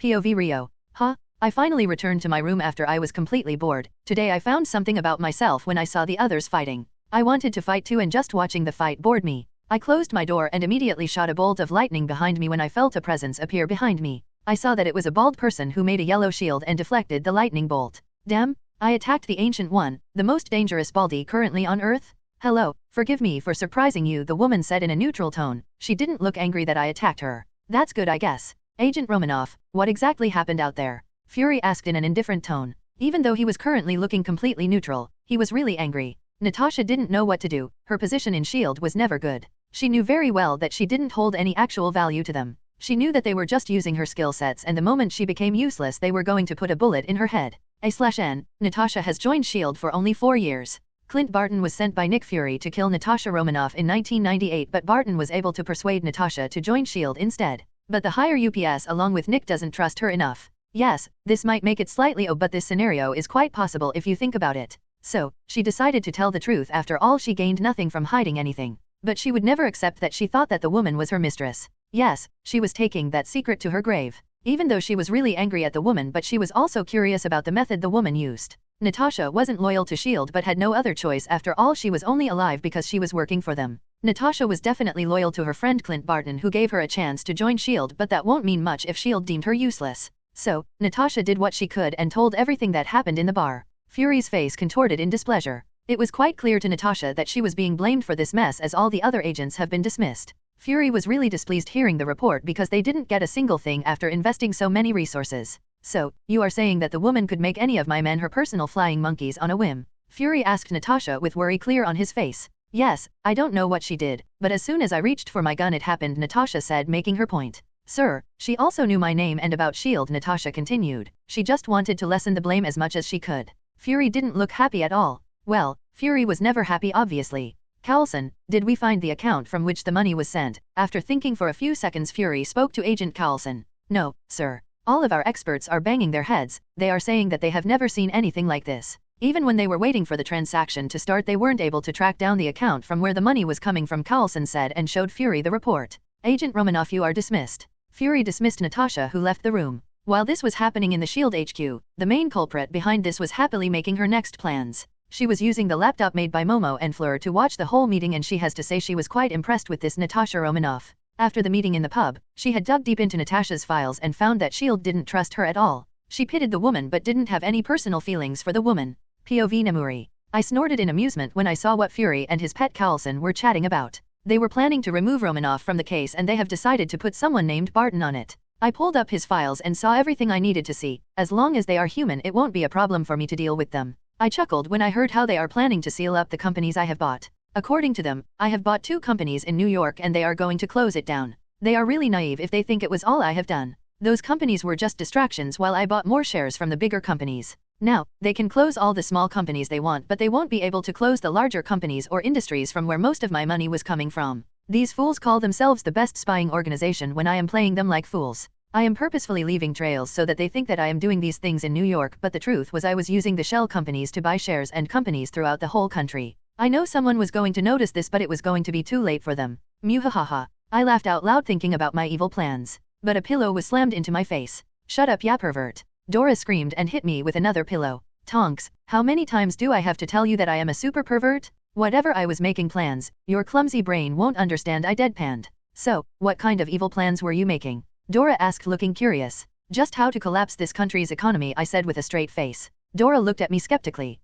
Why are you doing that? But this time it was Momo who asked me the question. Before I could answer, Luna chimed in from the side. It must be done. It would be much easier for Rio to make a safe haven for mutants like this, Luna said, and went back to watching cartoons. Well, there was that. I knew that to complete Rio's mission, we would need a huge place, but there were several problems with that. If Rio wanted, he could have bought a small island for the starters, but it wouldn't have worked like that. After all, most of the countries are trying to get rid of the mutants, but there are some who are willing to experiment on them to find all their secrets. So, if we got all the mutants in a single place, then we would become easy targets, I said with a sad smile on my face. After Rio left me this, I said, showing them the laptop. I dived into research and what I found disgusted me. All of you think that the witch hunts were bad? Then you haven't seen what they have done with the mutants, I said in a solemn tone. You must be joking, right? Fleur asked me. I hope I was, but all these governments are just trying to gain control over these mutants so that they can weaponize them, I said, and the girls looked really sad. So, you are trying to destroy this country's economy so that they would be unable to go after the place we built for the mutants? Momo asked. Yes, that was the plan. We already know that you can't raise wars with empty pockets, I said with a smile, remembering my time in the HP world. But then, we would need to collapse the economy of all the strong countries, Fleur said. I already have a plan for that. This world runs on a very delicate balance, and if one link of this balance breaks, then the whole system would collapse, I said with an evil grin on my face. Then, show us. We will also help you. After all, we can't allow the depraved pervert to do all the hard work. Rumi spoke up for the first time in the entire conversation. Even though she called me a depraved pervert, I didn't mind, because I was pervert and proud. A huge grin appeared on my face because I am so lucky to have sisters like them. Xavier Mansion, New York. While the girls were making their plans for world domination, Rio was having his meeting with Ancient One. After Ancient One greeted Rio, he didn't know what to do or how to start the conversation. After all, he had attacked the Ancient One. It was the same case with Ancient One. She had expected some kind of attack. Any normal human or mutant would have a hole in their body because of the lightning bolt, but she hadn't thought anything beyond a greeting. She was also nervous. She knew that this being in front of her was way stronger than her, and she has no confidence to imprison him in the mirror dimension. Who are you? While Ancient One was busy with her thoughts, he decided to ask the million-dollar question. Even though he knew who she was, he couldn't just blurt it out. Rio had no idea what Ancient One was thinking, so he decided to take a risk and used legilimency, but he didn't know she had any kind of mental barriers or not, so he decided to only read the surface thoughts and found that it worked. He found that Ancient One was quite worried about him. She also feared him. This confused Rio, but he wouldn't waste a chance like this. I am known as the Ancient One. I am the Sorcerer Supreme. I protect Earth from the threats of different realms. Ancient One introduced herself, but Rio decided to ask the most important question in this situation. Why are you bald? Rio asked. He always wanted to know the reason. It wasn't his fault. I kept staring at Ancient One, who looked completely dumbfounded because of my question. Her thoughts were completely blank for a few moments before her thoughts returned to shocked and bewildered. Well, after living for several centuries, I found that managing hair was a complete bother, and having no hair makes my head feel light, Ancient One answered with a smile on her face. Oh, this was the only thing that came out of my mouth. I had never expected that she would become bald for such a measly reason. I had thought that some kind of universal secret might be hidden behind the reason, but apparently that wasn't the case. Why don't we sit down and have a chat? Ancient One said, and a tea table appeared between us. Ancient One sat down crossed-legged. I could see that she has gotten over most of her fear and she was just worried now. I don't think this is a nice place to have a chat. After all, we are in an old fool's house whose hobby is peeking inside people's heads, I said to Ancient One, who just waved her hand in dismissal. Don't worry about that fool. He won't be able to see anything happening in this room, Ancient One said. I looked at her for a few seconds before sitting down in front of her. So, what do you want to talk about? I asked her seriously, grabbing the tea cup she gave me. She is a nice host even though she is the one visiting me. She didn't have any thoughts of deceit, so the tea should be clean, but I won't take any chance and check it as soon as I can. I wanted to know, why are you here? As the Sorcerer Supreme, it is my duty to protect Earth from different realms and different dimensions, Ancient One said with a polite nod. My reason is quite easy to understand, while at the same time it's quite complicated, I said while looking at her intently. I don't know how she is going to react. Please try me, Ancient One said with a gentle smile on her face. I thought for a few moments when I finally decided to speak up. I have come here to make a safe haven for mutants, I said in a neutral tone, and waited to see how Ancient One was going to react. I have to say, I am quite surprised that you have such a simple aim. After all, you are a very powerful being. I would have never thought that someone like you would ever care about mortals, Ancient One said with obvious surprise in her voice. I didn't react when she called me a very powerful being. It must have been because God has unlocked my true bloodline, but I don't know shit about it. I was continuously using legilimency on Ancient One when a phrase struck me. She thought I had the power of destruction. Even though I was surprised, I didn't show any reaction visibly. If she thinks I have that power, then I must have that power. I will need to train as soon as I can and get that power. With my pirated version of Zenkai Boost, it won't be too hard for me. That means I need to use the time turner. I don't know how long it was going to take, but I think I can master the power. At least I should try, and it would be an op ability to have. I would be like Beerus, destroying anything I find annoying. But humans won't like you doing that, Ancient One said with a neutral tone. Now, her smile was gone, but it was clear she didn't figure out that I was reading her mind or I wasn't able to use the power of destruction. Of course, they won't like that because they won't be able to hunt them down or experiment on them, I said with a small edge in my voice. Ancient One kept staring at me for a few seconds. I stared back her. She wanted to see my resolve. After a few seconds, Ancient One finally released a sigh and spoke up. It looks like that you are truly determined. I wouldn't stop you as I haven't interfered in this matter until now, so I won't now, Ancient One said in a lost tone. Of course, I would have been angry too if she had decided to interfere now. Can I request something from you? Ancient One asked, looking slightly hopeful. What kind of request did she have? Please don't ask me to deal with Dormammu or something. Yes, I might deal with him in the future if I can master my power of destruction, and I would do it only if Ancient One becomes my friend or something. This whole universe is going to face a very dangerous enemy. The enemy would be so strong that humanity will win only once out of 4 million chances, and they would only win after making heavy sacrifices. If you decide to fight, then we might have a new kind of future, a better future, Ancient One said in a solemn voice. Damn, she is taking about Thanos. Well, I already have plans to deal with that fucker. Do I tell her the truth or just tell her that I will consider? From what I feel, you are quite strong, won't you be there? I asked the Ancient One, who looked at me with a smile on her face. Nov, L, B /JNN. I would be gone by then. No mortal can escape death, Ancient One said in a cryptic manner. She didn't need to elaborate. She has already seen her death after all. I will do what I can, I said. This made Ancient One give an appreciative nod. Then, I will be leaving. I live in Kamartaj, Nepal. Our doors will be always open for you, Ancient One said, getting up. The table and teacups disappeared. I nodded my head to her invitation and she opened a portal and left. As soon as Ancient One left, I released a huge sigh. That was way more pressure than I like. I slowly lay down on my bed and started to think about the power of destruction. Meditating always helps. Ancient One doesn't have tact. Now, I would be unable to sleep. I threw up my legs and sat on my bed cross-legged and started to meditate. I know that I won't be able to master the power of destruction in just one night, but I could at least confirm if I have that power or not. I don't know how much time passed, but I was finally able to feel an abyss of power. The energy felt like it could destroy anything. I was standing right in front of the black abyss filled with this power. I looked around and found that I wasn't standing in front of the ocean, I was standing over it. Anywhere I looked I could only see this energy. I could feel it, this power was calling to me. My whole being was craving to touch the energy this place was filled with. Can I even hold this power, or would I disintegrate into nothingness? But something told me that I must do it. It was the right thing to do. It was like my soul was calling to this energy. My soul. Yes, the Leviathan's soul is telling me to grab the power. Since the Leviathan is a part of me now, I must be fine. This is my energy too. So, I dived into the ocean and my whole body tingled in happiness. I felt like I found something that belonged to me. It was like my missing part.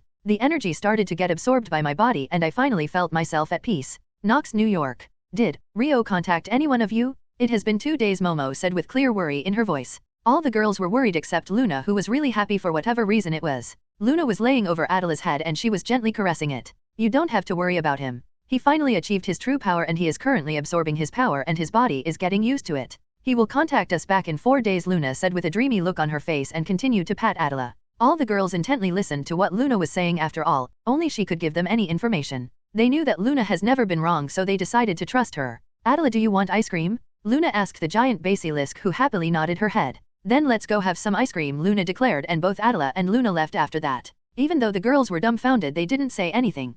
POV Rio. I finally opened my eyes and I was assaulted by bright light. My eyes pained and some machine started to beep. What the hell is that annoying noise? I could smell some kind of spirit you can only smell in hospitals. My eyes and ears finally settled down and took the view around me. I heard footsteps coming towards my direction, and saw a frantic Jean enter the room. I got up and I immediately felt the difference in my body. It was really different. I felt I could destroy a mountain with my fist. I could feel that I have lost all the vulnerabilities I had. You need to calm down. Do you remember me? Jean approached in front of me and asked in a gentle voice. What happened to me? My voice was slightly hoarse. My throat was really dry. Can you get me some water? I asked Jean, who nodded and immediately poured a glass of water and handed me. I drank the whole glass in an instant. We don't know what happened, but you suddenly went into a coma. We weren't able to treat you because your lightning was interfering with all the machines, Jean said, sitting down in front of me. Coma? When? I asked her in a confused tone. It has been a week you were out, Jean said, and my mind blanked. Fuck it, I have been in a coma for a week? I guess I should go back into coma by myself, or the girls would send me back into a coma. It has been 4 days since we have lost contact with Rio. Yeah, I know that he is not in any kind of risk, but it doesn't mean that I am not worried about him. Huh? I released a huge sigh and stared towards the arena. I wasn't in a mood to fight today. I pressed my hands together and kept staring towards the arena. I didn't want to be here today, but because of Rio's mission I had to be here. I noticed that the woman was here today and she was keeping her eyes on me. Rio thinks that she goes by the name of Mystique, and I don't doubt him. The woman must have finally reached the limit of her patience because I felt her approach me. I didn't need to look up to know that it was the woman. My battle senses were quite sharp enough. What can I help you with? I asked, my eyes still fixed on the arena. You are quite an interesting woman, Rumi Usagi-yama, the woman started, to which I just snorted. I have heard. So, what do you want? I asked the woman in a scathing manner, but the woman didn't mind. You know, we should stick together. After all, there is strength in numbers, the woman said with a smile on her face. Why the hell should I stick with you? I don't even know you, I said in an annoyed tone. Do you think that humans would support you? They don't like something unnatural like us. The woman said. I have to say that this woman is much smarter than that toad guy. She hasn't mentioned anything about being a mutant, but it is clear what she wants to say. I might not be cunning like Nemuri, but I can work with simple manipulations like this. You aren't trying to get me into some cult or something, right? I asked, looking at her with an incredulous stare. Don't play me for a fool. How long do you think you would be able to hide the fact that you are a mutant? The woman asked me. For the first time she lost her smile. I don't know what you are talking about. I asked her in a defensive tone. You don't need to be guarded. I am trying to help you. With everything going on all around, do you think you will be able to hide the fact that you are mutant? The woman asked me. I decided to keep my silence. They will make something that will be able to locate all of us. What do you think humans will do when they capture us? The woman continued when she saw that I didn't speak. Nov, L, B // JNN. So, you are saying we should fight? I asked her in a small voice. The woman's smile returned. Of course, we might be few in numbers, but we have decided to take the fight to them, the woman said. I acted like I was thinking about what I was going to do. So, how do I sign up? After a minute passed, I finally asked her. You being one of us is enough to sign up, the woman said. The woman asked me to follow her and I did. After a long boat ride, we arrived in some kind of island. It was some kind of a base. After entering the base, the woman changed into a blue-skinned naked woman. Looks like Momo and Nemuri aren't the only exhibitionists in this world. My name is Mystique, the blue-skinned naked woman said. We met with 3 guys. One of them was the toad guy, another was a tall man who looked like a beast, and the last one was a geezer in red robes and a helmet. He called himself Magneto and he had powers to control metal. Somewhat like Rio, but he wasn't strong enough to be compared with Rio. After all, Rio could destroy a small city with a single move. I still shudder when I remember the first time I saw him using that move. Apparently, the geezer with Rio's power was the leader of this group and they called themselves the Brotherhood of Mutants. They told me about Charles Xavier, who has his own group called X-Men, who were passive fools and they were still supporting humans. Personally, I call them fools. I can do nothing about them, at least, not yet. This is how I joined the Brotherhood of Mutants. The days passed just like that. POV Rio. How are you feeling? Jean asked me. The machines were useless because of my lightning powers. I am quite fine now, though I won't deny a nice meal, I said to Jean, who nodded her head. It has been 2 hours since I have woken up, but I was unable to contact the girls because Jean has forbidden me from leaving my bed and I have to go to my room so that I can get my phone. After a few minutes Jean returned with a plate of food. I wanted a juicy steak, but Jean denied, saying that so much oil won't do me any good. I was happily eating my food when I remembered that Jean was still here. I was confused. Shouldn't Scott be already here? Where is your boyfriend? I asked Jean and her face immediately darkened. He is not my boyfriend, Jean said in a dark tone before returning to her usual demeanor. It's kind of easy to perceive with how he is around you, I said with a smile and continued to eat my food. Please stop talking about that bastard. This is the only place I can get a break from him and I don't want to spend my time away from that asshole talking about him, Jean said in a disgusted tone. Wow, there is a lot of hate there. I don't know what happened in the movies, but this Jean Grey doesn't like Scott Summers at all. This world is slightly different than the original and there is still the matter of other factors like the inclusion of MCU and Fantastic Four. So, can it also change the timeline? Quite possible, if I think about this. I slowly ate my food and laid back in my bed. I found that when I was out, Charles or Jean has tried to enter my mind but they weren't successful. Well, if they had succeeded then I would have pitied them. After all, I was never able to check the dungeon defense I have built inside my mind. I think I will let Charles have a go at it. Who knows, maybe he will succeed. Huh? Who am I even kidding? After another hour Jean finally left but she didn't look too happy. I swear I heard something about ripping Scott into shreds if he dares to persist about the date. When Jean left I decided to check if anything was still watching me or not. I found that Xavier was busy with training so he wasn't using his mental abilities to watch over me from a distance. Jean was the same. If the kids were training that means it was already evening. I quickly teleported into my room and found my stuff was untouched. I pulled out my phone from the bag and grimaced when I saw the missed calls and texts from the girls. Without waiting for another second, I texted them and I started to receive angry replies along with curses and finally texts saying that they were glad that I was okay. The last text was about how I should be a man and take my punishment like a man. Even though I grimaced, I know that I deserved it. I told them that I will visit them as soon as possible. After that I kept the phone in my bag and apparat back in the infirmary bed. The training session was still going on so the others were still there. After half an hour the training session finally ended. I noticed that now my sensing power has grown really strong. Before I absorbed the Leviathan's power I was only able to sense if they were kids or adults, but now, I can clearly recognize a person. I didn't notice this change when I apparat into my room. I was too busy trying to think excuses so the girls would let me off easily. That is how I found that the others were in the training room. After the training ended Jean and Aurora visited me together. After some time, Charles arrived with Scott in tow. They asked me some questions, normal questions asked to any patients after their recovery. Jean handed me a light dinner and left along with the others. Scott was glaring at me because I was being taken care of by Jean. After finishing my dinner, I kept a close eye on Charles. As soon as he fell asleep I apparat into my room and took off my hospital gown. I wasn't wearing anything underneath. Not surprising. I wore some clothes and took my time turner and apparat into Knox.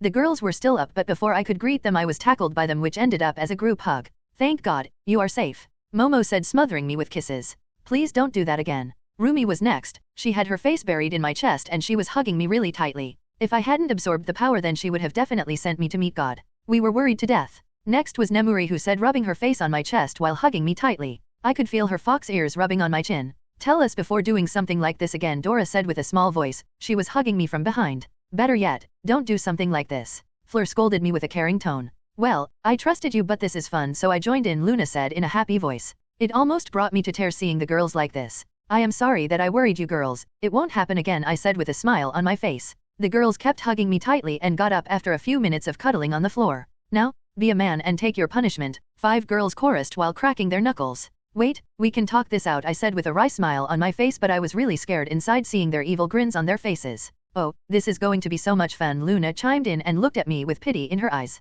Last night was kind of a roller coaster for me. First, the girls tackled me to the ground and kept hugging me. It was a really emotional moment for all of us. Then they beat me up which Luna watched from the side while giggling. Then the girls threw me into bed and had their wicked ways with me. Any head of a family has to make some sacrifices to make their family happy. Since my family was big I had to make a big sacrifice, but do I regret it? No, sometimes sex like this is quite fun too. I slept like a log surrounded by my girls tangled into a mess. For me, it was just 2 days I was away from them but for the girls, it has been 9 days. I woke up early in the morning and I had to work really hard to extract myself from the heap of female bodies. I didn't want to disturb them so I allowed them to sleep. I took out the time turner I had brought and used it to return 5 hours back in time. I didn't bother to check anything and directly went to the special training room we have built in the house. It would block any kind of energy from leaking outside. I don't know if it could stop my power of destruction but let's see what happens. I entered the training room but didn't know how to start training. I knew that I had the power inside me and I just needed to channel the power outside. After using this method for 5 hours I was only able to find out that it was the correct method.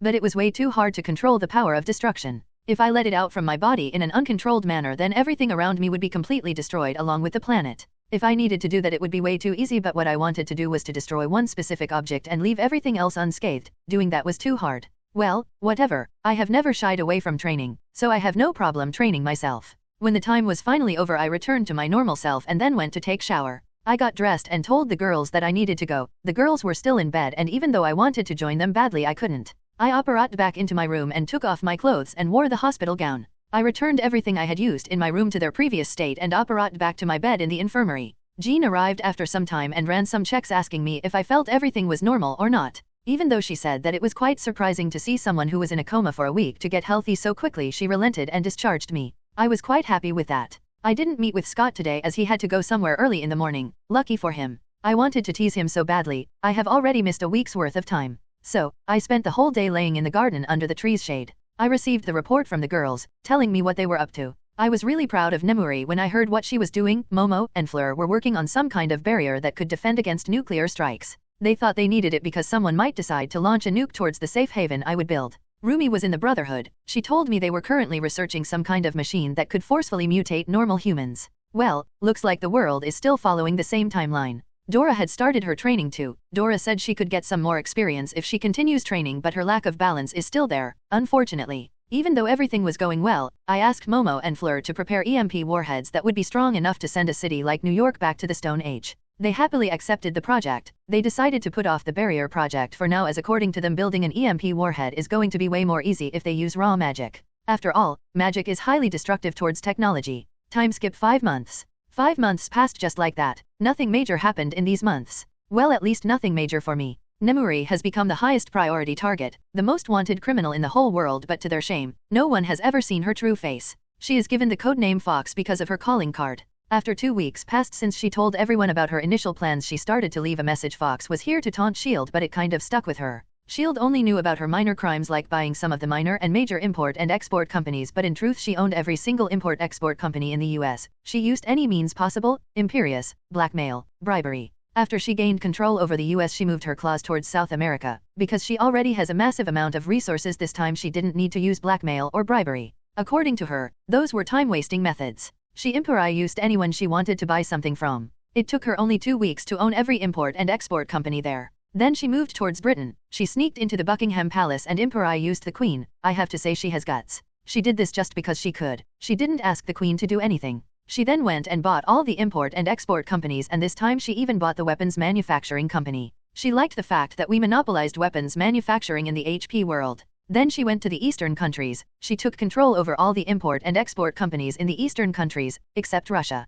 Russia was damn huge, and buying off the companies there was kind of complicated. In other countries, she didn't need to do a lot as she just used the owner and he sold her the company deeds. But in Russia, all import and export companies were owned by the government. So, she needed to sneak into Kremlin, but even after that, the process would be complicated. She decided to leave them alone after all they needed to import from other countries and the export companies of other countries were owned by her. Instead, she decided to take care of their oil reserve. She had an insane plan to create a portal and empty all their reserve and collect it somewhere else. Momo and Fleur told her that it could be done, so she decided to do just that and left Russia alone for now. She decided to do similar things with Middle Eastern countries too, as their main source of income was selling oil to other countries and they bought water from other countries. So, Nemuri decided to destroy their oil export and water import methods. She left alone those countries too, for now at least. Speaking of Fleur and Momo, they were able to make EMP warheads strong enough to destroy the whole of New York in just 3 weeks. They could make way stronger ones too, but then they would need either me or Nemuri because of our insane amount of raw magical power.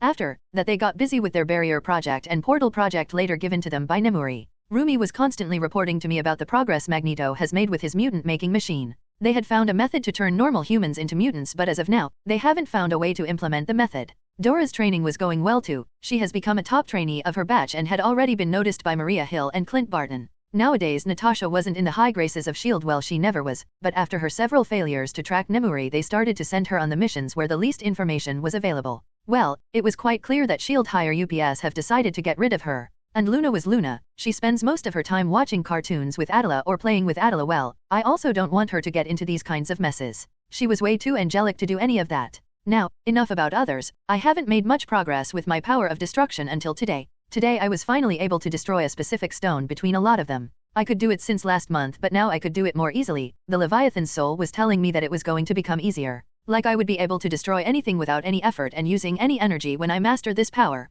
Well, that's all of the good, but Scott's lucky star was still shining brightly on him. Even after 5 months of taunts, he didn't attack me. Quite disappointing. In fact, he seemed to get much better at controlling his anger. This is bad. Well, I still have 1 more year to push him off the edge. Charles still didn't trust me completely, but I have started to train with the others and showed them that I was progressing in a positive direction, but all of that changed today. Two major things happened today. One, I gained more control over my power of destruction, and the other thing I saw on TV. Senator Robert Kelly introduces the mutant registration bill. This is all I needed to hear, and I knew that the timeline has changed. This is way too soon, more like 1.5 years too soon. Only one thing came out of my mouth after the grand revelation. N/O/vel/b/in.c//om. Fuck me sideways. Even though I was loud enough for the kids to hear along with the others, none of them bothered to chastise me. After hearing the announcement, chaos broke out in the Xavier mansion. Yes, the bill was just introduced and there was a chance that the bill won't pass, but everyone knew better. Charles still looked optimistic, believing in humans. He trusted that the bill won't pass. The bill only said that all the mutants must come forward and register their power, but only naive fools would believe that. Mutants would be coerced to join the army so their powers could be weaponized. Nov. L.B/JNN. The bill was going to be debated in 2 weeks. According to Rumi, Magneto hasn't even started building the mutant-making machine, so there was very little chance that he would be able to complete it. So, there is a chance that Magneto would try to assassinate Senator Robert Kelly and use Mystique to impersonate him. Now, calling him Magneto while I call myself Magneto too is going to be slightly confusing. Should I beat him up and ask him to change his name, or should I change my name? After all, now I have a variety of powers, and magnetokinesis isn't my only power. I have also received the power of destruction. Now that I know that the timeline is changing, I need to check everything and start my preparations before shit hits the fan. I quickly went to the garden while Charles called an emergency meeting. After making sure that Charles wasn't watching me, I texted Momo and Fleur asking them about the progress of barrier they were making. They said that they still weren't able to make it strong enough to withstand a nuke, but it can withstand everything else. Well, it was good and all, but it wasn't enough, but it was still impressive. The next person I needed to text was Luna. She would be the only one who could tell me about the changing future. Luna, can you tell me about the changes in the future? I asked Luna. Can't tell you. The future might change towards the bad direction, Luna replied. Well, I guess she is right. I might know about the timeline, but it could change like it is happening right now, but knowing the future might change it because of some action of mine and it could turn out bad. Can't you give me a little sneak peek? I asked Luna. I waited nervously for a few seconds for Luna's text. She must be thinking what she could tell me. Another person is going to use this chance to his advantage. I can't tell you any more or the future will be really bad. Something will happen, and that needs to happen so that the humans make a big move against mutants. Luna sent me a cryptic message. What the hell? So, something will happen that will cause humans to act out against mutants? Well shit. And Luna thinks it must happen? Then it must be a pivotal point for the new timeline. Thank you, whatever that means. I thanked Luna. Don't worry, you will be able to figure it out, but you would be able to use it to your advantage. Luna sent me another cryptic message, but this time it was slightly clear. So, I will be able to figure out who this other man is and what needs to happen in the future? Well, fuck this shit. Why can't everything happen like it did in the original timeline? Well, obviously, because I changed it. In the original timeline, there wasn't any Nemuri who was happily buying off every import-export company throughout the world. Then, I texted Nemuri asking where she was and what she was doing. I immediately received her reply. She was currently in Dubai. She was now setting up the expansion trunks inside the oil reserves. She had learned enchanting when she was determined to make those bangles to protect us from any kind of mind-altering spell and potions, so she could make expansion trunks on her own. She wanted to empty steal all their oil to break their backbone. Human civilization would collapse without oil. I told her what was happening here with the Mutant Registration Act. She said that it was good that she was done with all the purchases. She now only needed to return to Russia and place expansion trunks in their oil reserves too. After that, she could start placing teleportation seals on the goods stored in her companies around the world. It was going to take another year if she had to do it by herself, even if she uses magic. The process would become much faster if she could get some help. So, I decided to get her house elves. This would get her a lot of additional hands. So, I decided to make a trip to HP World and get Nemuri as many house elves as I could buy. 1 year wasn't a long time, but the problem was what Luna told me. Luna said that something will happen in the near future that will make humans act against mutants, and it needed to happen. I can very well see how I can use this chance to my advantage. After all, if mutants feel unsafe because of humans, they will jump at any chance of getting a safe haven for themselves. Even the naive mutants would do so. But now, where the hell am I going to build the safe haven? Should I take over this country or some other country? Let's think about the probable place. The most probable place would be a completely different planet. I could use the data from the HP world and colonize Mars, but that would need time, something I don't have. So, I have to use someplace else. Taking over an island would be easiest, but, fucking hell, why don't I take over Genosha? I only need to beat up Magneto and his cronies and I will get a huge-ass island for the Safe Haven project. But, this is manipulation through and through. Should I do it? But if I do this, the mutants would be able to live in peace away from stupid human interference. Fuck this. Why the hell I am thinking about how they are going to feel. It's not like they are going to know that I allowed this to happen. After all, I am doing this for the greater good. As soon as that came out of my mouth, I looked down. I released a relieved sigh. Thank God I didn't grow a fucking beard, but I should be careful and not throw around the greater good. Now that I have finished chatting with the girls, I have decided to think about this other person Luna mentioned about. Now, it could have been Magneto, but from what I have heard from Rumi, his machine is non-existent. So, he could use Mystique to assassinate the senator and then impersonate him. But, I don't think that this could cause humans to act against mutants. It could only happen if the assassination of Senator Kelly is revealed to be done by mutants. I don't think Magneto would allow that to happen. After all, he might be evil but he isn't brain dead. He also knows that no matter what he can't defeat all the humans. So, one point is clear, if the humans are going to act against mutants, that could only happen if the assassination comes to the light, but if that's the case, someone else could assassinate Senator Robert Kelly and frame the mutants. Yes, it won't be hard to do that. Now, who could use this method to his advantage? Suddenly a name clicked in my mind. William Stryker. He was the only dude who would use this method to destroy all the mutants. After all, he was the one who decided to use Nightcrawler to assassinate the president, so he could use the incident to persuade the president so he could get president's approval to attack the school.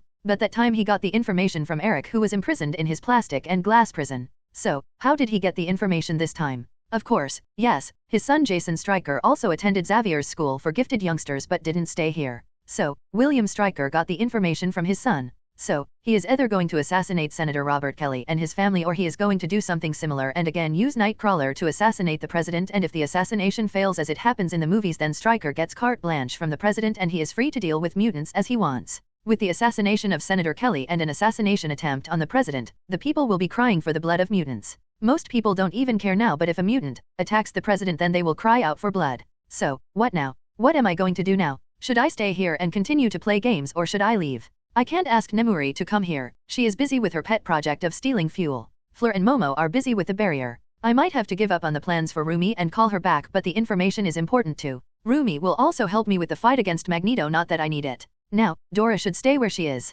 S.H.I.E.L.D. isn't going anywhere even if I finish up making the safe haven for mutants. So, that only leaves Luna and me. If I ask Luna will help me. But it would be too much for Luna. I guess I had to leave and get everything ready. With that decided, I went back to my room and started to pack everything. After getting everything packed, I decided to say goodbye to Aurora and Jean. For now, I tuned my senses and found them in Jean's office. I went towards Jean's office and knocked on the door. Yes, come in, I heard Jean's voice from inside. I pushed open the door and found both Aurora and Jean were still watching the news. Seeing me with my backpack, they already got the idea. Even they looked slightly sad, they still had smiles on their faces. So, you are leaving? Jean asked me. Yes, I need to go and take care of something. Especially with everything going on out there, I said, looking towards the TV. Both Aurora and Jean nodded their heads sadly. We will miss you here, Aurora said with a smile on her face. His food is going to be missed, Jean said while nodding her head. In these 5 months, I have become friends with Jean and Aurora. We aren't that close, but we were close enough that they started to ask me to make their food. One day, I don't know why I decided to make their food. They really liked it and kept demanding that I make food. I agreed to do it sometimes and they were happy with it. This is the only reason that I came to tell them that I was leaving, or I would have left without saying anything. Don't worry, I think we are going to meet again, and I think it will be quite soon, I said with a smile on my face. Then, I hope that you will decide to stay here again, Aurora said. I guess, well, I will be going now, I said and left the room while waving at them. After reaching the garage, I put on my helmet and rode out of the mansion gates, riding towards my home. Knox. Agent Romanoff, good work on your last mission. Agent Hill spoke to Natasha Romanoff with a stoic look on her face. Thank you, ma'am, Natasha said in a common courtesy. Director Fury is waiting for you, Agent Hill said, and left Natasha to her own musing. Natasha released a long sigh. Things aren't going very well in her life. She knew when her new life as a S.H.I.E.L.D. agent started to go downhill. She knew that her life has been worse. Her life started with the Red Room and now she had ended up in S.H.I.E.L.D. Yes, she would happily agree that her life in S.H.I.E.L.D. hasn't been sunshine and rainbows, but it wasn't bad like it is now. She knew very well why this was happening. It was happening because of Fox. The higher-ups of S.H.I.E.L.D. were never happy with her joining S.H.I.E.L.D. They wanted her dead, but Agent Barton went out of his way and gave the infamous Black Widow a new chance at life as a S.H.I.E.L.D. agent. But she knew very well that her position wasn't like any other agent. Other agents would be able to retire, but she won't be able to do that. She either works for them or she dies. Director Fury and the higher-ups have never trusted her. Who would trust a Russian-trained spy who was so good in spying? But they were good until she messed up in the Fox job, where she happily handed the company deeds to Fox and was unable to get any single clue about Fox's identity. Now, she knew that she was going to be crucified even if there were others. Are you going to hurt your own trained workers, or would you try to put all the blame on some outsider who came to work in your agency? Natasha knew that it wasn't something personal, but they had to do it. The higher-ups and Director Fury wanted to put the blame on someone, and she had a nice X mark on her at that moment. Since then her life has become quite hard. She had been sent on the hardest missions. She was sent 14 more times after Fox in these 5 months, and she failed all 14 times spectacularly. She was the only agent in the whole world who was graced by Fox's presence every time she was sent after Fox. Apparently, Fox found it funny that Fox would walk in, have a chat with her and then leave. But Director Fury and S.H.I.E.L.D. higher-ups didn't found it funny. They thought Agent Romanoff might have some prior connection to Fox before she joined S.H.I.E.L.D. After all, why would someone like Fox bother with Natasha? Natasha knew that she should blame Fox for her misery, but she knew very well that there were only her boss and higher-ups to blame. So, they started to send her on the hardest missions with low information. She has completed them even if they were the hardest missions of her life. After all, being a S.H.I.E.L.D. agent has its perks. But she wasn't happy at this moment. She knew she was about to get another outrageous mission that might get her killed. She arrived in front of Fury office and knocked on the door. She didn't know what kind of mission it is going to be this time. Until now, they haven't sent her on any suicide mission. That meant she still had some value in S.H.I.E.L.D., but it could change at any moment. Enter. She heard Director Fury's voice from the inside. She pushed open the door and entered the room. They exchanged the usual pleasantries and Director Fury finally told her about her new assignment. Take a look, Director Fury said and handed Natasha a file with classified written on it. Natasha looked through the file and found it was about mutants. Personally, she didn't have any feelings about mutants and she didn't have any problem of them coexisting with other humans, but the information she found in the file were not known by anyone. She read information about what S.H.I.E.L.D. has learned from Trask Industries. Trask Industries were working together with S.H.I.E.L.D. in Camp X-Ray to experiment on mutants. Not much was written there, but the mission was from a request from Trask Industries. The mission was about protecting a senator named Robert Kelly and why she needed to protect him. Natasha wasn't a naive fool. She knew that this file was marked as classified because this file would prove that S.H.I.E.L.D. was taking missions from private companies. That also meant that this was going to be a black op. She along with some other S.H.I.E.L.D. agents are going to be sent to protect this Senator Robert Kelly, and if this mission fails then she will be crucified along with the other agents. They would be on their own after that. This wasn't her first black op mission where if she was caught she was going to be left on her own, but this time the chance of failure was very high. She had read about the bill this senator has proposed, and there was a very high chance that some mutant might try to assassinate the senator, and with the odd abilities a mutant can have they were already in a disadvantage. She was pretty sure that the other agents that are going to be sent along with her are going to be problem agents. Well, I guess that's all. Being an agent I have learned to read between lines. From the file you have already understood that this mission is going to be a black op, right? Fury asked, looking at me sharply. Yes, sir, I said in a confident tone, even if I was fed up in the inside. Senator Kelly must be protected until the bill is passed. This is very important. Fox might very well be a mutant. If this bill passes then we would be able to use these sensors to locate all the mutants, Fury said in a grave voice. Well, like I have any option here. If I fail this mission then I will be crucified by S.H.I.E.L.D. Take 4 days off before reporting for the mission, Fury said and dismissed me. At least he thought that I should get some rest. I was slightly worried that he was going to send me right off. POV Rio. I arrived at Nox in the evening. The girls were quite happy to see that I was back. In the past 5 months we were not able to spend time together. Nemuri and Rumi were not in Nox. Rumi was with the Brotherhood while Nemuri was in Dubai stealing fuel. Since Nemuri has taken a liking to the hacking laptop, Momo had decided to make another one for me. Momo, Fleur, Luna, and Dora were just resting now, so they decided to join me in bed to cuddle. They saw that I needed to do something, so they agreed that the sex marathon will happen after dinner. I mused how they communicated with just their eyes. I picked up the laptop and started to dive into every possible government organizations to learn about their secrets. This was still 2002, so a lot of stuff were still kept in physical archives, especially the confidential files. I wasn't looking for those secret files. I was looking for the locations of missile silos and nuclear submarines. I wasn't disappointed and started to note down the locations. It would need some time, but it is possible to infect their systems with a virus. It won't be hard to make such a virus with this laptop. This laptop could beat any supercomputers in this world. After all, huge feats could be easily achieved if someone is able to merge magic with technology.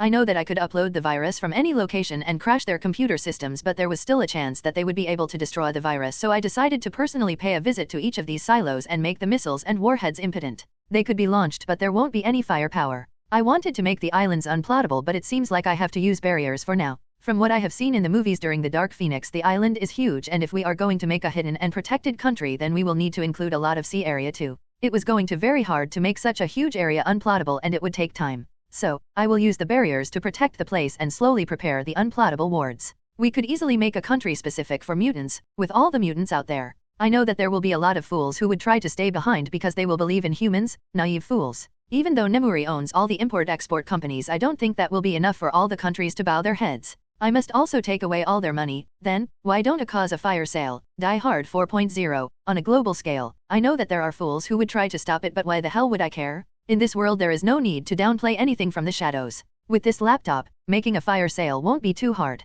Yes, to do it globally is going to be hard but not impossible. I could force all the countries to allow the willing mutants to leave the country. Tomorrow I am gonna go back to the HP world and buy all the house elves I can. They will help Nemuri with the theft of fuel and placing teleportation seals in all her companies. Looks like all the plans are prepared for now, let's see what happens. Why is it so hot? Luna asked me while pouting. Because we are in the middle of a desert at noon, I said in a dry tone. Luna just pouted cutely and took off her top. She was wearing a pink bra underneath. I didn't mind her taking off her top because we were the only ones here. The reason why the two of us were here was because we were looking for the entrance of the missile silo underneath us. It has been 5 days since I have returned to the Nox from the Xavier mansion. I was able to buy 139 house elves and handed every one of them to Nemuri. Nemuri was slightly freaked out to see so many hyperactive house elves. They were like that since I have told them that Lady Ravenclaw was going to be their mistress. Nemuri said that with this many house elves she would be able to finish all the arrangements in just a few more days. She just needed to make the teleportation seals and the house elves would place them. With her bond with them they could easily found all of her properties. The properties don't need to be magical for that to work because the contracts Nemuri has been using were magical.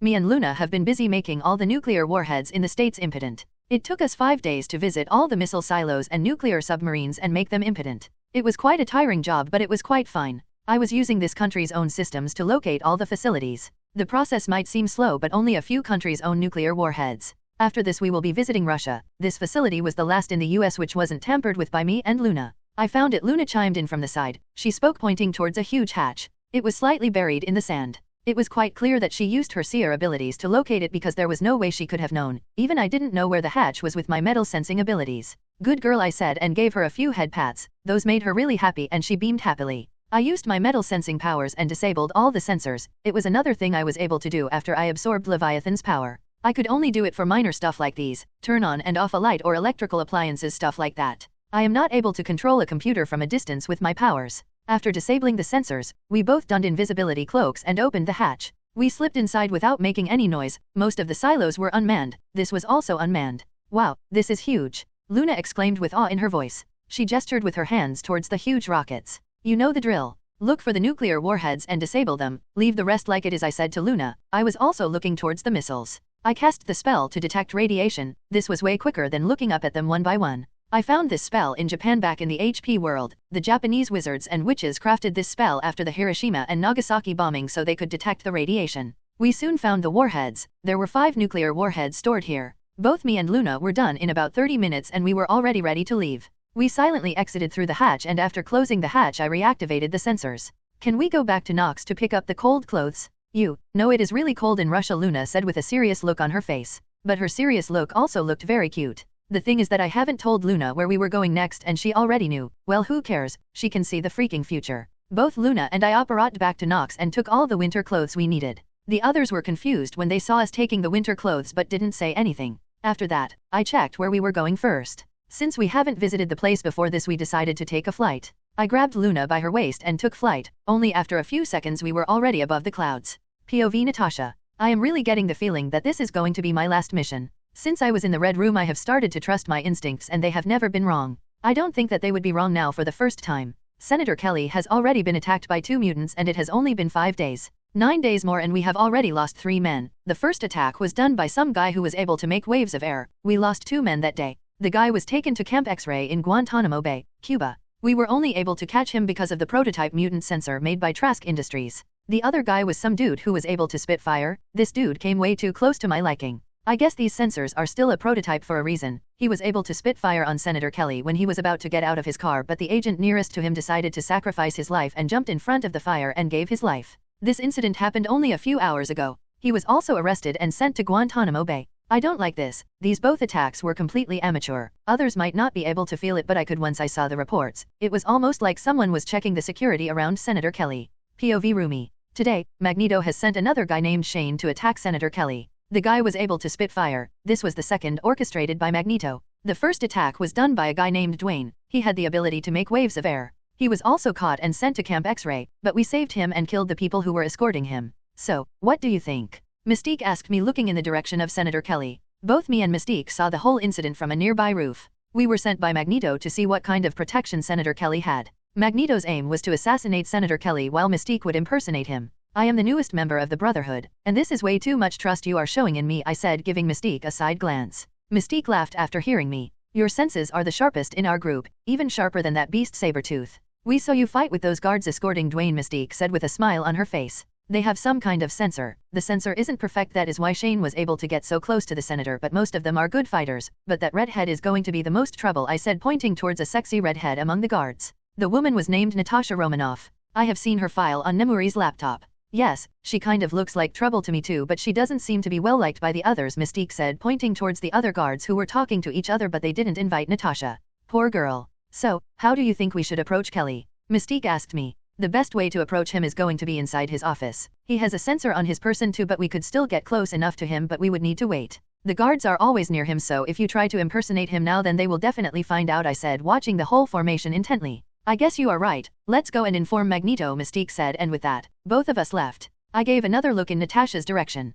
POV Nemuri n/o/vel/b/in.c//om. Fuck this shit? Why the fuck is this happening to me? While I stay and work in this place, the others are able to enjoy Ryo's manhood. This is so unfair. If anyone should enjoy his manhood, then it should be me. After all, I am the super pervert. Damn, I need to do better than that. Well, who cares? Only the hyperactive little guys are here. I still get freaked out seeing how excited they are to work. This place is so damn hot, but after I empty all their fuel reserves, I will give them a big fuck you and leave this goddamned place. I can't wait to be boned by Ryo again. My pussy tingled in excitement. I was only wearing a pair of bikini bottoms and was completely topless. The house elves didn't care because they weren't interested in humans. Like, will you be interested to see a naked cow? The concept is just like that, and I was currently in middle of nowhere. I have cast a Fidelius around me. After all, I can't have humans to see the house elves who are popping around now and then, and that we are stealing their fuel diligently. I can't allow my glorious body to be seen by others. Only Ryo and the others girls can see my glorious body. I had to make a cut behind the bikini bottom for my tails. My tails were happily swishing behind me while I was watching over the progress.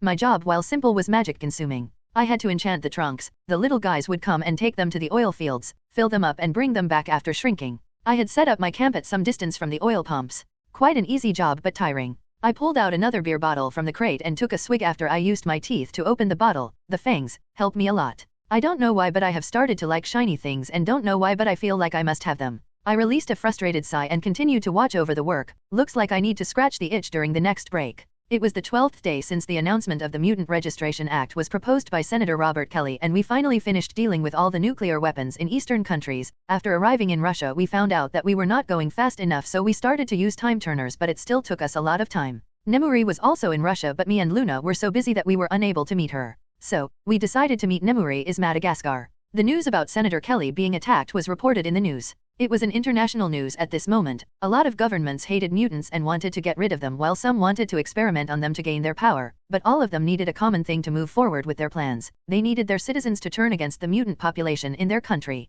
So, all of them were fanning the flames of mutant attacks on Senator Kelly to show all the mutants in a bad light. This was currently the hottest topic around the world, and the whole world was patiently waiting for the bill to pass. Everyone knew that the Mutant Registration Act might be the first bill against the mutants, but it definitely won't be the last. Tomorrow is going to be the most important day. After all, if Stryker wanted to act, then he would assassinate the senator tomorrow to get the best effect. I felt really bad for Natasha, as she was going to fail this mission. Stryker had already brainwashed Nightcrawler for the assassination. Too bad, S.H.I.E.L.D. is going to lose one of their best agent. I guess more changes are happening than I had expected, and these worlds mixing together is also influencing the events. After all, in original MCU there was no Senator Kelly, so no matter if Natasha wasn't trusted by the higher-ups, she didn't receive this mission. This mission was doomed to fail when General Stryker decided to enter himself in the fray. Well, their loss. I have heard that Nemuri was paying close attention on Natasha. I will ask Nemuri to get Natasha after S.H.I.E.L.D. abandons her. North Korea was the last country we had to deal with. After that, we decided to pay a visit to Genosha. Nemuri was also interested to see the country we were going to make. We have decided to meet us in Madagascar.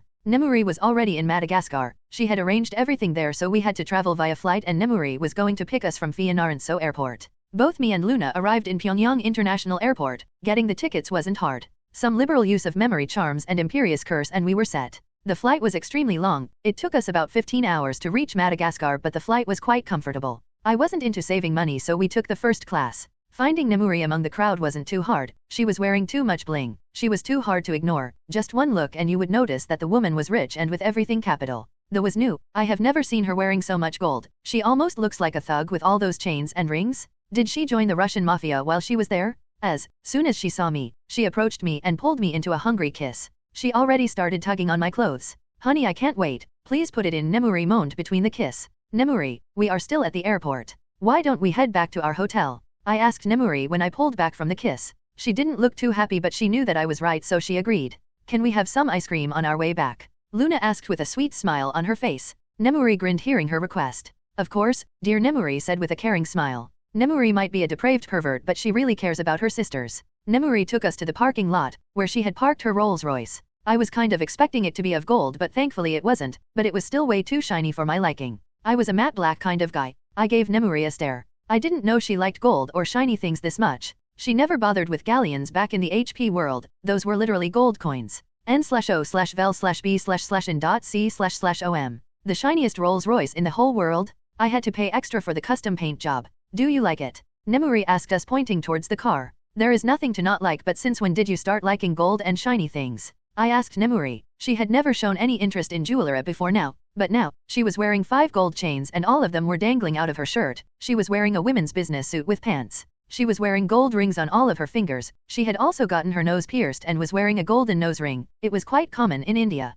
She has also gotten a labret. Unsurprisingly, it was also gold. Nemuri just looked at herself and shrugged. She also wearing 2 gold bangles along with a gold wristwatch on her wrists. Damn, this is way too shiny. Dunno. I have started to like shiny things and I want them, Nemuri said and shrugged again. It's not that I mind her wearing so much gold and I will never stop any of the other girls if they decide to follow Nemuri's footsteps, but I was surprised by the sudden change. It is because of her bloodline. She would like anything shiny. The others are also affected but everyone is affected in a different way, Luna chimed in while skipping. Changes like? I asked in a curious tone. Nemuri was also interested. Momo has started to crave knowledge. She has always been like that, so you didn't notice. Fleur has started to eat fiery food. The hotter they are the better, and I am speaking about both spice and temperature. Rumi would start to seek out trouble and battles. Dora is the only one who will change very slowly and her change will be very different. She will start to hear prayers, Luna explained with a serious look on her face. I guess, the changes are quite understandable. But I thought dragons like shiny things. Nemuri asked, showing all her jewelry. Foxes like shiny things too. They are generally a curious species, Luna said while wagging her finger. Luna is the one who knows the most about animals and magical beasts, and if she says that foxes like shiny things then they definitely do. Nemuri just nodded her head and unlocked the car. I/N, for those who don't know, foxes like shiny things, especially young foxes, and Nemuri is currently a young fox. You can search it on Google. Nemuri took the driving seat while Luna took the shotgun. She was excited to see Madagascar. This was only 2002, so there wasn't much to see except the forests, but there were some small towns down the road, and Luna was definitely interested in the forests. Everyone was staring towards Nemuri's car. She was the first one to get a car that was so shiny. Others will definitely follow the trend. Nemuri finally released the illusion around her and her tails and ears appeared. She had also pierced both of her ears in 3 places. Obviously to wear gold earrings. On our way back we stopped in front of an ice cream shop. I found that even after all these years I still loved ice cream. After that went straight to our hotel. Nemuri has booked a hotel by the coast, so that it won't be a bother for us to leave tomorrow. Nemuri must really love the car because she put a strong illusion on the car along with strong notice me not charms so that everyone would ignore her shiny and luxurious ride.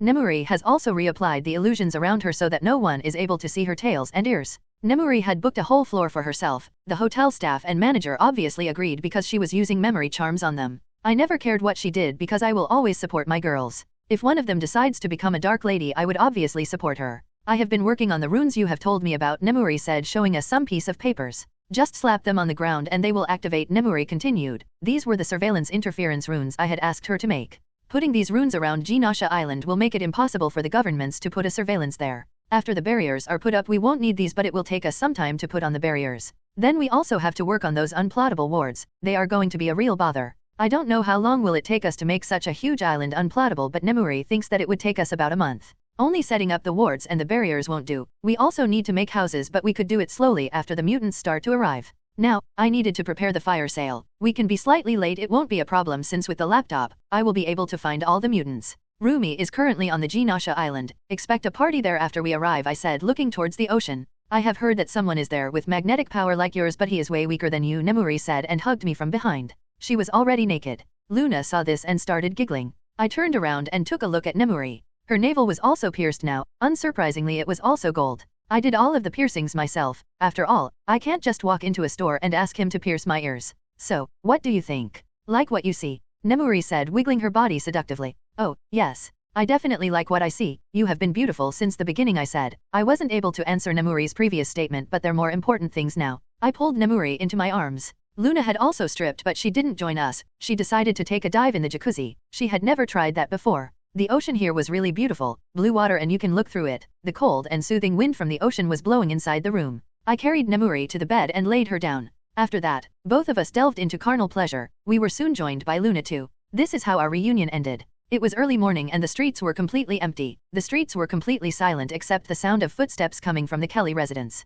The guards stationed there were doing their usual rounds. All of them knew that it was the most important day today, and if there was going to be an attack then it's going to be today. The guards were using their usual routine, but from their body language it was quite clear that all of them were tense. Some guards were taking a nap. After all, they were all humans, and no matter what, humans can't go on without any sleep. Natasha Romanoff was also taking a nap. She was up for the whole night and just half an hour ago she decided to get some sleep. Suddenly a deep blue mist appeared behind one of the gate guards and the guard fell down with a slit throat, blood flowing down profusely. The guard tried to stop the bleeding but he was unable to stop the blood flow. The guard next to him was horrified. He didn't need a sensor to tell him that the attacker was a mutant. His hand shot towards the alarm, but he was too shy. The blue mist flashed by his side and a blue man with marks all over his body grabbed his hand and stabbed the guard in the neck, successfully silencing him. The second guard also died choking on his own blood without making a noise. The blue guy's facial expression didn't change. With a stoic look on his face, the guy ripped apart the telephone line and disabled the automatic alarm system. 2 more people arrived in front of the gate, 1 woman and 1 man.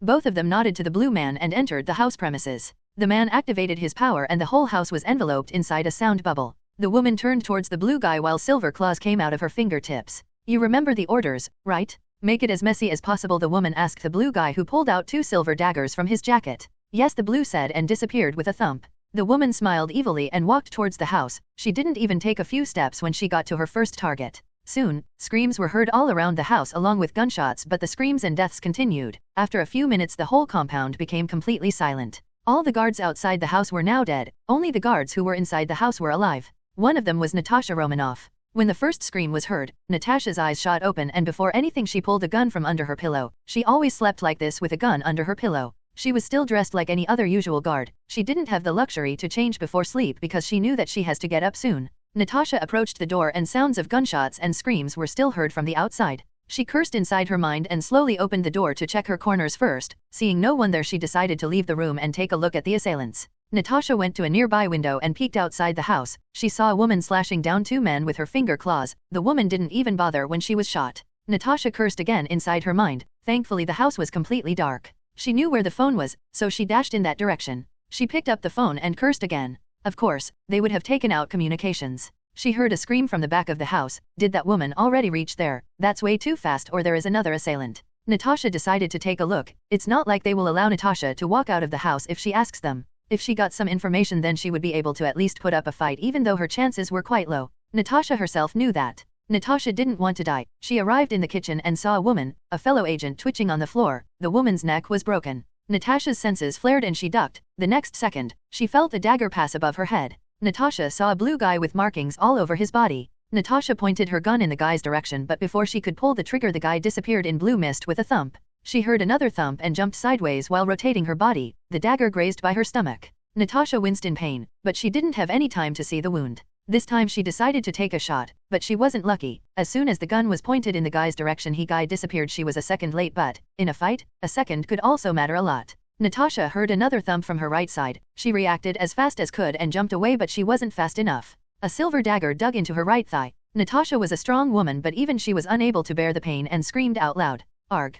Natasha screamed because the dagger tore through the muscles of her right thigh. Natasha had already lost her balance, but before she could do anything about it, her stomach was pierced with another silver dagger. Both daggers were pulled out of her body. Natasha knew that this was it. Slowly laid herself down on the floor. The blue guy has already gone away. Natasha felt her body was getting cold, but this wasn't the first time she was stabbed. She placed both of her hands on her wound to stop the bleeding. She heard more screams coming from the house. One of them was a kid's scream. Even though she felt bad, she knew that she was already dead. If she tried, she would be able to get out of this place, but to what end? She would be hunted down by S.H.I.E.L.D. Her whole life flashed through her eyes. She grimaced, remembering about her childhood, the Red Room, her disgusting missions, S.H.I.E.L.D., and finally Fox. She didn't know what to think about that. A small smile appeared on her face. Natasha laid in a pool of her own blood. She felt her body turning colder by each second. She could already hear sirens coming from afar. She thought someone finally informed the police, but she again grimaced when she knew that they were too late. She looked outside the window. The sun was finally rising. Another smile appeared on her face. Her attention was brought out when she heard a faint pop beside her.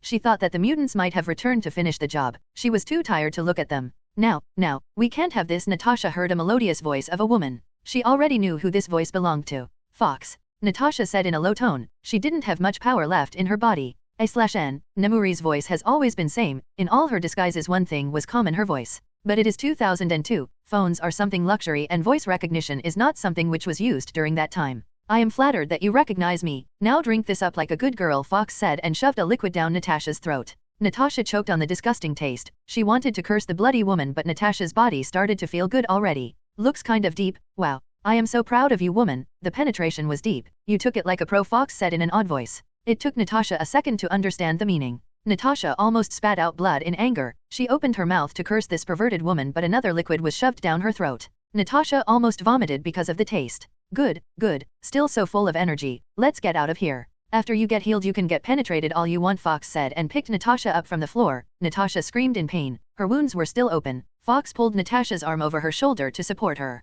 The next second both disappeared without a sound. Only after a few seconds after the two women's disappearance the police stormed the place, guns blazing. POV Nemuri a few minutes ago n/o/vel/b//in.c//om. Nemuri suddenly felt a ping in her mind and her eyes shot open. She found her head laying on Rio's chest. She also found that she was drooling. Nemuri concentrated towards the ping in her mind and found it was coming from Natasha Romanoff. Her life sign was fading. That could mean only one thing. Natasha was dying. Now, I can't have that. I pulled myself out of the bed and waved my hand and pulled a cover over the naked bodies of Rio and Luna. I licked my lips when I saw Rio was still inside Luna. Hee. I missed this feeling so much, getting boned by him. Meh. I can fantasize later. More important things to do now. I noticed cum dripping down my legs from my snatch. One Scour Jiffy spell took care of that. I pulled out a trunk and took 4 vials with me. 2 rejuvenating potions, 1 blood replenishing potion, and 1 dire life potion. The last potion slows down deaths by a few minutes. I waved my hand and was immediately dressed. Magic always has its perks. After that I disappeared from the room and appeared in New York right above the dying body of Natasha. Now, we can't have this, I said with a smirk on my face and kneeled down by her side. Fox? She asked in a weak voice. Looks like she remembers my voice. Lovely girl? I am flattered that you recognize me. Now drink this up like a good girl, I said and opened the vial of dire life potion and shoved it down her throat. This would keep her alive long enough so I could treat her. Looks kind of deep. Wow. I am so proud of you, woman. The penetration was deep. You took it like a pro. I decided to check her wound while opening the vial of a blood replenishing potion. I wasn't able to hold myself back from making that perverted comment. It kind of seemed appropriate at this moment. Natasha opened her mouth and I shoved the potion down her throat. Natasha seemed to choke for a few seconds before becoming normal. Good, good. Still so full of energy. Let's get out of here. After you get healed you can get penetrated all you want. I made another comment about deep penetration and pulled up Natasha's body from the floor. Her wounds were still open so she screamed in pain. I won't be able to apparate with her, or she might die because of her wounds. So, I decided to use flash step. I flash stepped with her several times before both of us finally arrived in our room. I noticed Natasha stared towards the bed where Luna and Rio were still sleeping. He is my honey and she is my sister wife, I said with a smile. Natasha looked at me with an awkward look on her face. I finally dispelled the illusion around me. I didn't even notice when I put up the illusion. Must have become my subconscious action. Natasha's eyes grew wide. Her eyes were staring towards my ears and tails. Her eyes were going up and down. I forcefully laid down Natasha on the couch so that I could treat her. Now, sleep and let me treat you. After that you can get penetrated again. I made another penetration joke. Natasha looked like she wanted to protest but I knocked her out. I ripped open the shirt she was wearing. I whistled when I saw her sexy body. Yes, she would definitely make a nice sister. Looks like my investment wasn't a complete loss. With that I started to treat her stomach wound. I opened my eyes and saw that I was in some kind of hotel room. My memory seemed to be quite fuzzy. What the hell happened? I felt really weak. I checked my pillow and found my gun missing. Yeah, something is definitely wrong. I tried to sit up but a groan came out of my mouth unwillingly. It fucking hurts. I was waiting for you to wake up. Hello, my name is Luna Lovegood. A chirpy blonde woman came into my view and introduced herself. I saw the girl and memories started to flash through my mind. Another groan escaped my mouth when I finally remembered what happened. My hands instinctively went towards my stomach to check my wound. What I found surprised me completely. This must be a dream. I just found a scar mark where I was stabbed and nothing more. How many days I have been out. Oh, don't worry, Nemuri healed you. She was quite diligent, the girl who has introduced herself as Luna said to me. Nemuri? Does she mean Fox? Is that her name? I remember Luna too. She was sleeping along with that man. Do you mean Fox? How long was I out? My usual skills kicked in. Luna seemed kind of friendly and innocent so I decided to get as much as information I can before Fox or that man comes in. Yes, her real name is Nemuri though and you have been out for about 3 hours, Luna said with a dreamy look on her face. I started to check the room. I wanted to see if there was something in the room that I could use for my escape but I froze when she told me that I was only out for 3 hours. That is not possible? Don't need to look so surprised. Magic is capable of wonderful things. And someone like Nemuri could easily heal you. After all, you were just stabbed. Luna spoke with a huge smile on her face. Did she just say magic? Like real life magic? Not like the card tricks on the streets? I wanted to scoff at Luna, but I still remembered how Nemuri's ears and tails appeared as soon as we arrived in the room. Where am I? I asked Luna, who just smiled at me while looking outside. We are currently in Madagascar. I didn't expect Luna to answer with her facial expression, but she did answer me. I laid in the room and looked around, still looking for something I could use, but I don't think that I will able to run with my weak body. And where would I go after getting away from here? Shield will hunt me down with all their might. After all, I was on a black op and we failed the mission. It's not like anyone else would be alive. I am only alive because Nemuri or Fox saved me. And if I hurt Luna, Fox will hunt me down, but this time it will be for vengeance. I almost died once and I would do anything to not feel like that again. My eyes shot towards the door as soon as I heard the door open. Fox or Nemuri walked in along with the man I saw on the bed with Luna. Oh, look who is awake. Nemuri spoke in an excited voice. We have rested enough, and I don't think the president would feel merciful for any longer, the man said in a dry tone. The man didn't feel like anything dangerous. I felt more danger from Nemuri though, and what the hell is he saying about the president?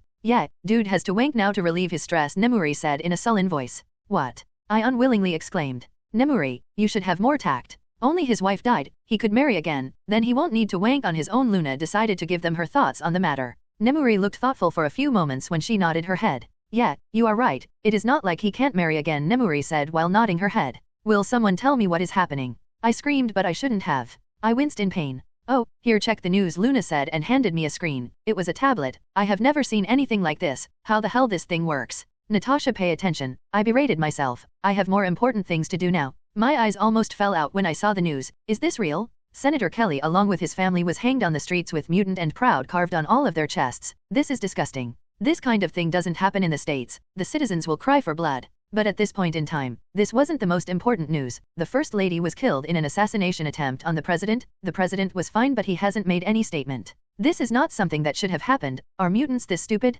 Now, there is no saving them. They will be prosecuted just because they are mutants. With one swoop they have succeeded to anger the whole nation, and it's never good to anger a whole nation.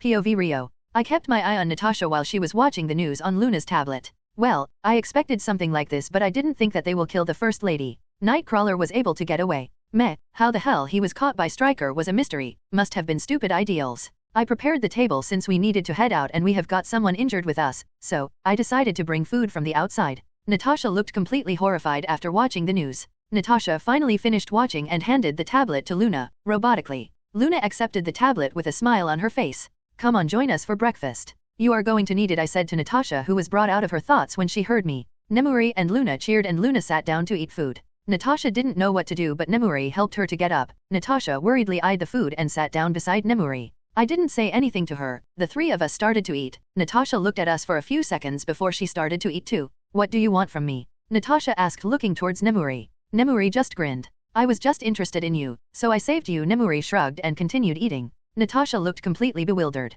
Just like that? Natasha asked in a surprised tone. Honestly, it was a whim. I was interested in you when we met for the first time, so I kept an eye on you. Nemuri again shrugged. I don't like this. Too much grease, Luna said while eating her steak. I will make pancakes for you later, I said with a smile. Luna nodded her head happily. And I want pudding too, Luna added, to which I just nodded my head with a smile. The meal continued in silence until Natasha broke it again. Are all of you mutants or magicians? Natasha asked. Even without using legilimency, I knew that she was trying to get as much as information she could. None of us are mutants, Nemuri said, and all of us were finally done with our food. Luna waved her hand and all the packages disappeared. Nemuri handed Natasha another potion. Natasha grimaced but still drank it. After that, Natasha didn't need Nemuri's help to move around. She went to the couch and asked Luna for her tablet. Luna happily handed her the tablet and Natasha continued to watch the news. Nemuri started to pack the runes inscribed papers in her trunks along with all the stuff she had brought along with her. Luna was happily watching the sea waves. I also helped Nemuri with her packing. We finally left the room and Natasha silently followed us. She had many chances to run but she didn't, which means she has given up hope on the others. We finally arrived in the garage where Nemuri kept her way to the shiny car. What am I going to do with my baby? Nemuri whined. She even gave a name to that car? Slap a teleportation seal on it and transport it to Nox, I said, and without saying anything Nemuri disappeared with a pop. Only after a few seconds, she returned with paper in her hands and she gently put it on her shiny car. It would be really an injustice to call it simply a car. It must be called the shiny car. Nemuri's shiny car disappeared in a flash. The four of us left the hotel and started to walk towards the port. Nemuri led us towards a boat. Surprisingly, this wasn't shiny. It looked normal for any speedboats in 2002. This isn't shiny, I asked Nemuri in an awkward tone. Unfortunately, I didn't have enough time to visit a boat paint shop, Nemuri declared proudly, and all of us boarded the ship. Luna decided that she was going to be the captain of the ship and the rest of us allowed her. I gave her the coordinates. Sit tight. Captain Luna is going to take you on a ride. Luna declared with a victory sign and started the boat. Luna, you also took him on a ride yesterday, Nemuri said with a perverted grin on her face. Oh, right. Rio, do you want to have a ride during a boat ride?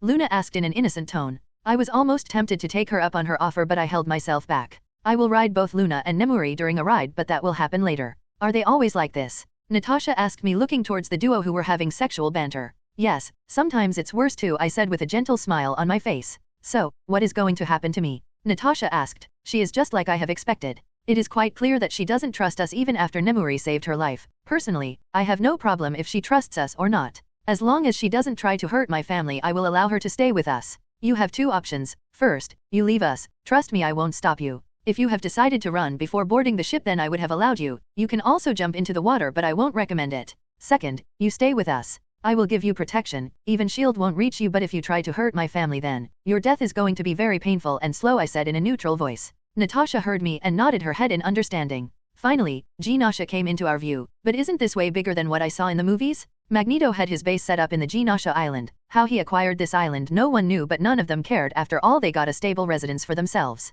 Usually, the atmosphere in the base was quite calm, but today was not one of those days. None of the residents looked happy at this moment. All of them have heard and seen the news, and none of them were stupid enough to not know what was going to happen now. The Brotherhood of Mutants has grown in size in these past months, but what happened today early in the morning didn't bode well for any of them. Rumi was the only one who looked carefree. She was even slightly happy that she was going to reunite with Rio today. She had received his message that he was on the way towards the island. She knew that Magneto won't allow him to take over the island, but she knew what Rio could do when he really wanted something, and now, Rio really wanted this island. She wasn't even bothered to see the brutality or the savageness of the murders, especially when the motto was Brotherhood was being used. Magneto knew that none of the mutants from Brotherhood were responsible for this, unless one of them had the ability to teleport. Even if he knew that none of the Brotherhood was responsible, he felt really miserable. He knew what could this incident lead to. This incident is definitely going to ignite the war between humans and mutants. He might be a mutant supremacist, but he knew his limits. He knew he can't win against all of the human population, at least not now. Their best chance was when he has killed Sebastian Shaw.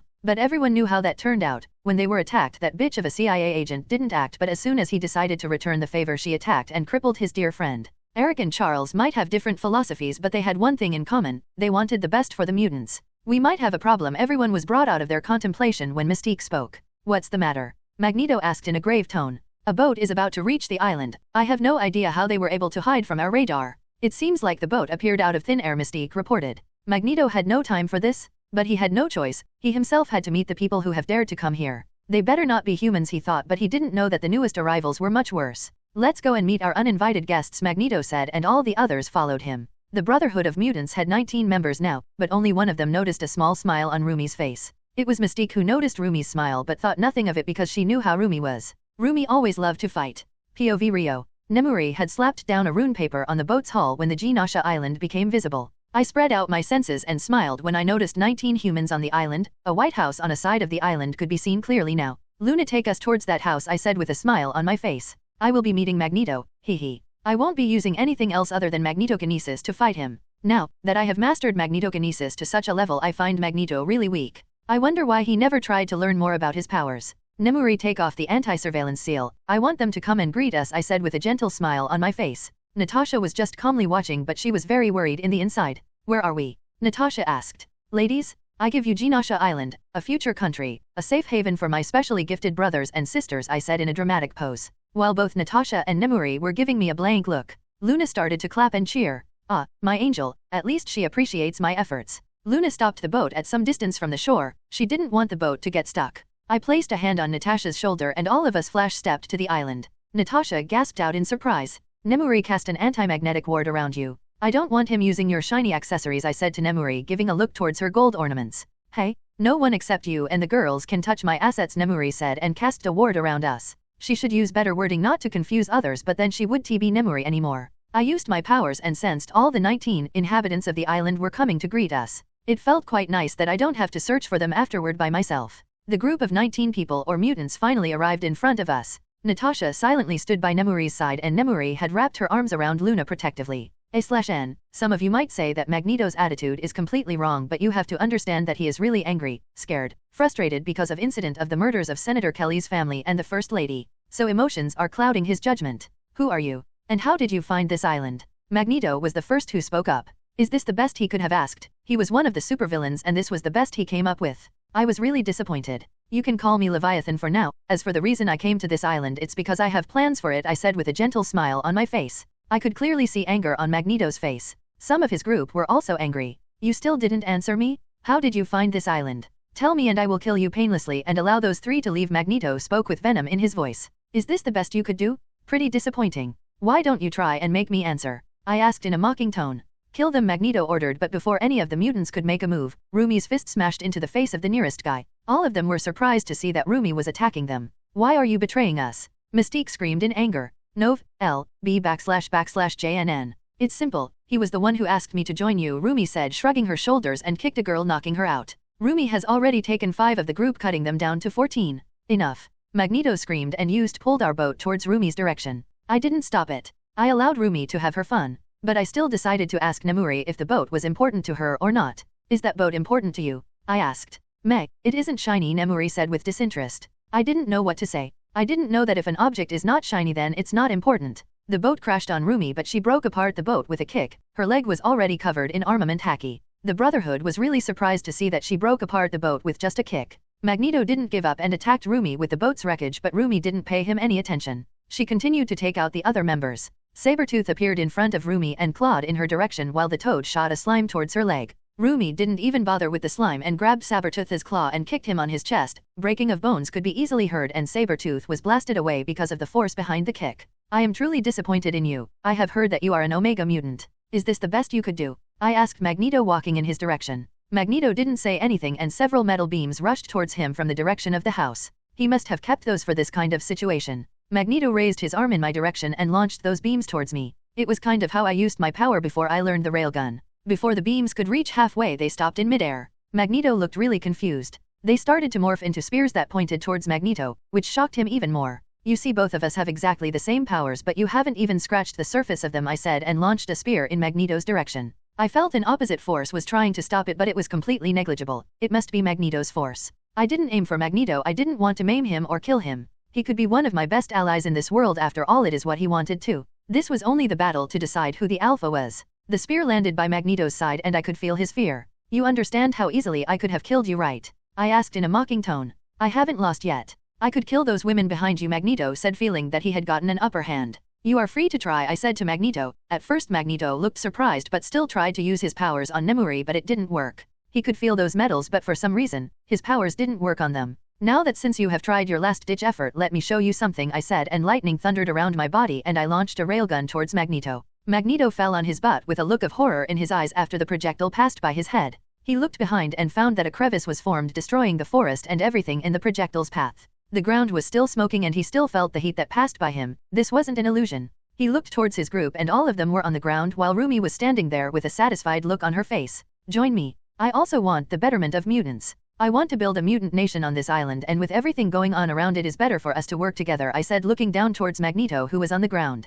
His face was filled with fear and horror, but after he heard me he was relieved. I extended my hand towards him. If what you are saying is the truth, then I will join you, Magneto said and took my hand. In next chapter I will explain why Magneto accepted the proposal so easily. But I want to see if any of my readers could explain it. The atmosphere in Xavier Mansion didn't look very good. All the classes have been dismissed for the day. None of them were in a mood for classes today after all. The professors were also like that. The atmosphere was really bleak. Professor, what are we going to do? Ororo asked Charles in a worried voice. I simply don't know. I had never expected that someone would carry out an attack like this, Charles said, looking heartbroken. Is Magneto behind the attack? Scott asked with anger in his tone. Both Jean and Ororo wanted to beat up this bastard because this was the 4th time he had asked this since the morning. No, Scott, I have said this before, Magneto might have different ideas but he is not stupid, even he wouldn't act like this, Charles said while shaking his head in disappointment. Scott, I don't understand how you can be so stupid. It is clear that someone is trying to frame us, Jean spoke while looking at Scott like he was an insect.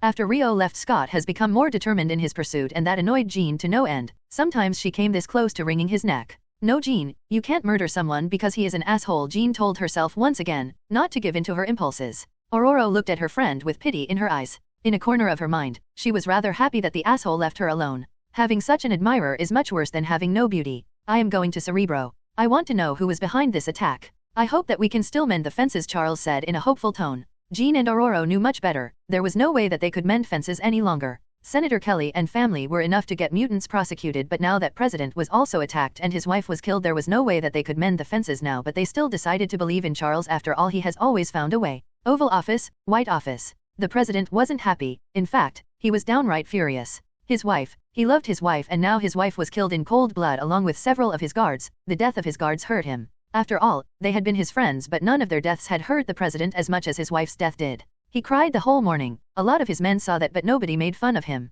They felt sympathy for the man, but other than that, all of them were bubbling with righteous fury. So, when the president was finally able to gather his wits, he immediately called a joint staff meeting. The president finally walked in. Everyone could see the righteous fury in his eyes, and all of them agreed with it. Even the director of S.H.I.E.L.D. was present here. No one dared to skip this meeting. After all, this meeting was going to mold the future of humankind. Gentlemen, I assume that all of you have been briefed, the president asked while taking his seat. Yes, sir. All of them chorused in agreement. First of all, please tell me what kind of a threat the mutants are to our society, the president asked in a calm tone. Even though he was enraged, he wanted to do this while following the correct procedure. He didn't want anger to cloud his judgment. Sir, if I may. Nick Fury raised up his hand. The president obviously knew about S.H.I.E.L.D. and who their director was, even though the others in the room didn't know much about him. Sir, I think they are a very big threat to human society. They are an unknown variable, as you might have seen, since they have various kinds of powers. The mutant that attacked you had the ability to teleport. If he could sneak into the White House, then I wonder where he can't go with his ability, Fury said, and the others in the room, even though most of them didn't know him, completely agreed with him.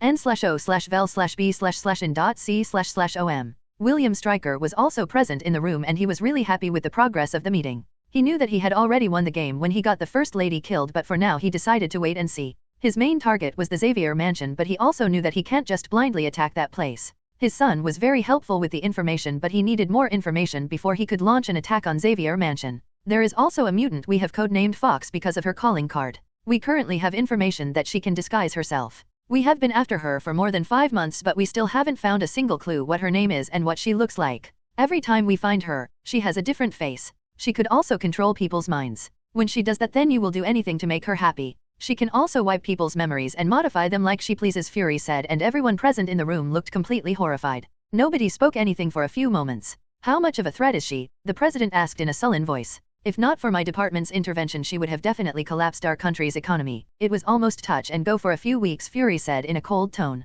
I also know about a mutant who can look around people's heads and know their every secret. Stryker decided to take this chance and speak up. You are saying that he could be watching this meeting at this moment? Fury asked Stryker in a bewildered tone. Yes, Stryker said, and the room turned completely silent. Nobody said anything, even the president remained silent. He placed a hand on his temple and rubbed it. So, all you agree that mutants are a threat to our society, right? Finally the president asked. Yes, sir, everyone in the room chorused. The president got up from his chair and walked towards his window and stared outside. So, what do you propose? I won't approve a complete massacre, though, the president said in an authoritative tone. His tone left no room for any kind of argument. Sir, we should capture them and weaponize their powers for our use. Thaddeus Ross decided to speak up for the first time. But, do you think you can control them with all the different kinds of power they have? An unknown general asked the question. Trask Industries can. They have been researching mutants since Bolivar Trask was assassinated. The only prison where a mutant could be imprisoned, Camp X-Ray, was also built by Trask Industries. They had developed collars for mutants that could be used to control mutants, Fury said.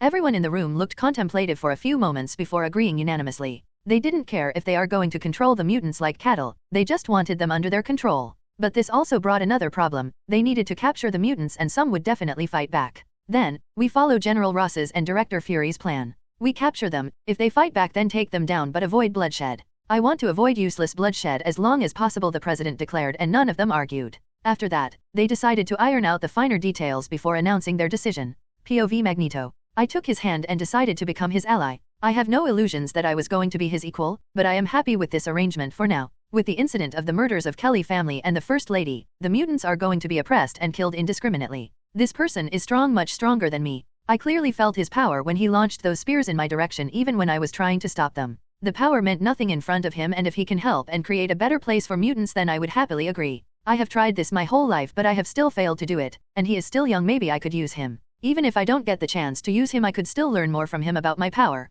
It's true that I never tried to understand the full capabilities of my power. I thought that this was my full power, but this guy said that I could do more. Maybe I would be able to achieve his level. But first I will see what he does. All of my brethren are going to face a dark time. Charles, my old friend, humans are finally going to show their true colors. What are you going to do? I just hope that you don't drag down the others along with you. Huh? If he really thinks that I would just trust him, then he got another thing coming. I will keep a close eye on him, and if I had known that Magneto was so weak, I wouldn't have asked Nemuri to cast the anti-magnetic wards. His powers wouldn't have affected Nemuri in any way. After all, she is no longer human and her body is way stronger than any normal metals. Maybe adamantium or vibranium weapons could hurt the girls, but anything less than that won't even put a scratch on the girls. As Luna can see the future, I am not worried about her. Momo is also absorbing the solar radiation and has been nourishing her body. She is not even close to how strong Superman was, but she won't get injured if she is attacked with normal weapons. I don't even need to care about Fleur's safety. If she dies, she will be reborn from her ashes. And Dora, she isn't even here, and Rumi's senses have become very sharp.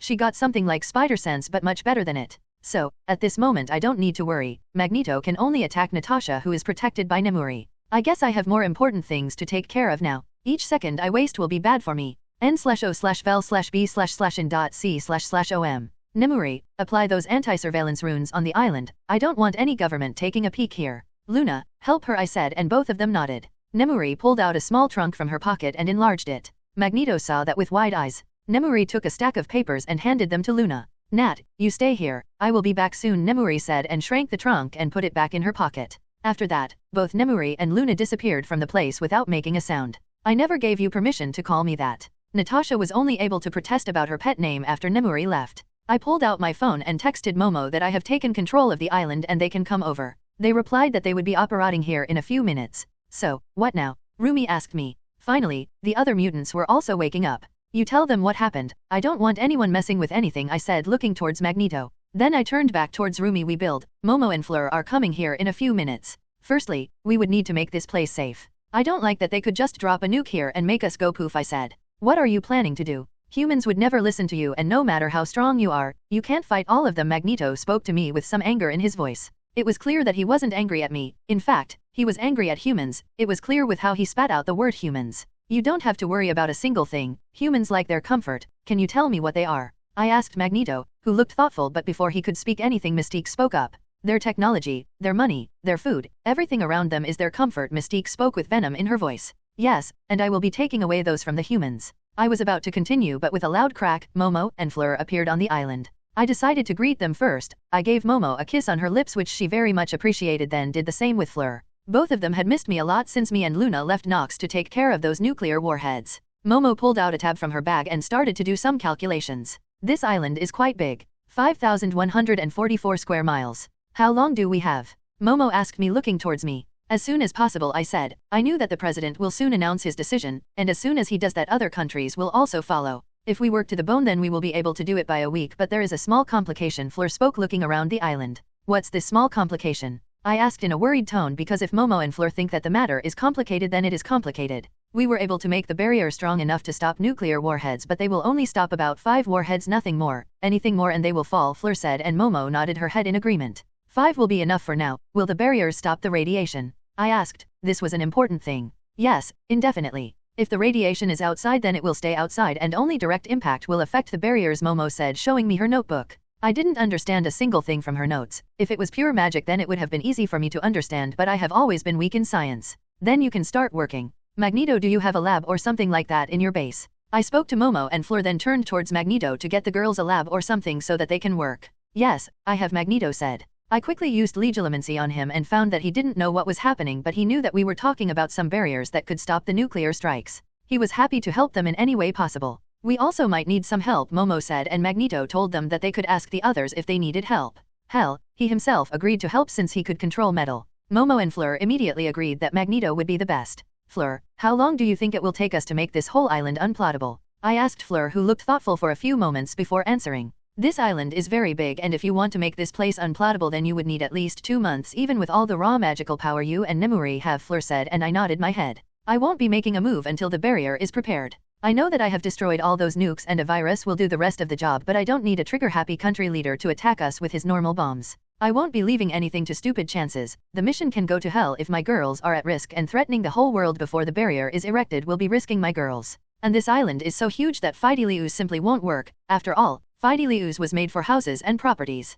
After Nemuri comes back, both of us will start preparing the ward scheme. A few hours later. Here, the president has decided to make the announcement. Luna approached me and Nemuri and handed me her tablet. Me and Nemuri have already started to work on the ward scheme. Natasha was laying down at the side. Even though she was healed now, she could only walk on her own because of the potion Nemuri gave her. So, after the potion wore off, Natasha decided to lay down. All of us were currently in Magneto's base. I have to say the dude might be a geezer, but he has his style. When Natasha heard Luna, she pulled herself up from the bed and walked towards us. Finally, the announcement started and the president told that this attack won't go unanswered. How the mutants are the biggest threat to current human society and how they will be treated like cattle. The president used better words to say that, but the meaning was still the same. I kind of expected this. I was pretty sure that the president would never approve of indiscriminate killing. So, he will choose the next best option. The mutants will be controlled via using a collar and they will be weaponized. The president didn't announce that, but he didn't need to, after all of us in the room got that underlying meaning. The President of the United States of America, the same country who preaches about equality and were staunch protesters of enslavement, has taken the decision to enslave some of their own population.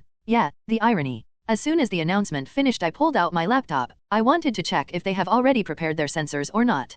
Thankfully they needed one more week to set up all the sensors. Trask Industries were given the responsibility and they were happy to do the duty. A knock on our door was heard and I felt two people standing outside, Magneto and Mystique. I used my power and opened the door. Did you see the announcement? Magneto asked me. Yes, I did, and we still have 1 week before the sensors are installed everywhere, I said to Magneto, who didn't look too much happy but nodded his head. Charles Xavier has contacted me. What should I do? Magneto asked. Meet him, see what he has decided. He is a stupid old fool, so there is very little chance that he will stop being so naive. Try to influence the others that come with him. There is no way he will come alone. Take Rumi with you, I said to Magneto, who nodded his head and left. He doesn't like taking orders, but he knows that I am doing something for the betterment of mutants, so he decided to follow them. Huh? 1 more week before I threaten the whole world. Last time I was only a Dark Lord in magical Britain, but this time I will be a supervillain. Leviathan, the supervillain, kind of has a nice ring to it. A/N. Guys, I won't be able to release any chapter tonight. I am returning home after a lot of days and I will be in train, so I won't be able to write anything.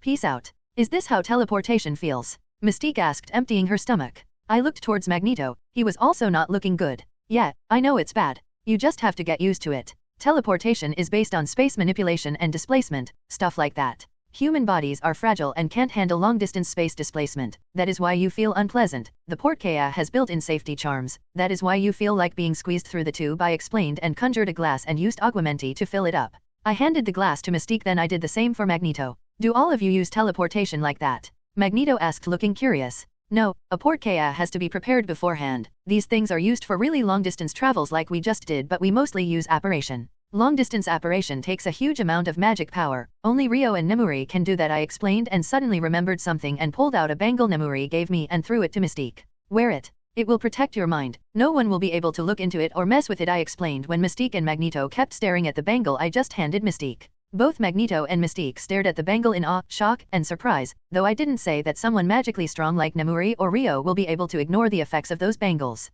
From what I have heard from Momo and Fleur, all enchanted artifacts have a threshold, and there might be someone who goes above that threshold, namely like Rio or Nemuri. So, they won't be affected by the bangle's effects. You mean to say that this bangle will act like my helmet? Magneto asked, looking slightly skeptical. Yes, this was something Nemuri made in her younger years. She was still in school, I said, and both of them had their jaws hanging near the ground. Mystique quickly put on the bangle. The meeting was set to happen in a park, quite an open place for my liking. The 3 of us arrived in the park. It wasn't exactly a park, or a red-robed guy wearing a helmet would not have agreed to meet in a place like this, especially with everything happening around. Mystique would have caused more problems, but she was using a disguise, so, no naked blue woman roaming around. The meeting was scheduled to happen after dark. It will make it hard of me to notice if someone was watching us or not. We were the first to arrive, so I decided to look around while Mystique and Magneto decided to wait. I quickly hopped around without making a sound. Being a rabbit has its perks. I saw Charles arrive in the park along with a man with funny goggles and a woman with white or silver hair. She looked slightly magical. I could easily feel the magical power she was releasing casually.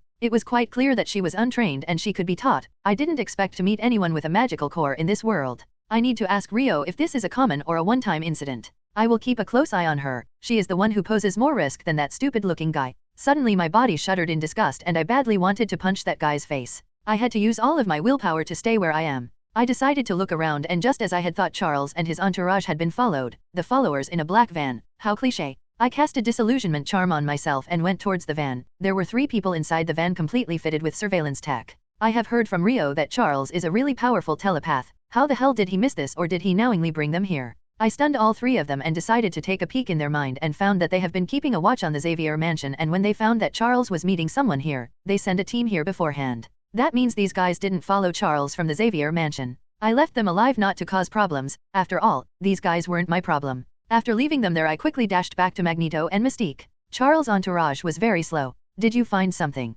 Mystique asked me. Yes, the Xavier mansion is under surveillance by a guy named William Stryker. I took out the team that they have sent here. They will be knocked out until tomorrow morning, I said, and sat down on a nearby bench. Xavier finally arrived. He had a gentle smile on his face. No matter how much I try, I am getting Dumbledore vibes from him. I had to again crush the impulse to punch that goggles guy. Charles, my old friend. It is nice to meet you after so many days, Magneto greeted Charles. Me too, Eric. So, how have you been and how is your brotherhood? Charles asked Magneto. Charles turned his eyes towards Mystique and suddenly frowned. Then he immediately turned his eyes towards me and I felt several mental probes collide against my mental defenses. I was immediately annoyed. I would be pleased if you didn't try to look inside my head, I said in an annoyed tone, getting up from my bench. The silver-haired woman frowned but didn't say anything while the dude in goggles scowled. The geezer on wheels decided to remain silent. If I had any respect for him I immediately lost it. Now, I understand why I was getting Dumbledore vibes from him. Oh ho ho. Magneto laughed mockingly. Already trying your stupid games? Don't worry, Charles, it won't work, Magneto said and laughed.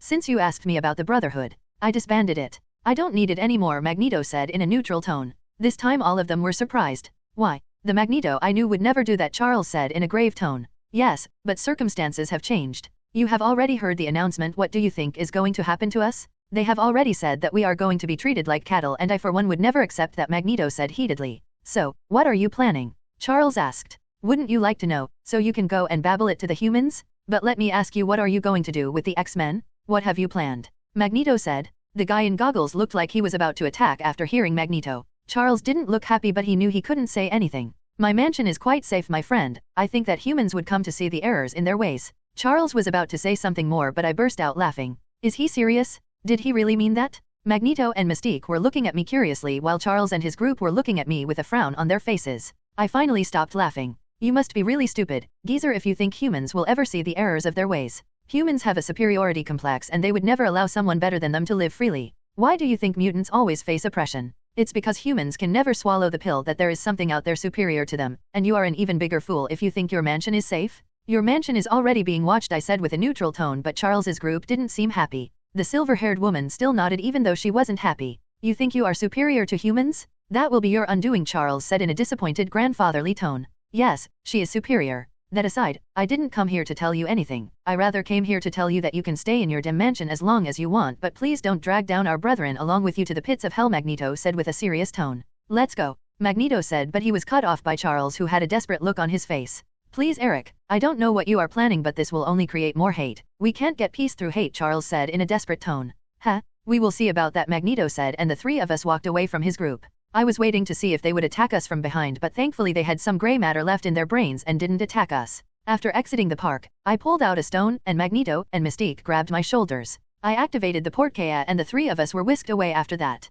We arrived at Magneto's base and both Magneto and Mystique ended up flat on the floor. I am never doing that again, Mystique said in a whiny tone. I just chuckled after watching their condition. Magneto pulled himself up from the floor while dusting his robes. Do you think he will listen? I asked Magneto, who just shook his head. I think he will inform the authorities that I am planning something. Stupid fool. Magneto said in annoyance. If there is nothing more, then I will be leaving to help Momo and Fleur with the barrier, Magneto said and left. Charles was my friend too, but he always loved humans more than our kind. All of us has paid a heavy price for that. So many of my friends were captured and experimented on. He did nothing. He still stood up for the humans, Mystique spoke in a sullen voice while I clearly saw tears flowing down her face. Don't worry, everything will get better. Since Rio has decided to make a safe place for mutants, he will definitely do it, I said, trying to reassure Mystique. I clearly saw the pain and anguish in her eyes. n/o/vel/b/c/om. I sincerely hope that he succeeds, Mystique said in a melancholic voice and then left the room. A week has passed since the president had made his decision and mutants were already being captured here and there.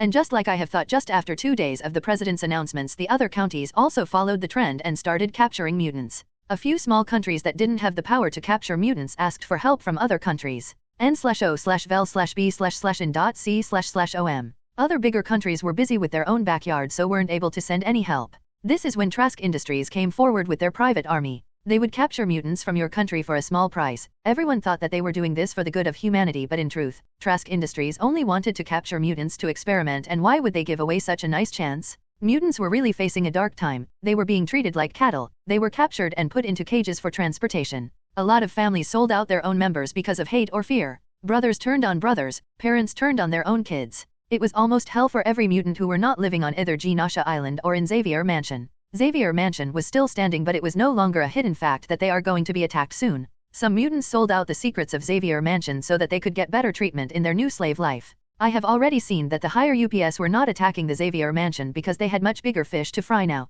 Xavier Mansion is not going anywhere, and the mansion was under a tight watch. It was like a prison. If someone leaves, they will be immediately captured. Charles took in several refugees who were on the run. I call them refugees because the US has decided to declare that mutants would no longer be citizens of their country, which means they were only treated as common animals now. Mutants no longer have any rights in the countries. Their properties were also being seized after they were captured, as they were non-US citizens who can't own a property. All the captured mutants were being taken to Camp X-Ray in Guantanamo Bay, the prison made by Trask Industries, especially for mutants. I wasn't a fool. I knew very well why they were being taken there, so that they could experiment on them and learn all their secrets so that they can recreate them. Some residents of Genosha weren't happy with what was happening outside. I might be a cold-hearted guy who only cares about his family, but what is happening in the outside world right now is not something even I could have done. Humans are the vilest animals to ever walk on Earth, and what was happening now proved that the statement was right. I heard my phone ring. It was Momo. I picked up the call. The barrier generator is complete. I heard Momo's words and a huge evil grin appeared on my face. I was still working on the ward schemes for the unplottable wards, but this was a piece of really good news. Good, we are already on the way, I said. It was way past midnight now. Natasha was given a separate room where she was already asleep. Luna was asleep on our bed along with Rumi. Now, I understand why Luna said that before we go to sleep we will get a piece of marvelous news. Me and Nemuri were still working on the ward schemes. Have they finished it? Nemuri asked me in a hopeful tone. Yes, let's go and check it out, I said, and we both rushed out of the room. Momo, Fleur, and Magneto had started to spend most of their days working on the barrier machine since they saw what was happening to the mutants on the news. Magneto or Eric cared for mutants, while Fleur and Momo had really caring hearts. We arrived in the labs and found all three of them standing proudly looking at their creation. I could already feel the magic oozing from that machine. Good job, all of you. Now, we can return the favor to the humans tomorrow morning, I said with a huge grin on my face. It wouldn't be possible if Eric wasn't helping us. He might not know about magic, but he really is a genius in the science department, Fleur said, beaming in happiness. Yes, he can at least help us in future endeavors, Momo said, pulling out some diamonds. I was immediately worried that Nemuri would claim them as hers because they were shiny, but I was confused when I saw that Nemuri didn't show any reaction to those shiny stones. Don't you want them? They are shiny, I asked, pointing towards the stone while looking towards Nemuri. Only now Momo understood her mistake and she got a horrified look on her face. They are sparkly, not shiny. Sparkle and shine are different things, Nemuri said in an uninterested tone. All of us except Nemuri released a sigh. Nemuri just huffed in annoyance. So, what these stones do? Nemuri asked when she saw that no one is asking the important question. Oh, these stones are the energy source. You two will be charging all of them, Fleur said while Momo handed a stone to Nemuri, who started to charge the stone with her raw magic power. Momo handed me a stone and I started to do the same with this stone. I am going to call the others. If we are to succeed, then this will be a historic moment for our brethren, Magneto said and left the room. He looked too excited for his age. It must be because this is the closest he has come to dream. I should also stop calling them mutants. After all, mutant was a term made by humans. It is a derogatory term, so I should call them metahumans from now on. After all, I am building this country for them and they shouldn't be called using a derogatory term here. It took us only 10 minutes to charge all those crystals. Magneto was already back with the others. He was really looking excited. He even called Natasha, Luna, and Rumi.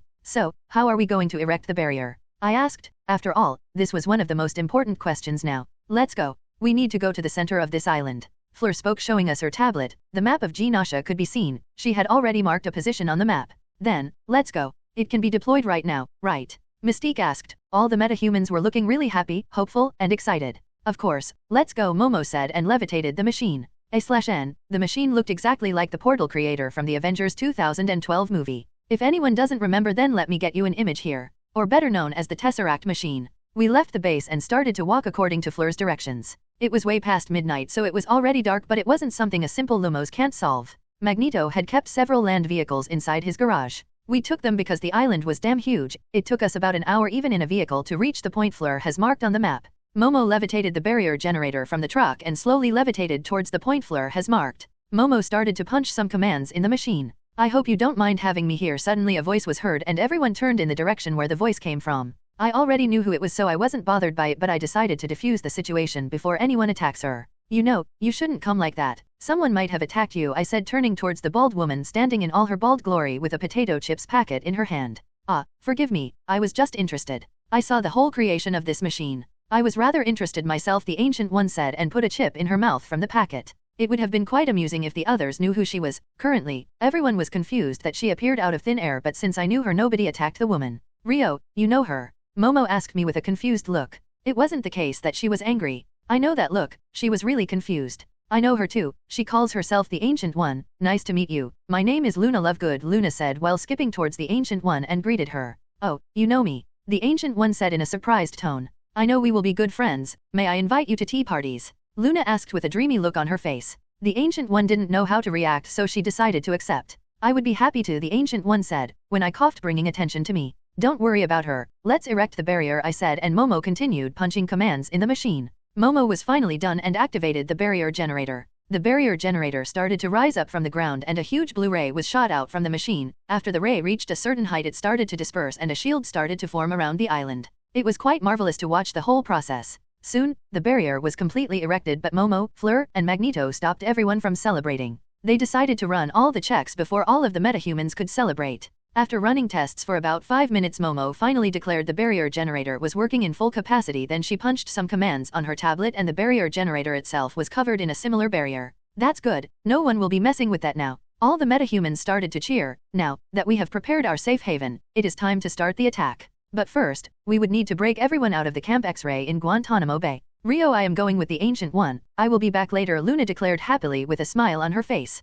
Yeah sure, but come back soon. I allowed Luna to leave. Luna can teleport here if she wants and Luna can see the future. Since she asked on her own, that means she would be fine and there is no way the Ancient One would harm her. After that, both the Ancient One and Luna left through a portal. The other girls were worried, so I explained to them who the Ancient One was. They finally relented. After that, we finally returned to the base. The others have decided to have a party the whole night, but I decided to stop them. After all, we have another important job now. I needed them sober so that they could help the metahumans we would rescue from Guantanamo Bay. But before that, I needed to make another announcement. From now on, this place will be called Elysium, meaning the homeland of the blessed, the heroes, a heaven, and this place will be everything that I have just said. Metahumans are blessed humans. This will be a place where heroes reside, and this will be a heaven for metahumans. This is the making of Elysium, our Elysium. I finished and everyone cheered. The room erupted in loud cheers. After that, I started to explain about the rescue mission I was planning. All of them immediately became serious. So, we are going to attack Camp X-Ray? Mystique asked with hope in her voice. No, the attack will be conducted by me, Nemuri, and Rumi.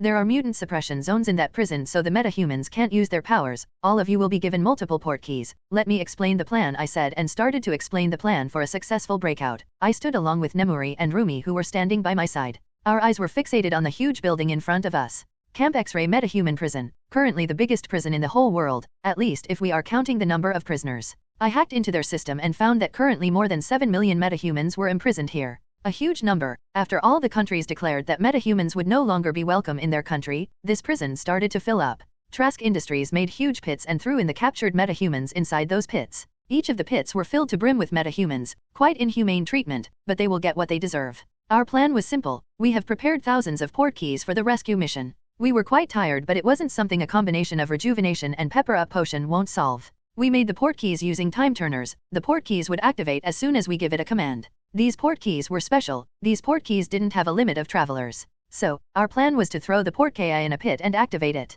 All the metahumans in that pit would be teleported to Elysium. But we needed to rescue the metahumans stealthily. We can be loud after we get the prisoners out. I brought Nemuri and Rumi with me because of 2 reasons. They didn't mind getting their hands dirty. Momo was too soft to take a life, and I respect that, but it might be a problem in the future. Fleur was also the same. She didn't want to kill anyone. So, are you girls ready? I asked Rumi and Nemuri, who just nodded their head with a determined look. Trask Industries were also building the earlier models of Sentinels in here, so it would be nice to wreck them all. They are functional, but any strong metahuman can destroy them now because these Sentinels didn't have any special powers to counteract the powers of metahumans. The 3 of us cast Strong Notice Me Not Charm on ourselves and sneaked into the prison. It wasn't hard to do. The cameras were already useless because we were also carrying anti-surveillance runes with us. It didn't take us too long to navigate through the prison and arrive where the metahumans were being kept. None of the metahumans have been collared yet, so getting them out of here was quite easy. We saw several guards walking around with cattle prods and taser guns. They are truly treating the metahumans like cattle. Now, we didn't know what to do. We either kill those guards or walk past them, but the camera will catch the metahumans disappearing from the pits. Either way, we won't be able to hide our presence. So, we decided to permanently deal with the problems, or in this situation, the guards. Neither Nemuri nor Rumi can't cast the killing curse, so the guards are going to die in a messy way. Don't get me wrong, I didn't have a single shred of mercy for them. The 4 guards in front of the gates were simultaneously hit by Reducto on their heads. Obviously, the result was quite messy. As soon as the bodies hit the ground, alarms were hit and sirens seemed to blare all around the prison. I stopped paying attention to Nemuri and Rumi and hit a guard in front of me with an organ liquefying curse. The guy died oozing liquid organs out of his orifices. I arrived in front of a pit and threw in a portkaya, a metal ball conjured by Momo. As soon as I gave the command, all the methumans inside the pit were whisked away. I did the same with 2 more pits before several guards entered the room with lethal weapons in their hands. They were 8 in total. The first 2 met their demise because they were hit with a skin-rotting curse. The remaining 6 were completely horrified, but before they could run away 2 more were hit with entrails expelling curse. Both of them died after they spat out their intestines. By this time the remaining 4 had already thrown away their weapons and they were running away.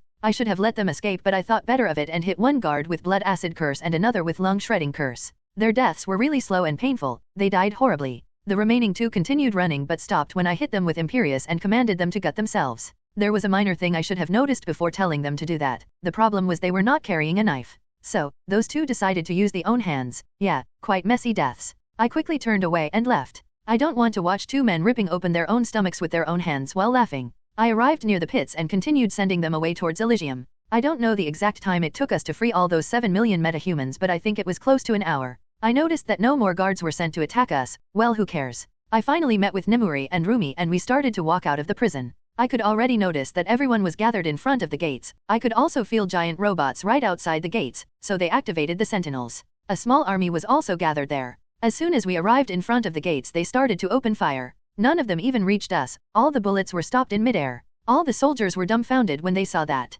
They have reports of Magneto, the only mutant who could control metals, so it must be quite surprising to see another one like him. I will take the right side, Rumi declared, and her whole body was covered in armament haki and jumped towards the sentinels to tear them apart. Rumi punched a sentinel on its chest caved inside and it was blown back with a massive force. A lot of soldiers were crushed by that sentinel before they could even blink. Don't you want to join the fight? I asked Nemuri, who looked disinterested. Meh, I will deal with the stragglers, Nemuri said and shrugged. In return, I also shrugged and turned towards the left side. I raised both of my hands in that direction and said a word that will be a forbidden word in the future, a word that will make people shit their pants. Fiend fire. 2 massive leviathans made of flames erupted from both of my palms and began to eat anything that came in their path. The sentinels released flame extinguishers, but the flames engulfed the flame extinguishers and continued to burn. The flames soon engulfed the sentinels too, and continued to engulf the soldiers. No matter what, not everyone can run away. Nemuri jumped into the fray and started to kill anyone who was trying to run away. What I didn't know at that moment was that the whole fight was broadcasted to other Trask Industries and S.H.I.E.L.D. headquarters. Since we had the anti-surveillance runes, they were not able to get our faces, but they knew that the attack was carried out by 2 women and 1 man.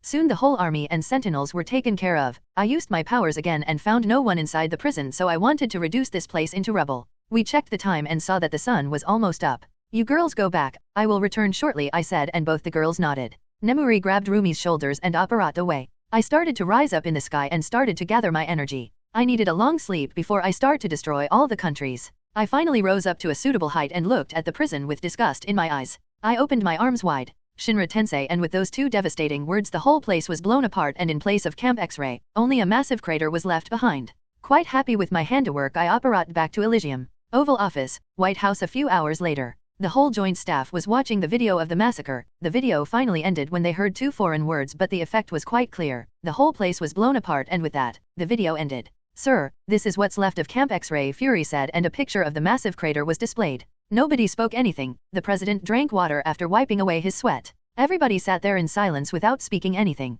How can they use their powers? You said that mutants can't use their powers inside that prison, the president asked Fury, who was the one who recommended using Camp X-Ray to imprison mutants. We think that they might not be humans. Mutants usually have only one kind of power, while the 3 of them showed various kinds of powers, as we just saw in that video, Fury explained. He knew that he wasn't in a good position right now. What they have just seen was quite mind-boggling. 3 mutants laid waste to a small army that also had robots to especially deal with mutants. N/O/vel/b/in.c//om. Before anyone could speak anything, a guy covered in sweat burst into the room. The president was annoyed because he had announced that he was in an urgent meeting. Sir, you need to see this, the guy said and turned on the TV. At first, everyone was confused when they only saw traffic jams on every news channel. Then they saw that all flights have been cancelled and a look of horror filled everyone's faces. I am Lord Cliff. You better respect me, Lord Cliff said and disappeared in a green flash. What are we going to do, Professor? Soon we will run out of both food and water. You know we can't leave the mansion, Jean said in a desperate voice. Jean didn't look like she did normally. She looked completely tired. It was quite clear that she was lacking sleep.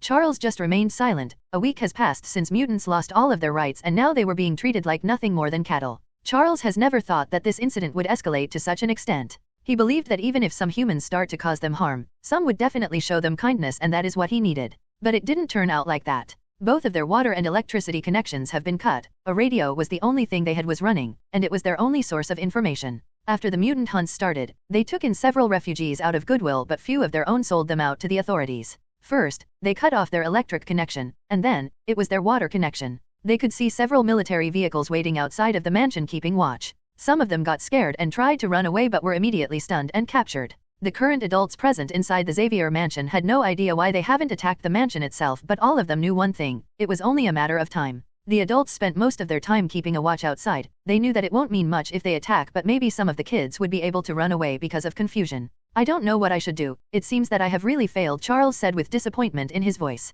Professor, we can plan an attack though. After all, if we stay here we will die because of starvation or dehydration. This way we might be able to save some kids. Aurora started to say, if someone would have told her a week ago that she would be planning to attack humans, then she would have just laughed at their stupidity. But now, the situation has completely changed. Aurora, I have said multiple times I will never allow someone to use our powers to attack humans. Our powers should only be used to protect, not harm, Charles said and left the room. Scott followed the professor and left the room. Everyone left in the room were seething in anger. Some were parents whose kids were here, while some had their little brothers and sisters here. He is a stupid fool and he is going to drag all of us down, someone said from the crowd, but no one refuted him. Aurora clearly remembered what has transpired during the last meeting and what Magneto had told them. At that time, she knew that Magneto was telling the truth, but she didn't want to believe him. She knew firsthand how cruel humans can be, and now it was an open season for humans to oppress some humans with special abilities. There was no way in hell that they would give up this chance. All of them were suddenly brought out of their thoughts by the news. This was the first time in the whole week when something other than mutant hunts was being reported. At first, it was surprising that news about traffic was being reported, but after a few minutes the reports started to become detailed, and that is when everyone in the room reached a similar conclusion. Someone did this, or how could all transportation systems get crashed at the same time? Elysium a few hours ago. POV Rio. I finally arrived back on Elysium and found that all the metahumans we have brought here were calmly listening to Momo's speech. All these metahumans were imprisoned in Camp X-Ray. They were brought from all over the world, so Momo was using a modified announcement spell that would allow someone to announce their words using magic. Everyone on the receiving end would only hear the speech in their common language. Let's consider that you are speaking in English and at the receiving end of your speech is a French, a German, a Russian, a Japanese, and an Indian. The French will hear the speech in French, the German would hear the speech in German, a Russian would hear in Russian, the Japanese would hear Japanese, and the Indian will hear in either Hindi or some other language common in India. I heard some of her speech, and found out that she was only explaining the rules now. She told them that they are free to leave if they want, or they can stay here with other metahumans in their own country away from any kind of harm humans can cause them. Unsurprisingly, all of them agreed to stay here. Momo told them that they will be given their own property to reside, but it might take some time since they have 7 million new residents now. Momo finally announced about food and clothes. Everyone was happy to hear that, and all of them will be given tents, until a permanent residence was given to them. Nemuri, I want you to empty all the warehouses of the companies you own. Food and clothes are the first priority, but I don't want to leave anything behind, I said to Nemuri, who just nodded and apparat the way. I arrived in front of Magneto, who was looking like a kid on Christmas. Mystique was also the same. She was already crying, but I knew that these were tears of joy. Both of them thanked me profusely. But we still have a lot of work left. I want to put the human nations in such a position that they would have no way other than accepting our terms, I said and left, since I have already made my first move. I need to finish my other moves quickly, otherwise the checkmate won't be satisfying. I directly apparated in my room and opened my laptop and hacked into the defense systems of various countries and became their administrator. Using the administrator commands, it wasn't hard to change all the passcodes and firewalls. I also changed multiple protocols and deleted all the information so that no one will know how the changes were made. Of course, these systems could be returned to their previous state, but they would need my laptop to do that.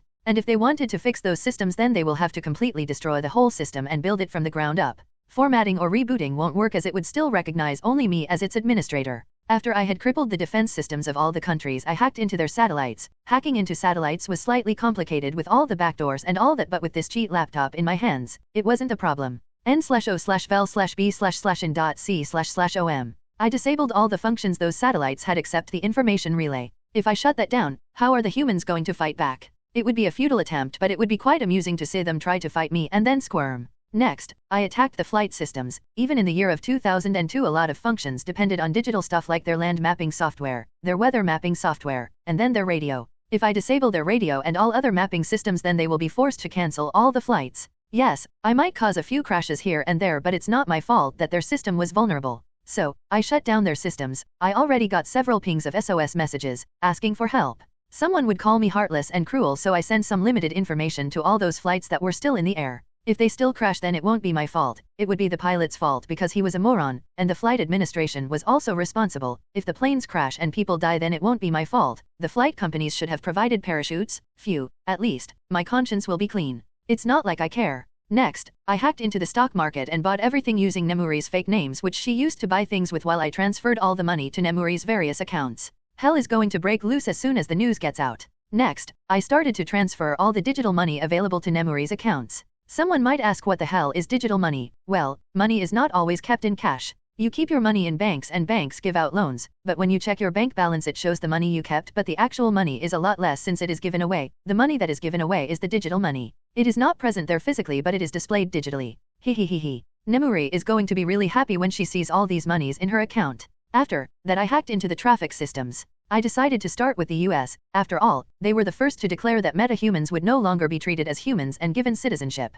This is just the start. Muhahaha. After another successful hack, I started to cackle madly like any other evil supervillain. After the news broke about the shutting down of flight systems and traffic systems, the president ordered everyone to return to their own offices for now until everything was fixed and a culprit was caught. Then, they found out about the theft of monies and shares in the stock market. Wall Street was also completely shut down after that. Fury found that it was impossible to return to the SHIELD headquarters by road, so he got himself a chopper. Immediately after returning to his office, he was reported about the crashing of defense systems. He immediately wanted to bang his bald head on the wall. This was simply impossible to this. There is no way someone can do all this unnoticed. So, anyone can attack our country now? Fury asked in an incredulous tone. Yes, sir. We are completely vulnerable. Our only saving grace is that the other countries are also facing the same problem. Currently, no one has a working weapon system, Agent Carlson reported in a solemn voice. Before they could continue speaking, another agent burst out into the room without knocking. You better have a very good reason to enter my office without knocking. Agent Fury spoke in a dangerous tone. Fury saw the sweating agent and thought that he should at least give this guy a chance to explain himself. Sir, all of our digital systems have been compromised. We have been completely locked out of our own systems. The agent started to give his report, and the expression on Fury's face kept turning uglier by each passing second. You mean to say that someone has access to all of our restricted data? Fury asked in an enraged tone. The agent reporting gulped really hard. Yes, sir, the agent squeaked out. By now Fury was shaking in anger. This was the worst possible scenario, but at this moment Fury had no idea how much worse it was going to get. Elysium POV Rio. Nemuri finally returned after an hour. By this time I have already collapsed more than 50% of the human society. How long will it take? I asked Nemuri. It is already done. I have brought 20% of everything here on this island, the rest is stored away in a safe place, Nemuri answered, taking out her own laptop. Good, did you tell the others that you brought food and clothing? I asked, to which she simply nodded her head. I gestured Nemuri to sit down beside me. So, what do you need me to do? Nemuri asked me. She already knew about the fire sale I have been planning. When will the Confundus charm break? I asked Nemuri. When she stole all the fuel from the Middle Eastern countries and Russia, she put all of them under a Confundus charm, making them think that everything was normal when nothing was normal anymore. Whenever I wish, Nemuri answered. I told her that the Confundus charm was no longer needed and she could break it. Nemuri cackled in mad glee and snapped her fingers. After that, both of us decided to destroy any kind of remaining economical structure the human societies have left. But Nemuri found something that should have been left hidden. She found the gold in Fort Knox. Please, please, please. I want that gold. Nemuri grabbed my sleeve and started to tug it like a small kid does when she wants candies. My resolution quickly crumbled into dust and I decided to take her and steal everything from there. Fine, fine. I will take you, but before that, we need to complete another important task. We need to shut down all forms of communications, I said, and Nemuri happily agreed to wait for a few more minutes. What about the news channels and radio channels? What about their electricity? Nemuri asked me, looking slightly confused. We don't need to shut them down. After all, if we shut those down, then how will they know how badly they are fucked? I said. Seeing that Nemuri nodded in agreement, I continued. I also want them to have their electricity. Or how else am I going to demonstrate those EMP warheads? I said with an evil grin. Then both me and Nemuri started to cackle in mad glee. Around the world, while Rio and Nemuri decided to empty the vaults of Fort Knox, the rest of the world was plunged into complete madness. It was complete chaos and pandemonium for everyone. In the morning, the traffic systems and the flight systems crashed. Hence, unnecessary and messy traffic jams, a lot of accidents along with several kinds of other problems. That also meant no flights. A lot of people missed their important business meetings. Then came the news of shares and money disappearing from the stock market. The global market has already collapsed by that time. At that time everyone thought that nothing worse can happen, but within another hour they were proven wrong.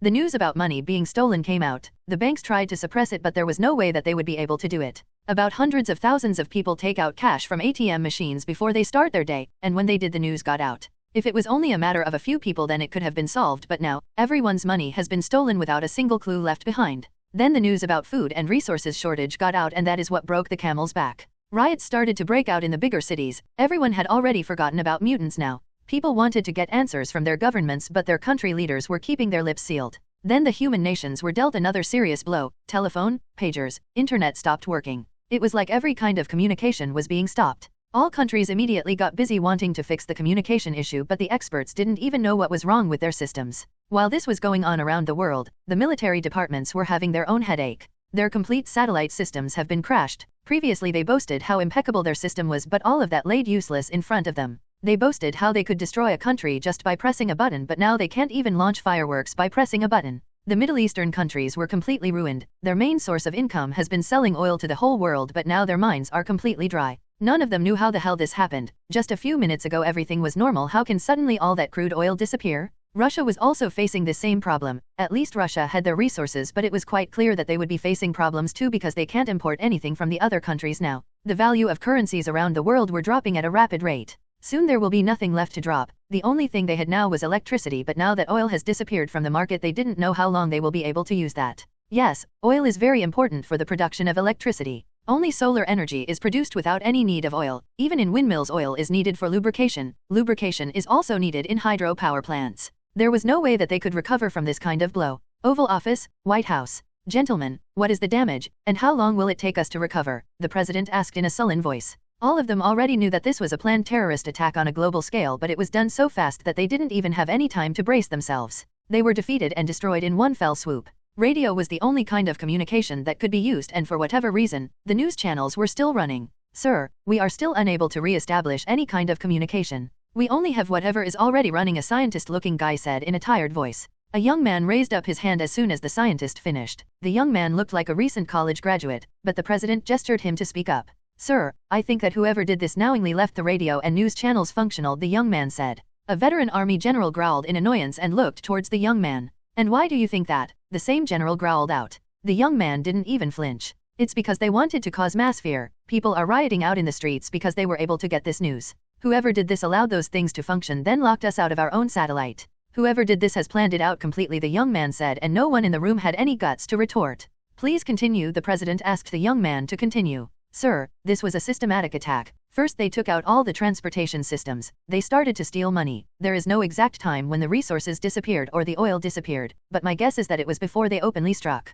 They destroyed our defense systems after that, and finally they destroyed our communication system. With this, they also successfully destroyed all of our emergency communication systems, the young man finished. Can you tell us why the attack happened? Another army general asked. I have no idea, sir. Personally, I can't see any kind of final objective they could have, the young man answered. You said they. General Ross asked impatiently. Of course, sir, this was done by a group. A single person cannot attack all these systems at such a speed. It is just not possible, the young man said while shaking his head in denial. No one in the room spoke anything and remained completely silent. They were brought out of the silence when they heard an odd kind of disturbance from the TV. All of them turned their heads towards the TV, and after a few seconds, a man with black hair and black eyes wearing a business suit appeared on the TV. Good evening, my fellow citizens of Earth. You can call me Leviathan. The man on the TV started to speak. Insolent fool, Avada Kedavra. Lord Cliff said, and the author's world turned completely black. I finally finished explaining everything to these meta-humans. Thank God that Nemuri got the essential things for now. Most of these people haven't eaten anything for days, and there are several small kids too within the 7 million meta-humans Rio saved from that prison.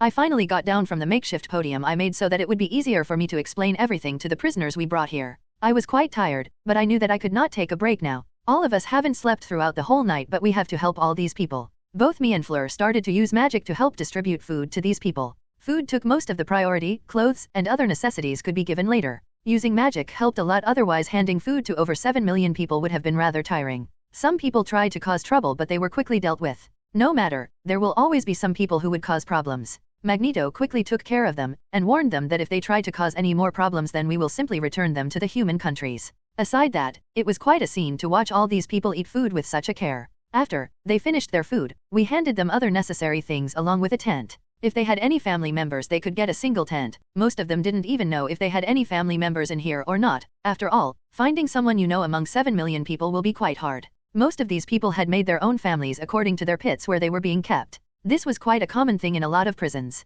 It was in human nature to look for companionship. I need to pay one more visit to the barrier generator along with Fleur to check if everything is running normally or not. Can you tell them to make their tents around my base? Magneto asked me. Yes, no problem, I answered and climbed up on the podium once again. These people were imprisoned there and they were brought from all over the country, so most of them didn't even understand English. I activated the modified announcement spell and told them about their living arrangements. They happily agreed without making a fuss. I finally finished telling them and Magneto told me that me and Fleur can go and take a rest. He already knew that we have been working really hard on the barrier generator and we have not rested properly for a few days. Both me and Fleur decided to take another look at the barrier generator before taking a power nap. So, we both flash-stepped near the barrier generator. Fleur, you check the values and I will take the notes, I said and pulled out my tab from my jacket. Temperature within normal parameters, Fleur said, and I noted it down. Pressure slightly over normal, Fleur said. We have thought that pressure might be little more than normal. Atmospheric pressure is slightly more than normal, Fleur mentioned. I noted it down. We have already known that it was going to be like this. After all, the second barrier around the generator will put some additional pressure on the generator, I said, looking towards Fleur.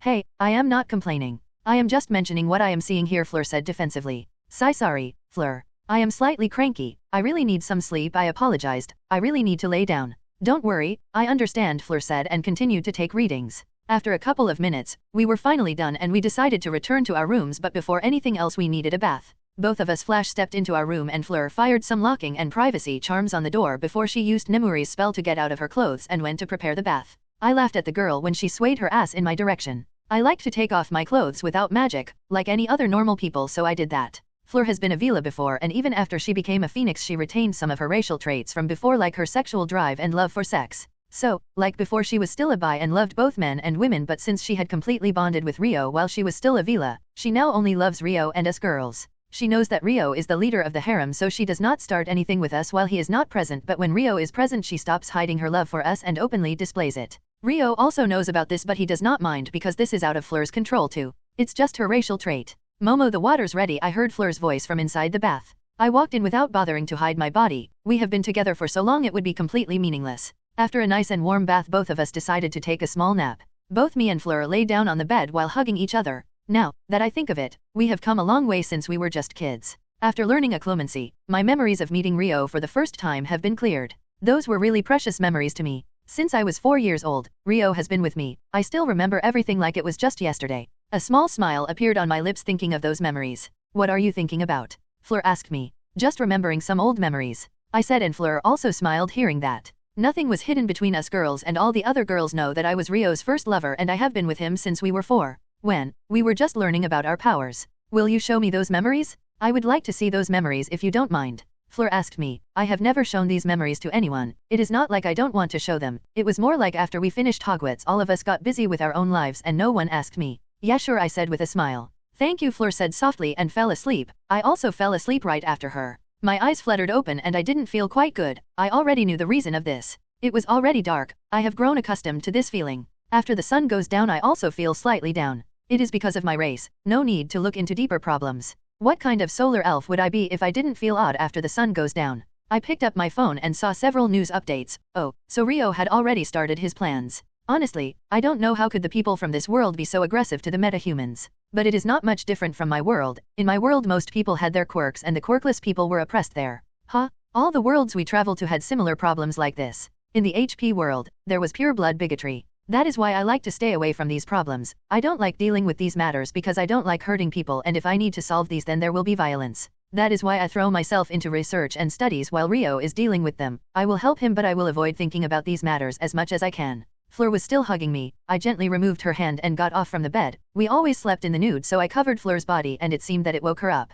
You are already up, Fleur said, getting up and stretched her body. She also got off the bed and started to take out fresh clothes for us to wear. We quickly got dressed and walked out of our room and knocked on Rio's door. We have taken some adjacent rooms because the rooms were not big enough for all of us. Yes, we could have expanded the room magically, but to expand a room like that we would need to make several runic arrays and wards. It was quite simple but time-consuming, and time wasn't something we had. The door was opened by Nemuri, who was in her usual shiny appearance. Both me and Fleur entered the room and saw that Rio was preparing a camera setup. Rio saw us and kissed both me and Fleur. So, what are you doing? I asked Rio curiously. Oh, I am preparing a background so that I could announce the ultimatum, Rio said, using his powers to set up a white screen facing towards the camera. What are you going to wear? Fleur asked Rio, who just looked dumbly at what he was wearing. Non, there is no way. I will allow you to wear those rags while you are going to threaten the whole world, Fleur said with a serious face. Yeah, right, She doesn't care that he is going to threaten the whole world. But she is worried about his clothes. At least she got her priorities right. So, I am not wearing any fucking robes, Rio declared heatedly. It is a well-known fact among us that Rio hates robes.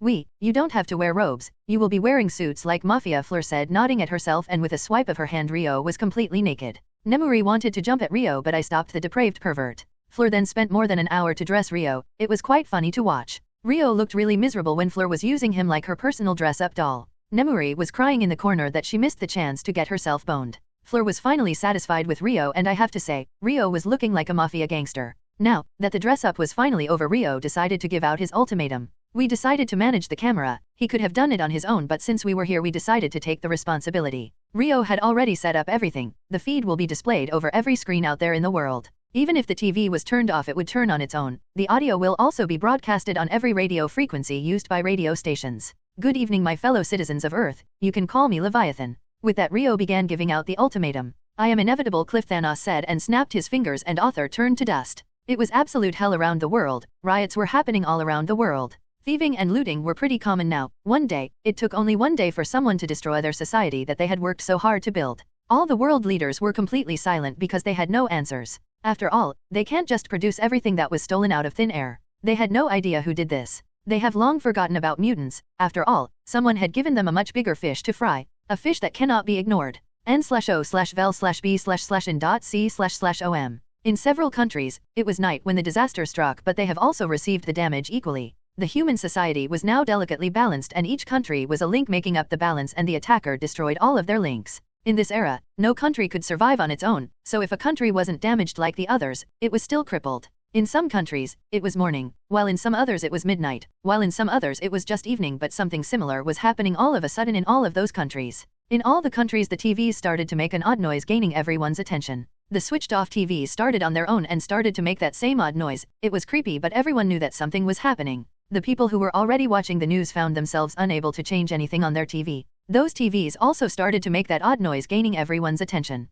Finally, a feed came and everyone saw a man with black hair and black eyes dressed like a mafioso appear on the screen. The man had a gentle smile on his face. Everyone was paying rapt attention towards the TVs. Good evening, my fellow citizens of Earth. You can call me Leviathan. Please forgive me for this interruption, but I had something important to discuss with all of you. The man on the TV spoke in a gentle tone, but for whatever reason, everyone felt scared. I am not happy with all of you. What you have done angered me. I didn't want to involve myself, but I have no other option left. I had to act, so I did, and now here we are. I have to say I got much better results than I wanted. Now you must be wondering what I did. Well, everything that happened to you today was done by me, the man said in a similar gentle tone, but rage and anger were the only emotions he received from everywhere around the world. Some threw stones at those TVs and some cursed the man for their misery, but the man still had a gentle smile on his face. But the man began again and the crowd again became silent to hear. I am not finished. In fact, this is just the beginning. You see, there is a simple law. Every action has an equal and opposite reaction. My doings are only the opposite reaction of your actions. Now, most of you would be thinking what your action was to warrant such a reaction from me. It is quite simple, the man continued to speak in a gentle tone.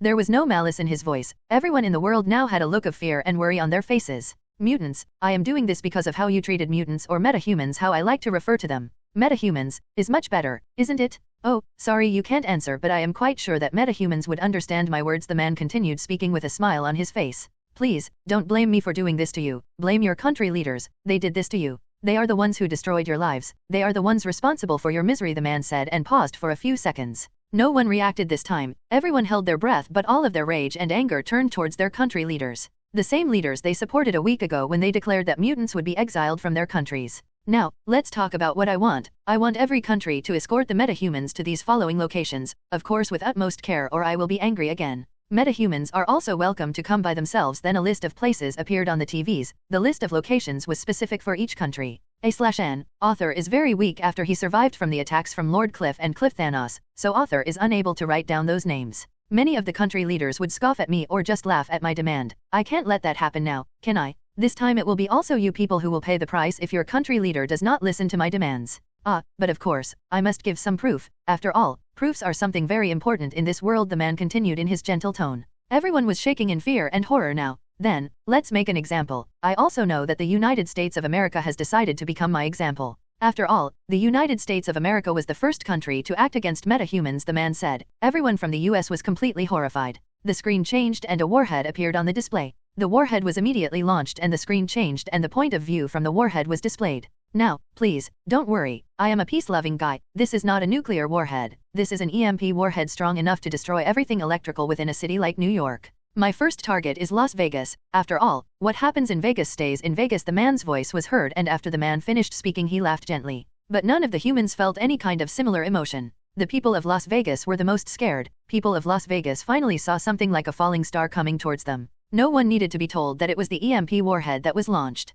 People in Las Vegas started running for cover. Even if they knew what this warhead was going to do, they still decided to hide. People from the rest of the world held their breath. The warhead finally exploded above the city and the image turned to a satellite image which showed the impact and how a city like Las Vegas became completely dark. Now that you have seen I wasn't lying, let's return to our previous topic. I had a total of 100 such warheads. Since I used one, I only have 99 left now. Now, the reason I told you the numbers is very important. Please listen carefully. My eyes are everywhere and as I have said I want all the meta-humans escorted with utmost care, but there might be someone who could get some ideas. I told you the numbers to deter such things from happening, the man said in a mock sad tone. Everyone around the world except Las Vegas gulped in fear. No one in Las Vegas reacted because they had no working TVs or radios, so obviously they missed whatever the man was saying. Whenever a mutant is roughly treated, now let me explain what I consider roughly treated. Things like slaps, pushes, cuffs are my bottom line. Whenever anything like this will happen, I will launch one of these warheads towards one of your biggest cities. Of course, it will be launched towards the country where this previously mentioned crime was committed, the man said, and by now no one wanted to attack any mutant. So, the numbers were important because only 99 are. Oh, sorry, someone in Russia thought I was bluffing, so only 98 warheads are left now. This is important. As soon as these 98 warheads are also gone, I will start attacking one city of the countries who will continue the attacks, and believe me, I will massacre the whole city. Please don't blame me. After all, if that massacre happens in your city, then it will be the fault of someone from your country. Oh, 97 warheads now. Someone in the US tried to check if I was telling the truth or not, the man said with a gentle smile and laughed. Now, to make it easy for you to understand your situation, I will let the number of warheads remain in the corner of your TVs. After all, I can't have someone blaming me that I didn't tell them, the man said in a mock sad tone, and immediately 3 more warheads decreased. This scared people around the world even more. People from France are very slow to understand, the man said in a hurt tone and waved at the TV. Goodbye, my fellow citizens of Earth. I hope none of you will see me personally today. Leviathan out, the man said, and disappeared from the screen, and the TVs started to return to their previous states, but in a corner of the screen, they were able to see the number of warheads remaining. The Ancient One finally appeared in her room through the portal and Luna followed her while skipping. The Ancient One didn't know what to think about this woman named Luna Lovegood. The woman seemed to be quite eccentric. It is not that the Ancient One was scared, but she was still wary of this woman. The Ancient One finally sat down in her usual place and Luna followed her example and sat down. The Ancient One waved her hand and tea appeared on the table along with 2 cups. The Ancient One might not know what to do with this woman, but she would treat her like a guest. The Ancient One poured tea for herself and Luna. Luna happily accepted the tea. Both of them remained silent. The Ancient One was looking at the woman in front of her intently, trying to discern anything about this woman, while Luna was dreamily humming some song while sipping her tea. So, how can I help you? The Ancient One was the first to break the ice. I don't need your help, I just wanted to become your friend. I have seen you are quite lonely and sad, Luna said in a sad tone. The Ancient One was quite surprised to hear that. The Ancient One has lived for more than 7 centuries, her ability to read people was quite strong. That is the reason why the Ancient One was surprised. From the expression Luna had on her face, the Ancient One was quite sure that this woman was genuinely feeling sad for her, or Luna was the best actor she has met in her extremely long life. For now, the Ancient One decided to trust Luna. It was not like that she could act against this woman. After all, from what she had seen, Luna was quite close to that being. I have to say that I am quite surprised to hear that. For quite a long time nobody had approached me to become my friend, the Ancient One answered with a smile on her face. Oh, yes, I know that. So, that thing helps you to see the future, Luna said and ate the Ancient One while pointing towards the Eye of Agamotto. Ancient One immediately became guarded against Luna. She was quite sure that she had never mentioned anything about the Eye of Agamotto in front of that being or this woman. Oh, sorry, I must have surprised you. Well, like you, I also can see the future, but I don't need any kind of artifact to do that, Luna said with a dreamy look on her face, but the Ancient One didn't lower her guard. Why are you telling me this? Wasn't it better to keep that as a secret? The Ancient One asked Luna, who just smiled innocently in return. No, I know that you are not a bad person. If you were, then I would have never come with you, and it is true I want to be your friend and friends should trust each other. I told you the truth because I wanted to show you that I trust you, and I have already seen myself doing that in my visions, Luna said in a gentle tone. The Ancient One finally lowered her guard and relaxed. Oh, can I have some potato chips too? Luna asked the Ancient One in a cheerful voice. The Ancient One just waved her hand and a bag of potato chips appeared in front of Luna. Luna happily thanked the Ancient One and started to munch on the chips. So, you can see the future like me? The Ancient One asked while taking a sip from her cup. Yes, along with the past and sideways, Luna said in a happy tone. Sideways, the Ancient One asked in confusion. Oh, yes, there are multiple possibilities, there are several different realities too. Minor things never matter, but it could. Like when I asked you for the chips, it was inconsequential, but when I spoke about that stone, if you would have stood up, we might have become enemies in the future, Luna explained to the Ancient One, who just dumbly nodded. The Ancient One knew about the multiple possibilities, but she never knew about different realities or sideways. In some realities, you had died long ago, in some others, you destroyed the whole world, while in some others you brought ruin to many planets and civilizations, while in some you were just a simple housewife with a family, Luna spoke while munching on the chips. The Ancient One paid rapt attention to what Luna was saying. The Ancient One knew about several dimensions, but what Luna had told her meant that there were parallel universes, and in some, she wasn't the Sorcerer Supreme. It was quite a revelation to her. Do you want to see another world? Suddenly Luna asked the Ancient One, breaking her out of her thoughts. The Ancient One was quite surprised by the sudden offer. It is not like she had never seen another world, but something told her that if she accepted the offer it would be a completely different experience for her. The Ancient One decided to take the leap of faith, but before she could agree she decided to ask an important question. Will I be able to return? The Ancient One asked. Of course, silly, Luna said like it was a funny joke. The Ancient One agreed. Luna extended her hand and the Ancient One took Luna's hand, and just after a second, both disappeared from that place. Both Ancient One and Luna appeared in a modern world. The place was quite advanced. The Ancient One was really surprised, shocked, and awed. She could still feel her connection to the dark dimension, but she wasn't able to feel any connection to her planet, or her own Earth. What is this place? The Ancient One asked, looking around the tall buildings and flying cars. Every building was filled with neon lights and huge displays. Suddenly the Ancient One froze when she saw herself on a TV, but she knew that this wasn't her. The TV version of her had a black mohawk on her head along with different eyes. A/N. Now many of you would ask, how can Luna teleport to another world, and if she could do that, why she kept asking Rio to bring Adela? The answer is at that time her teleportation ability was way weaker. Like Nemuri herself sold gold biscuits, but later she started to crave gold objects when her bloodline activated. This is a parallel world. This is one of the better worlds. In this world, you decided to rule over the earth. After you became the Empress, this world only developed towards the future. Even though you ruled with an iron fist, there is not a single person who would dare to usurp you, Luna said with a smile and skipped around. The Ancient One now only noticed that they were standing in the air. Which year is it? The Ancient One asked in a curious tone. Believe me or not, this is the 15th century, Luna declared with a smile. The Ancient One was stunned silent.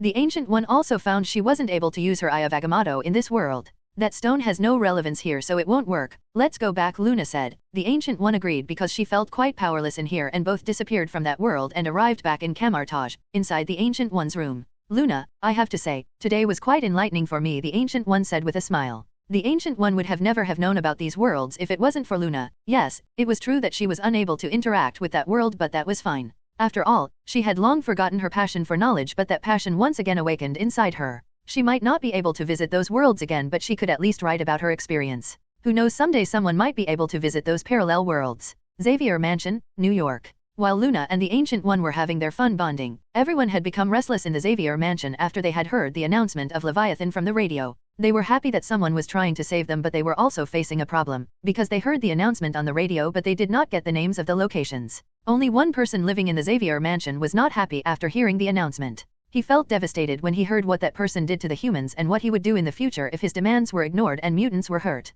The person's name was Charles Xavier. He might be a mutant, but he always cared about the humans more. That is the reason why he always took the humans' side when mutants were captured and experimented on. Charles Xavier knew that he would never be successful in his attempt at peace between humans and mutants, but he had long vowed to never hurt humans using his powers, and he would be damned if he would allow someone from his side to harm the humans. He needed to do something and do it quickly. He knew most of the mutants living in his mansion would leave, and throughout this week he had lost much of his grace among the others. There was only one person in this mansion who would follow his orders no matter what they are. Scott Summers. Charles immediately sent Scott a mental message to meet him. Only after a few seconds, Scott arrived in front of Charles. Scott, I have a very important mission for you. I assume that you heard the announcement. Charles asked Scott, who nodded his head. N/O/vel/B/in.C//OM. We can't let that happen. We must stop this Leviathan from harming the humans, Charles said in a grave tone. Professor, I completely agree with you, Scott said in a determined tone. Hearing him, a smile appeared on Charles's face. I want you to go with the others, get as much as information you can.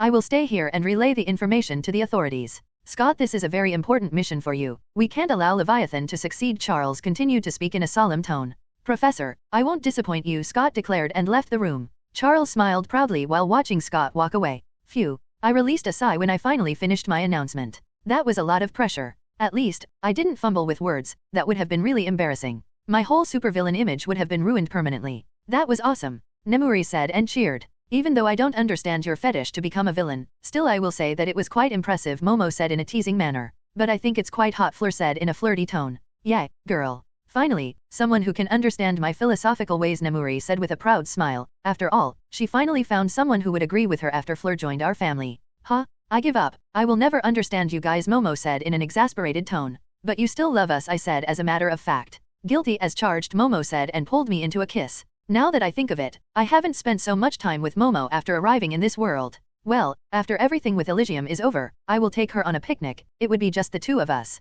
Fleur, I have a job for you. I want you to head over to this location and bring everyone who agrees to come with you here. I spoke looking towards Fleur and handed her the location of Xavier Mansion. This is the place where you went to train, non? Fleur asked me. Yes, from all the intel I have gathered, their mansion is being watched, so I am not confident that they would be able to leave the mansion and arrive at the locations I had mentioned, I said to Fleur, who intently heard my words. Can I accompany her? Nemuri asked in an excited tone. N/O/vel/B/in.C//om. No, we have something else to take care of, I said to Nemuri. She didn't know why she was still needed here, but since I asked her to stay she agreed. Fleur, come back soon. I will prepare those memories for you, Momo spoke to Fleur. Fleur nodded her head and disappeared. What memories? Nemuri asked curiously. It's my childhood memories, Momo said with a gentle smile on her face. Oh, after Fleur is done, can I watch them too? Nemuri asked while slightly fidgeting. Momo just smiled and nodded her head. Nemuri squealed in joy and pulled Momo in a hug. After a few seconds, Nemuri finally allowed Momo to leave. Since Momo had nothing better to do, she decided to pick up her studies. She had started to learn about microbiology.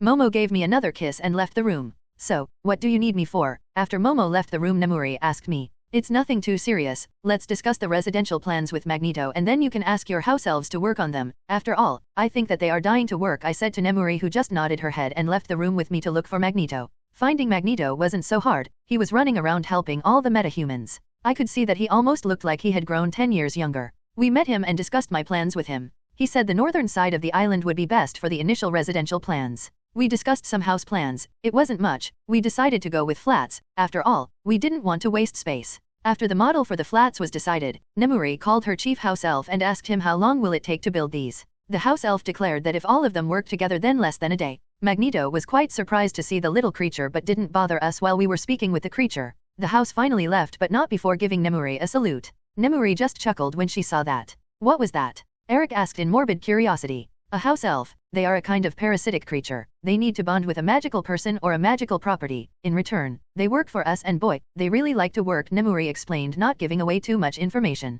It must be handy having them, Eric said. Yes, I said, and our discussion was finally over. Both me and Nemuri still had a lot to do. We still had to keep our eyes over the world. I also needed to check how many warheads were launched. I was quite sure that some people would still try to capture mutants and I have to stop them. I also have to deal with Stryker. Oval Office, White House. What's the report? The president asked in a worried tone. He had heard the announcement and he saw how this Leviathan guy turned the citizens of their own country against them, and that was not the worst. They have already received reports that Las Vegas has gone completely dark. It was an open attack on their country and the US followed a legacy. They never negotiated with terrorists. According to everyone in the room, this Leviathan was a terrorist, but there was no way that they would be able to strike back. During the meeting, someone had attacked a mutant and another warhead was launched on their country. They were still trying to find out the second target. After all, their communication systems were crippled and they had to use radios. Sir, Chicago has gone dark. We have reached the conclusion that Chicago was the second city Leviathan attacked. One of the special forces reported to the president. Another of his special forces rushed into the room. Sir, we have received a report that New Orleans and Kansas have also gone dark, the man reported and gulped. The president slammed his fist on the table in anger and got up from his chair. I am calling a press meet. We cannot continue allowing this to happen. Start escorting those damn mutants to the given locations, the president barked out. But sir, we could use them as hostages. William Stryker spoke up. He cannot let this happen. All his plans were so close. He was so close, but this Leviathan ruined all of his plans. He cannot allow that to happen. He would not accept defeat. Are you mad? Didn't you see that he is launching EMP warheads on our biggest cities? And what would happen if he decides to attack us with a nuclear warhead? And what if he decides that it was enough and massacres a whole city full of people like he had promised? The president asked Stryker headedly. I understand your worries, sir. But we can't just give it up. You have already seen how dangerous the mutants are, and if we allow them to get away with this then they will become bolder and we will be unable to control them if they learn to fight together, Stryker pressed. There was no way he is going to give up without a fight. Mr. President, I completely agree with General Stryker. We cannot let that unnatural win. That Leviathan is one of them, unnatural like them, and he is also trying to destroy our society. We must not show our weakness and negotiate with that terrorist. General Thaddeus Ross supported Stryker. Ross wanted to weaponize the mutants and he already had some unwilling participants. Hell would freeze over before he gave them over. So, what do you suggest we do? The president growled in anger. Neither General Thaddeus Ross nor General William Stryker flinched. Sir, we say in a public place we execute a mutant, and threaten him that we would continue executing them if he. Stryker began to speak, but everyone in the room wanted to curse the stupid bastard. General Thaddeus Ross was thinking, why did he even support this fool? Everyone in the room already knew that they were not liked by the citizens of their country at this moment because of how Leviathan turned the blame towards them, and this stupid fucker was telling them to execute a mutant publicly? It would be a political suicide. If the public didn't crucify them, then Leviathan with all his resources would surely retaliate, and this time it won't be pretty like an EMP warhead. They knew that the damage those warheads were doing was not pretty, but what they have seen of that man, he would make an even bigger mess and might drag the US as the public villain. Please stop, someone. Please throw out this foolish man from this room. The president decided to cut him off. William Stryker was immediately grabbed by the special forces, and before he could protest he was stunned and knocked out. Please follow the order I gave previously, the president spoke in a broken tone. This time General Thaddeus Ross kept his mouth shut. If he knew that Stryker would spout out such a stupid plan, then he would have never spoken up for Stryker. POV Fleur. This was the first time Rio had asked me to do something, and there is no way I am going to fail him. I always wanted to get a mission like this. It felt like I was a secret agent. Maybe Rio will give me the designation of 007. I also want to get the license to kill. Jokes aside, I appeared near the Xavier mansion. Rio had told me that the mansion was being watched, so I had to be careful. I can't just walk through the front door. I quickly cast a disillusionment charm on myself and started to head towards the mansion when I suddenly felt someone attack my mental shields, so I retaliated and heard an old man scream from inside the mansion. Must be the fool who attacked my mind. With a smile, I walked through the front gate. Nobody was even able to see me. I arrived at the front door and pressed the calling bell, but nothing happened. Ugh, poor guys, they can't even afford electricity. So, I knocked on the door like in the old times. Today was a sunny day. I woke up in the morning to continue my training, but I was surprised to find that the training was cancelled because all the higher UPS were busy with some shit that happened in Guantanamo Bay. Morgana's Saga tits? Can't they have named that place something simple? What I thought at first to be a sunny day then turned into a fun day. Since the higher UPS decided to let us rest for a day, I quietly slipped out of the building and went to the roof. Nobody was free enough to watch over little ol me. Everyone was running around like their arses were on fire. I conjured myself a nice umbrella and blanket and sat down while taking off my stuffy clothes, but I didn't forget to cast a Notice Me Not charm and anti-surveillance rune before doing that. I changed back to my preferred form and laid down on the blanket. After all, I can't have someone getting a free show, well, except Rio. A perverted giggle escaped from my mouth. Thank Merlin, no one was here. I blame that depraved pervert for this. TCH? I clicked my tongue and conjured a glass of cola. Yes, I know that it would disappear, but I just wanted to drink a cola to pass my time. After all, I am not eating transfigured food which will later change inside my bloody stomach. The cola would simply just disappear. I giggled once more when I remembered how the others were running around. I pulled out my phone. I don't know how this contraption works, but it can notify me of the latest news and stuff. Good things like these are quite rare. I unlocked the phone and saw the notifications. What traffic jams? Why in the name of Morgana would I care about that? It is not like I drive a car. About an hour passed. I just lazed there. After all, I had nothing better to do. I miss those times when I fell asleep on my horror desk. Such awesome times. I hate the fact that Rio gave me such a disgusting mission. I miss the other girls and Rio, but getting trained to become a secret agent has its own charms. Well, only 5 more months then I would be a full-fledged agent, and then I will be able to move on my own. A notification came to my phone, and as soon as I saw it I spat out the cola in my mouth. Merlin's balls? My money better be in my account or I will hex them to the next oblivion. It's not like I earned that money, but having a lofty sum for myself makes me feel good. I quickly checked my account balance and thankfully all the money was there. I might be clumsy, but I know very well who the culprits are. Only Nemuri and Rio would do something like this. I spent the rest of the morning on the roof just laying down on the blanket. Suddenly my stomach grumbled. Oh, it's already noon. I guess I should head down and get something to feed myself. I got up and quickly dressed. After that, I vanished the umbrella and blanket. I changed back to my disguise before taking a step. As soon as I took the first step, I tripped. Fuck you, twat. Who the bloody hell makes floor like that? I fired a stinging hex at the floor. Hump. That will teach you not to trip me again. I quickly descended the stairs and went towards the canteen, but the world seems to hate me. I tripped on the last stair and I gracefully planted my face on the floor. An unwilling groan left my mouth. Even after I became a goddess, I am still hated by the world. What kind of fucking logic is that? I groaned again but pulled myself up from the floor. Thankfully, after all these years of rigorous training, my face has become quite durable and not even a scratch was there. I still remembered when I was small how many times I ended up with a bloody nose when my adorable face met with the floor. My poor adorable face. I slightly sulked, then decided to head towards the canteen. Finally, arriving in the canteen, I went and got myself some food. I love the food here, but there is also the problem, the amount of grease in the food. If I continue this, then my adorable body might become like the night bus. I shuddered once more. Momo would definitely love this food. I don't understand how Momo, Nemuri, and Rumi manage their boobs. Yes, I can change my proportions, but managing them becomes hard and the back cramps. I still remember when once I tried to mimic Nemuri's boobs and almost fell flat on my face because of the increased weight. After finishing my food, I went back to my room. Well, it can't be called a room. It was more like a cell. At least there weren't any steel bars and I could leave whenever I want. I decided to take a beauty nap.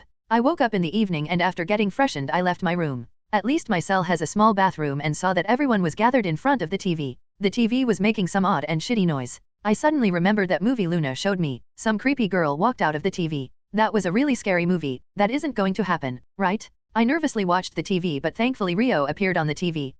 That gave me a scare. I started to walk away but suddenly froze. What? Why in the name of Merlin's left testicle Rio is on the TV? I might have seen wrong, so I decided to check again. I looked again towards the TV and Rio was still there, so my clumsy mind wasn't playing games on me. After that, I watched Rio threaten the whole world with perverse pleasure. Is it wrong that I was getting turned on seeing Rio like that? Did I get infected by some of Nemuri's questionable tendencies? Or was it Fleur? When Rio finally finished his announcement, all of the crowd was dispersed by the higher UPS. This was a common tactic. After all, they can't have the loyalty of their future agents waver because of something like this. I finally returned to my room and decided to lay down. I found out that it wasn't possible, so I decided to give myself a hand, or fingers in this case. I got up and tried to pull up my pants but got tripped and slammed my head on the bed. Don't worry, nothing happened. After all, my head was also quite strong with how much I trained since I was a kid. I got up, the fall didn't even faze me, and plunged my fingers into my snatch.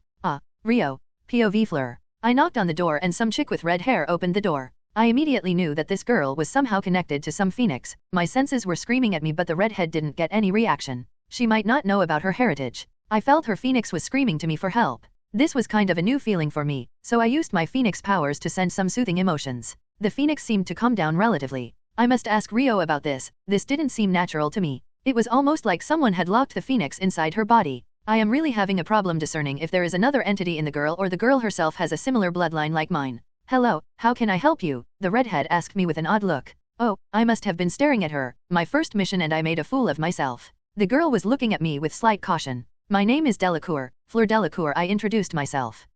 What can I do for you, Miss Delacour? The redhead asked me with an odd look. She seemed to still be on guard. Nothing much. I was sent here by Leviathan, I said, and saw the expression on the woman's face change slightly. From your expression, I can see you must have already heard his announcement. I decided to continue. The woman just nodded her head. Seeing the lack of electricity in your mansion, I thought the worst. I thought that I would have to explain everything from the start. But since you heard his announcement, this will be easier. He sent me here to help you get out from this place. He knew that you were being watched, so he had sent me, I said in a serious tone. So, you have come to help us? The redhead asked with hope in her voice. She seemed to be desperate too. Poor people, if they can't afford electricity, they must not be able to afford food too. There was no need to spend all your money to buy a mansion. He had sent me here so that I could take whoever is willing to leave, I said with a straight face. I wanted to give them food and give them money to get electricity, but they were not safe here. How can we trust you? The redhead asked, and I felt several mental probes hit my mental barriers. Please, stop doing that. I was already attacked mentally by some old fool. You are my kin. I don't want to attack you, I said to the girl. She was taken aback when I mentioned the old fool, but she really looked confused when I said my kin.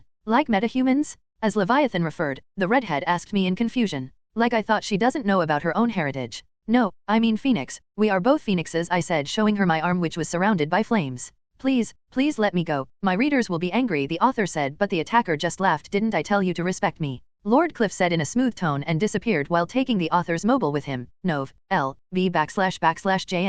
It has been the best week of my whole life. I had never imagined that I would be allowed to live freely like this without any strings attached. I stood by the railing on the roof and stared towards the ocean. My life had changed so drastically, it almost felt like that I was living a dream. I have spent a few nights only thinking that this was a dream. I was way too scared to fall asleep. I was scared that I would fall asleep and found that this was really a dream, but thankfully it wasn't a dream. I woke up in the morning and still found myself in my assigned room, on Elysium. Living here has been really odd. All of the residents here are metahumans. They don't like me much as I am human, but they don't go out of their way to treat me badly, and that is enough for me. I am at peace on this island. I would have never thought that I would be able to get away from my life as a spy, filled with death and killing, but it changed on a person's whim. So, what's eating you up? I heard someone speak beside me and my heart almost jumped out of my heart. Since I was being trained in the Red Room, no one was ever able to sneak up on me, but this logic doesn't seem to work on this perverted woman.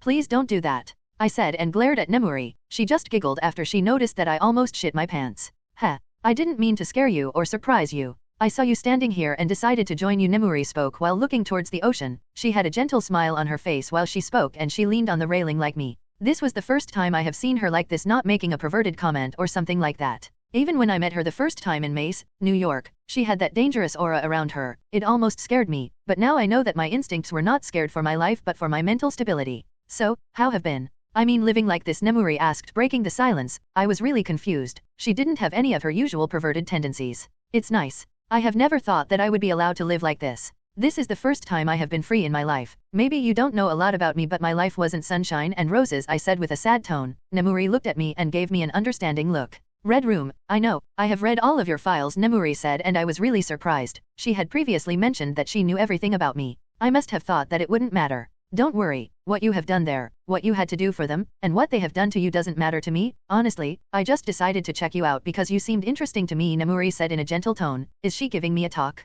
At least someone decided to spend their time on me. But that's still my past and it's dirty. It can't be changed, I said in a sullen tone. n/o/vel/b/n.c//om. No, that is why it is called the past. I know the past can't be changed. For a time I also wanted to change my past, but then I decided that I shouldn't bother with what I can't do. Instead, I should pay more attention to my present and my future, Nemuri said in a gentle tone. I simply listened to her without saying anything. It was quite clear that Nemuri was much older than me, so she must have better knowledge. My life was also rough before I met Rio, but it was nothing compared to the pain you had to bear. I had no parents. No, there was no one to tell me what I have been doing wrong or the correct path. But when I found what I have been doing wrong, it was too late. There was no going back. Nemuri still had her smile on her face. Both of our lives aren't comparable. Your life was way too painful for me to understand, but I just wanted to tell you that. Now that you are free, you can have any future you want, Nemuri said gently and turned back towards the door. But if you decide to betray Rio, then you will crave for death. Keep that in mind, Nemuri said while walking away. I shuddered. Her voice was so cold. I felt a chill run down my spine. I have no doubt she would torture me to insanity. I would never do that, I said. I am sure that Nemuri heard me but didn't give a reply. There is no way in hell that I would betray him, even if I am not involved in any way with him. I would never give away my freedom. POV Fleur. No, I mean Phoenix. We are both Phoenixes, I said, showing her my arm which was surrounded by flames. There was no way she would be able to ignore this, but the expression on her face gave away the answer. She didn't even know that these were Phoenix flames. Even if she never knew about her heritage, Phoenixes can recognize fire of their own kind. I am damn sure that she had some kind of Phoenix heritage. And there is only one way to stop Phoenixes from recognizing their own flames: memory blocking or heritage blocking. Is that fire supposed to mean anything? The redhead asked me with a confused look. I am now pretty sure that someone must have locked away her memories or her heritage, and that person might be here. I need to divert the topic and get her to Rio, Momo, or Luna. They are way more knowledgeable than me in these kinds of things. Oh, sorry. Please forgive me. I must have mistaken something. I thought you controlled flames. I mean, seeing your hair color and all, if I want to become a secret agent then I must know how to divert topics and spout lies like everything is normal. Sorry to disappoint you but I am a telepath, the redhead said. So, how long will it take you to tell the others? I asked, trying to urge her to hurry. I could hear the Phoenix's sadness. I used my powers and reassured the Phoenix. The way the Phoenix inside her is acting, I think the redhead and the Phoenix are completely different entities. What are you going to tell others? Someone asked in a gentle voice, and I saw an elder man on wheelchairs arrive behind the redhead. The elder was being trailed by a scowling man with odd-looking glasses. I don't know why but my instincts are screaming at me to melt him. So, you are the one who attacked me? I asked in a scathing voice. I don't like people trying to look inside my head. Please, you have to forgive me. I noticed you coming towards my mansion and I decided to check. I was merely cautious, the old fool spouted bullshit. My instincts were already screaming. My Dumbledore senses were going similar. I have met Dumbles a few times but these two guys are way too similar. He must be this world's Dumbledore. A/N. This is a really valid comparison. Dumbledore allowed his order members to die while he preached to give second chances to the Death Eaters. Charles tries to protect humans when mutants are being hunted. Please, don't try that again, or else, I will trap your mind inside my mental barriers, I said heatedly. The guy behind him wanted to attack me.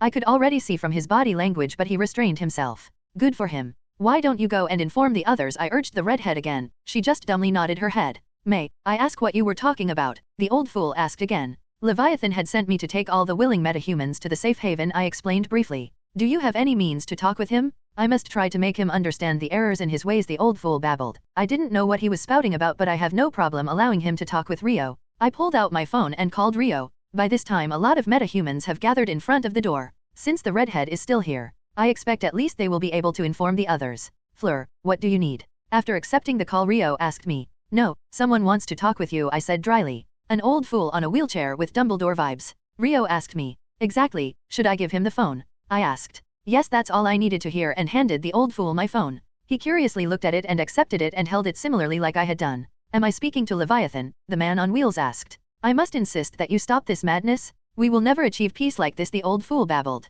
Is he senile? He must be off his rocker. Yes, that must be the case. Then, I have nothing more to say. But know this, I will use all of my power to stop you, the old fool said. Yes, definitely off his rocker if he thinks he can stop Rio. Anything Rio wants he will get. The old man returned me the phone with a solemn look on his face. Everyone was now at the door. This makes it much easier. I think we have been delayed enough. I was sent here by Leviathan to take anyone willing to the safe haven Leviathan had built, I said to the gathered metahumans, and immediately murmurs broke out in the crowd. As soon as I finished speaking, several metahumans already agreed to go with me. All of them stepped forward and started asking me several questions. I answered them as best as I could. Are you saying that we will be going to a hidden island? A woman with white hair asked me. Yes, I simply answered. After that, they finally agreed to leave. The fool on wheels tried to stop them from leaving once again, but it didn't work out like he wanted. The scowling guy with the odd glasses decided to join us too. I was quite sure that the guy had some ulterior motive, but I allowed him to come. Rio will be able to take care of him if needed. So, how are we going? We can't just walk out of the place. Soldiers are stationed just outside the mansion, the redhead said. Odd, I have talked with them for so long but I still don't know any of their names. Well, I don't need to know all of their names. We don't need to leave this mansion. I took out a metal orb from my jacket and held it up.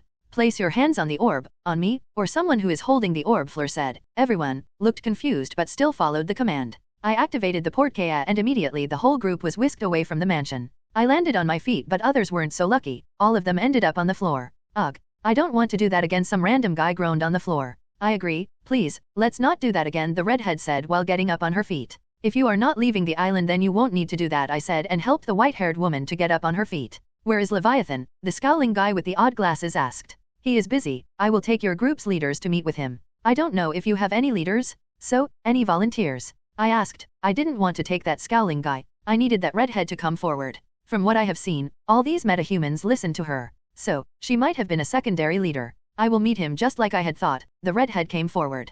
Jean, let me come with you. This way I will be able to protect you, the scowling guy decided to butt in. I wanted to punch that guy so badly. There is no way in hell I would do that. It would be much better if I take Aurora with me. You won't mind if she came with me, right? Jean asked. I learned that was her name from the guy. My eyes turned towards the white-haired woman, apparently called Aurora. Now, I can't deny the request, so I just nodded my head. Wait, first let me inform the others about your arrival, so that they can show your group the temporary residential area, I said and texted Rio from my phone. Rio said that he had already noticed our arrival and he had already sent someone to help us. Please don't attack anyone or try to cause trouble or you will be thrown out of the island, I said. The scowling guy didn't seem to like it, but tough luck. When you are in Rome, do like what Romans do. After a minute, two guys finally arrived. I didn't know what their name was, but they were from Magneto's group. They took the rest towards the temporary residential area while I decided to take Aurora and Jean to meet with Rio. Nov, L, B / JNN. Jean, is that your name? I asked the redhead who for whatever reason was embarrassed.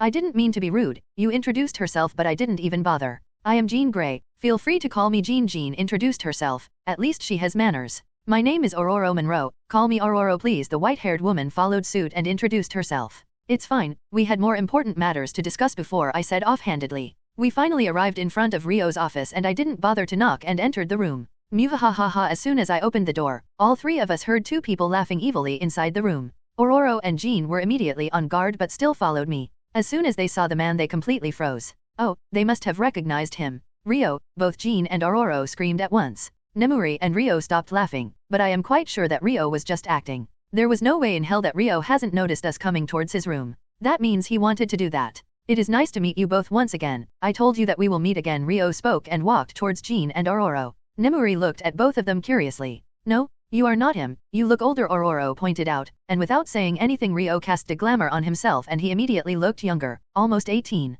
Yeah, I can do that, Rio said and turned back to his normal self. Both Jean and Aurora were completely gobsmacked when they saw that. But your power was lightning, Aurora exclaimed frantically. One of many, Rio said cryptically. I just stood at the side and watched their byplay from the sidelines. Hello, my name is Nemuri Kayama. Nemuri also decided to introduce herself. Jean and Aurora were shocked to see her fox ears and fox tails. Her tails were swishing behind her. I love to play with her tails. Are you a fox metahuman? Jean asked Nemuri. Nemuri just laughed out loud. Nope, I am a nine-tailed fox, Nemuri said. That is what I wanted to talk to you about, Jean. I decided to speak now. About what? Jean asked with a confused look on her face. Wait, so, Rio, you were Leviathan. Aurora asked, finally connecting all the dots. Once again, I was interrupted. Yes, I decided to do something about mutants. I actually joined X-Men so that I can get you to defect towards my group, Rio said. Both Jean and Aurora looked slightly taken aback. You don't understand what has been going out there. Charles manipulated all of you so that you won't harm humans. What Senator Kelly was doing was bound to happen sometime. After all, humans always fear the unknown and we are unknown to humans, so they obviously fear us. Rio spoke to Jean and Aurora.